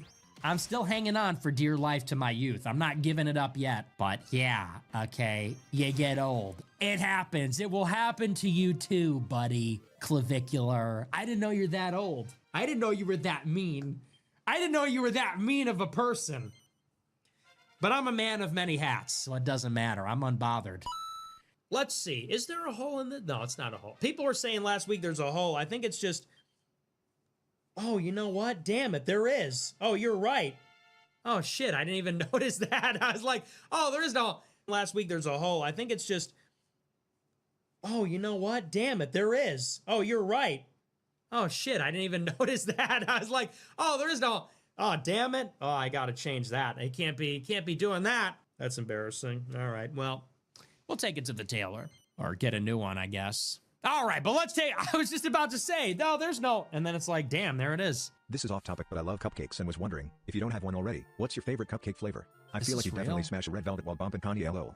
This can't be... Is that a real super chat? That can't be real. Well, hey, happy birthday. First of all, happy birthday in a week. Favorite... Look, I'm a grown man. I don't eat cupcakes, okay? I'll eat donuts. I will sit down and eat half a dozen donuts in one sitting. I'll eat ice cream every day. But cupcakes, I mean, come on. Isn't that kind of like... That's giving grade school Christmas party. That's giving like 5th grade Christmas party. We don't do cupcakes anymore. I don't know. If I had to pick one, I mean, I would eat one, but I'm not going to go out of my way to get a cupcake. Cupcakes aren't that good, okay? I think they're highly overrated. I don't like cake that much. I don't really. They're messy. You know, you're biting into all this frosting. You're frosting on your teeth like an asshole. I don't really go in for those. But Georgetown cupcakes, not to be Reddit, but Georgetown cupcakes, that has been the spot for 10 years. I went to Georgetown Cupcakes when I went to the DC school trip in like 8th grade, 7th grade, and I loved it. And I do go when I'm in DC. Favorite flavor? I don't know. I mean, yeah, red velvet's good. Chocolate, I don't know. I mean, I don't get it enough to have a favorite flavor, but sure, something like that. But that's not my... Cupcake is not my dessert of choice. Let's put it that way. XXXXX sent $20. Why did you delete the Telegram archive? It is a knife in the back to your longtime supporters. A knife in the back? That's a service that we provided for free. And we did it because we want to monetize the archive, okay? That's a service that we've done for free for a long time. Now we want to make money off of it, okay? The monologues on women and blocking and hitting super hard. Wife left the marriage after less than half a year. Gotta stop pretending any one girl is special and different than the rest. Jeez. Gotta lock DF in and make the world feel our passion. God bless NJF.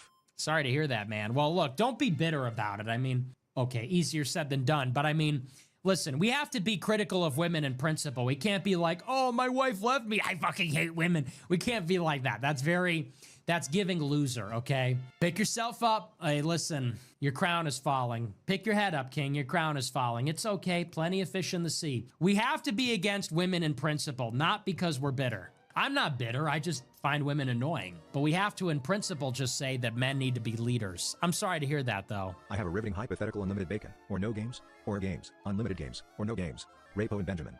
Unlimited games or no bacon, you mean? I definitely like games better than bacon. I don't love bacon. Bacon's okay, but the whole like bacon narwhals at midnight, like let's grow up, okay? Bacon is not that good. Do you remember when you were growing up and everybody's like, bacon, bacon's the best thing ever? In retrospect, that was kind of based. It was kind of implicit. You know, in the old days when they'd say, oh, the OK hand signal's turning into a white supremacist hand sign. Bacon was almost one of those because think about it. Who can eat bacon? Not Muslims, not Jews, just Christians. But do you remember growing up in like the early days of the internet, everybody was like, bacon, oh, I fucking love bacon, epic bacon time. But dude, you know who could not participate in that at all? Jews and Muslims. That's fucking implicit. You know, if I'm sitting down and I'm having dinner or breakfast for that matter with Aiden Ross and Sneeko, only one of us can have bacon. If I'm sitting down at breakfast, we bring together the heads of the major world religions, Aiden Ross, Nick Fuentes, and Sneeko, the heads of Judaism, Christianity, and Islam.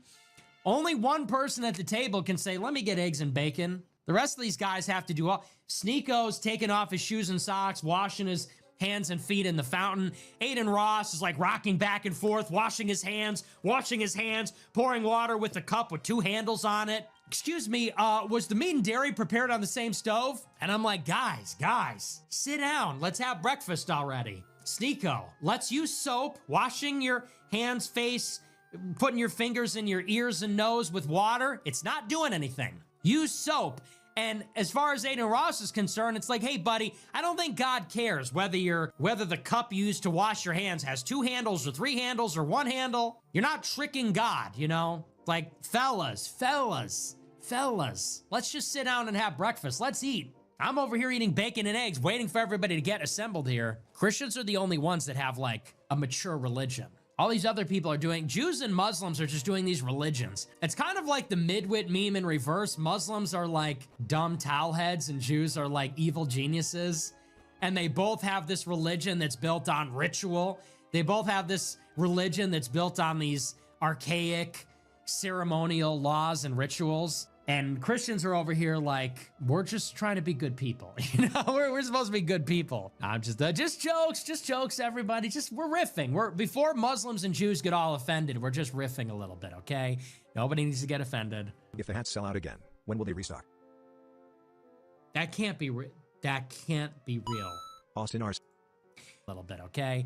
Nobody needs to get offended. If the hats sell out again, when will they restock? That can't be real. Austin Ars. We put them on sale yesterday, and you're saying, if they sell out, when will they come back the next time? They just went on sale yesterday. What are you talking about? We put them on sale yesterday after months. Well, when they sell out, when are they going to come back the third time? What? You can't Austin be R sent serious. $50. David Henderson 2 sent $10. Exactly. And we need to create a new charter for each race and become confidants among the explicatory tribes of America. New Black America, New Mexican America. The agents will Dude, strictly what are have you visas. talking about? Blacks will be south, whites north, Mexicans west, and government officials. And then we'll build a Roman Empire in space. And then we'll have a new Julius Caesar and Hitler in space. David Henderson 2 sent $10. Fucking dummy. What are you David talking Henderson 2 about? sent $15. You said my people have low IQ, but you forgot that Pharaoh's mummified bodies had black skin, not brown skin. The Romans actually fought Mansa Musa Mali Empire and it was a stalemate. You white boys have a lot to learn from us black men. Just admit Okay. Candace had a point. So this is bait. I'm glad to know this is bait. Roy Perspool sent $10. July 20th, 7.4 magnitude earthquake in Rus. 10 days later, 8.7 magnitude earthquake in Rus. Today, Trump says Russia has 10 days to end the war in Ukraine. Thoughts? You're still my fave. I think that's reading too much into it. You know, earthquakes happen, so. But they said 10 days. You know, let's try to be. Lutheran Groy. Let's try not to be low IQ anti-Semites, please. Robert Hansen sent $20, 1991. My dad would pick me up from kindergarten listening to Rush Limbaugh, and that's one of my first memories, and I miss it. I now pick up my son in kindergarten listening to you. You are the next great voice. Rush might have sold out, but was important to the cause. You have a gift from God. Thanks for leading. That's a sweet message. Thank you very much. That's very nice. I appreciate that. That's touching. Sometimes I get mad at you guys, but then sometimes it's a little humbling to know that I'm a part of your lives.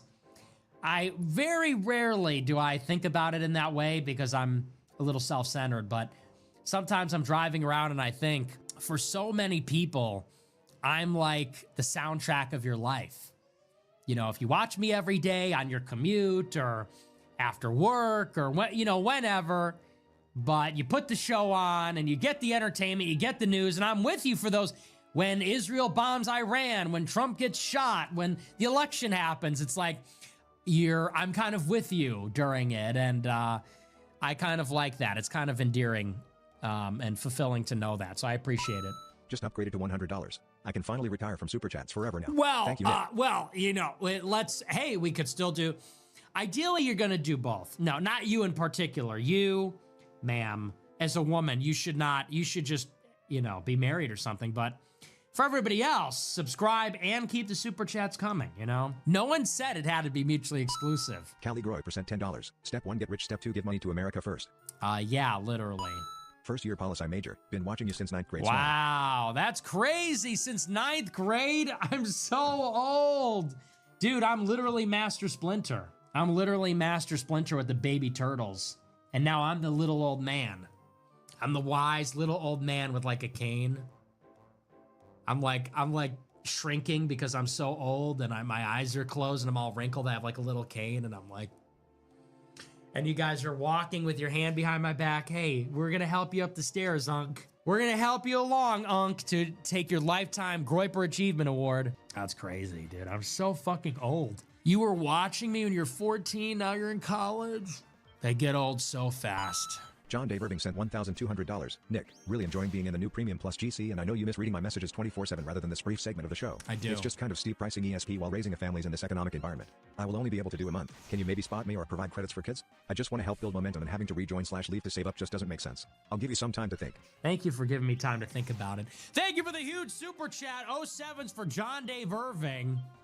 Let's go. 07s for John Dave Irving for the massive super chat. Yeah, let me give it some thought. Let me give you some tax credits. Let me give you a rebate. Super chat rebate if they're white, as long as you're having white babies and they're fucking trad. But are they trad? They're not eating seed oils, are they? Are they based? You making them steak with blueberries and scrambled eggs on a wooden cutting board? What do we got going on there? You got to let me know. If they're based, yeah, maybe. I'll think about it. If they're based, I'll give you some shekels as a rebate for having white kids that are trad. If they're fashy. Otherwise, I don't think so. Otherwise, I'm gonna be honest. I don't think I could help you there. If you're a fucking cringe normie I don't think I could help you, bro. If you're fucking blue-pilled Goyslop appreciator, I don't think I could help you, dude. So I appreciate the huge super chat. Thank you very much, John Dave Irving, the old legend hanging out with the other elites. David Henderson, $15. Jokes aside, I really enjoy your show and love what you're doing for your race and the country. You've inspired me to become for my people what you are for yours. Sparking a black renaissance and raising black IQ. Love it, dude. I want to see a black renaissance. Look, I like black people, but I just don't like being mugged, okay? Why is that hard to understand? I like black people. I don't like being yelled at or physically intimidated by them. For fuck's sake, I don't want to have a gun pulled on me. But yeah, I like that. I think there should be a black renaissance. I think that, look, for black people that have like a civic life and that are responsible, they should be pro-social. They should be getting married, having families, and really indoctrinating their kids to be polite, speak properly. I don't think that's a good situation for us or for them when they're maniacs. So I wish you the best. $50. Bog Walker Groy, $10. The podcast with Bradley Martin was a great step forward on healing the schism between the Jimsels and Incels. We look forward to being reunited with our brothers. You know what it is, dude? Chads and Incels, I've experienced this over and over and over throughout my life. The Chad and Incel alliance is so real. Bradley Martin and me got along so well. And I have gotten along with many Chads throughout my life. And you know what I think it is? I think that Chads are not threatened by incels because, you know, incels are not competing with Chads, you know? Notice that Bradley Martin didn't ask me if I could win in a fight, you know? And that's because he's a Chad, I'm an incel. So he is not threatened in any way. I am not on the radar like that. And maybe incels don't hate Chads for some other reason. I don't know. But like, it is just like a match made in heaven. Incels and Chads are the alliance. It is the beta males. It is the beta male orbiters in the middle that fucking suck, that everyone hates. If you're a beta male, incels hate you and Chads hate you, and basically you fucking suck. But I have always gotten along with the Chads, and Chads always get along with me. In high school, I got along with the Chads. In college, I get along with the Chads. And that's because Chads are like, hey, this dweeb is pretty cool. I like him. And the incels are like, thanks, Chad. You're so cool. And it's these beta males in the middle that are kind of jealous of either side. It's the beta males in the middle that feel the need to put the incels down. Hey, babe, is this dude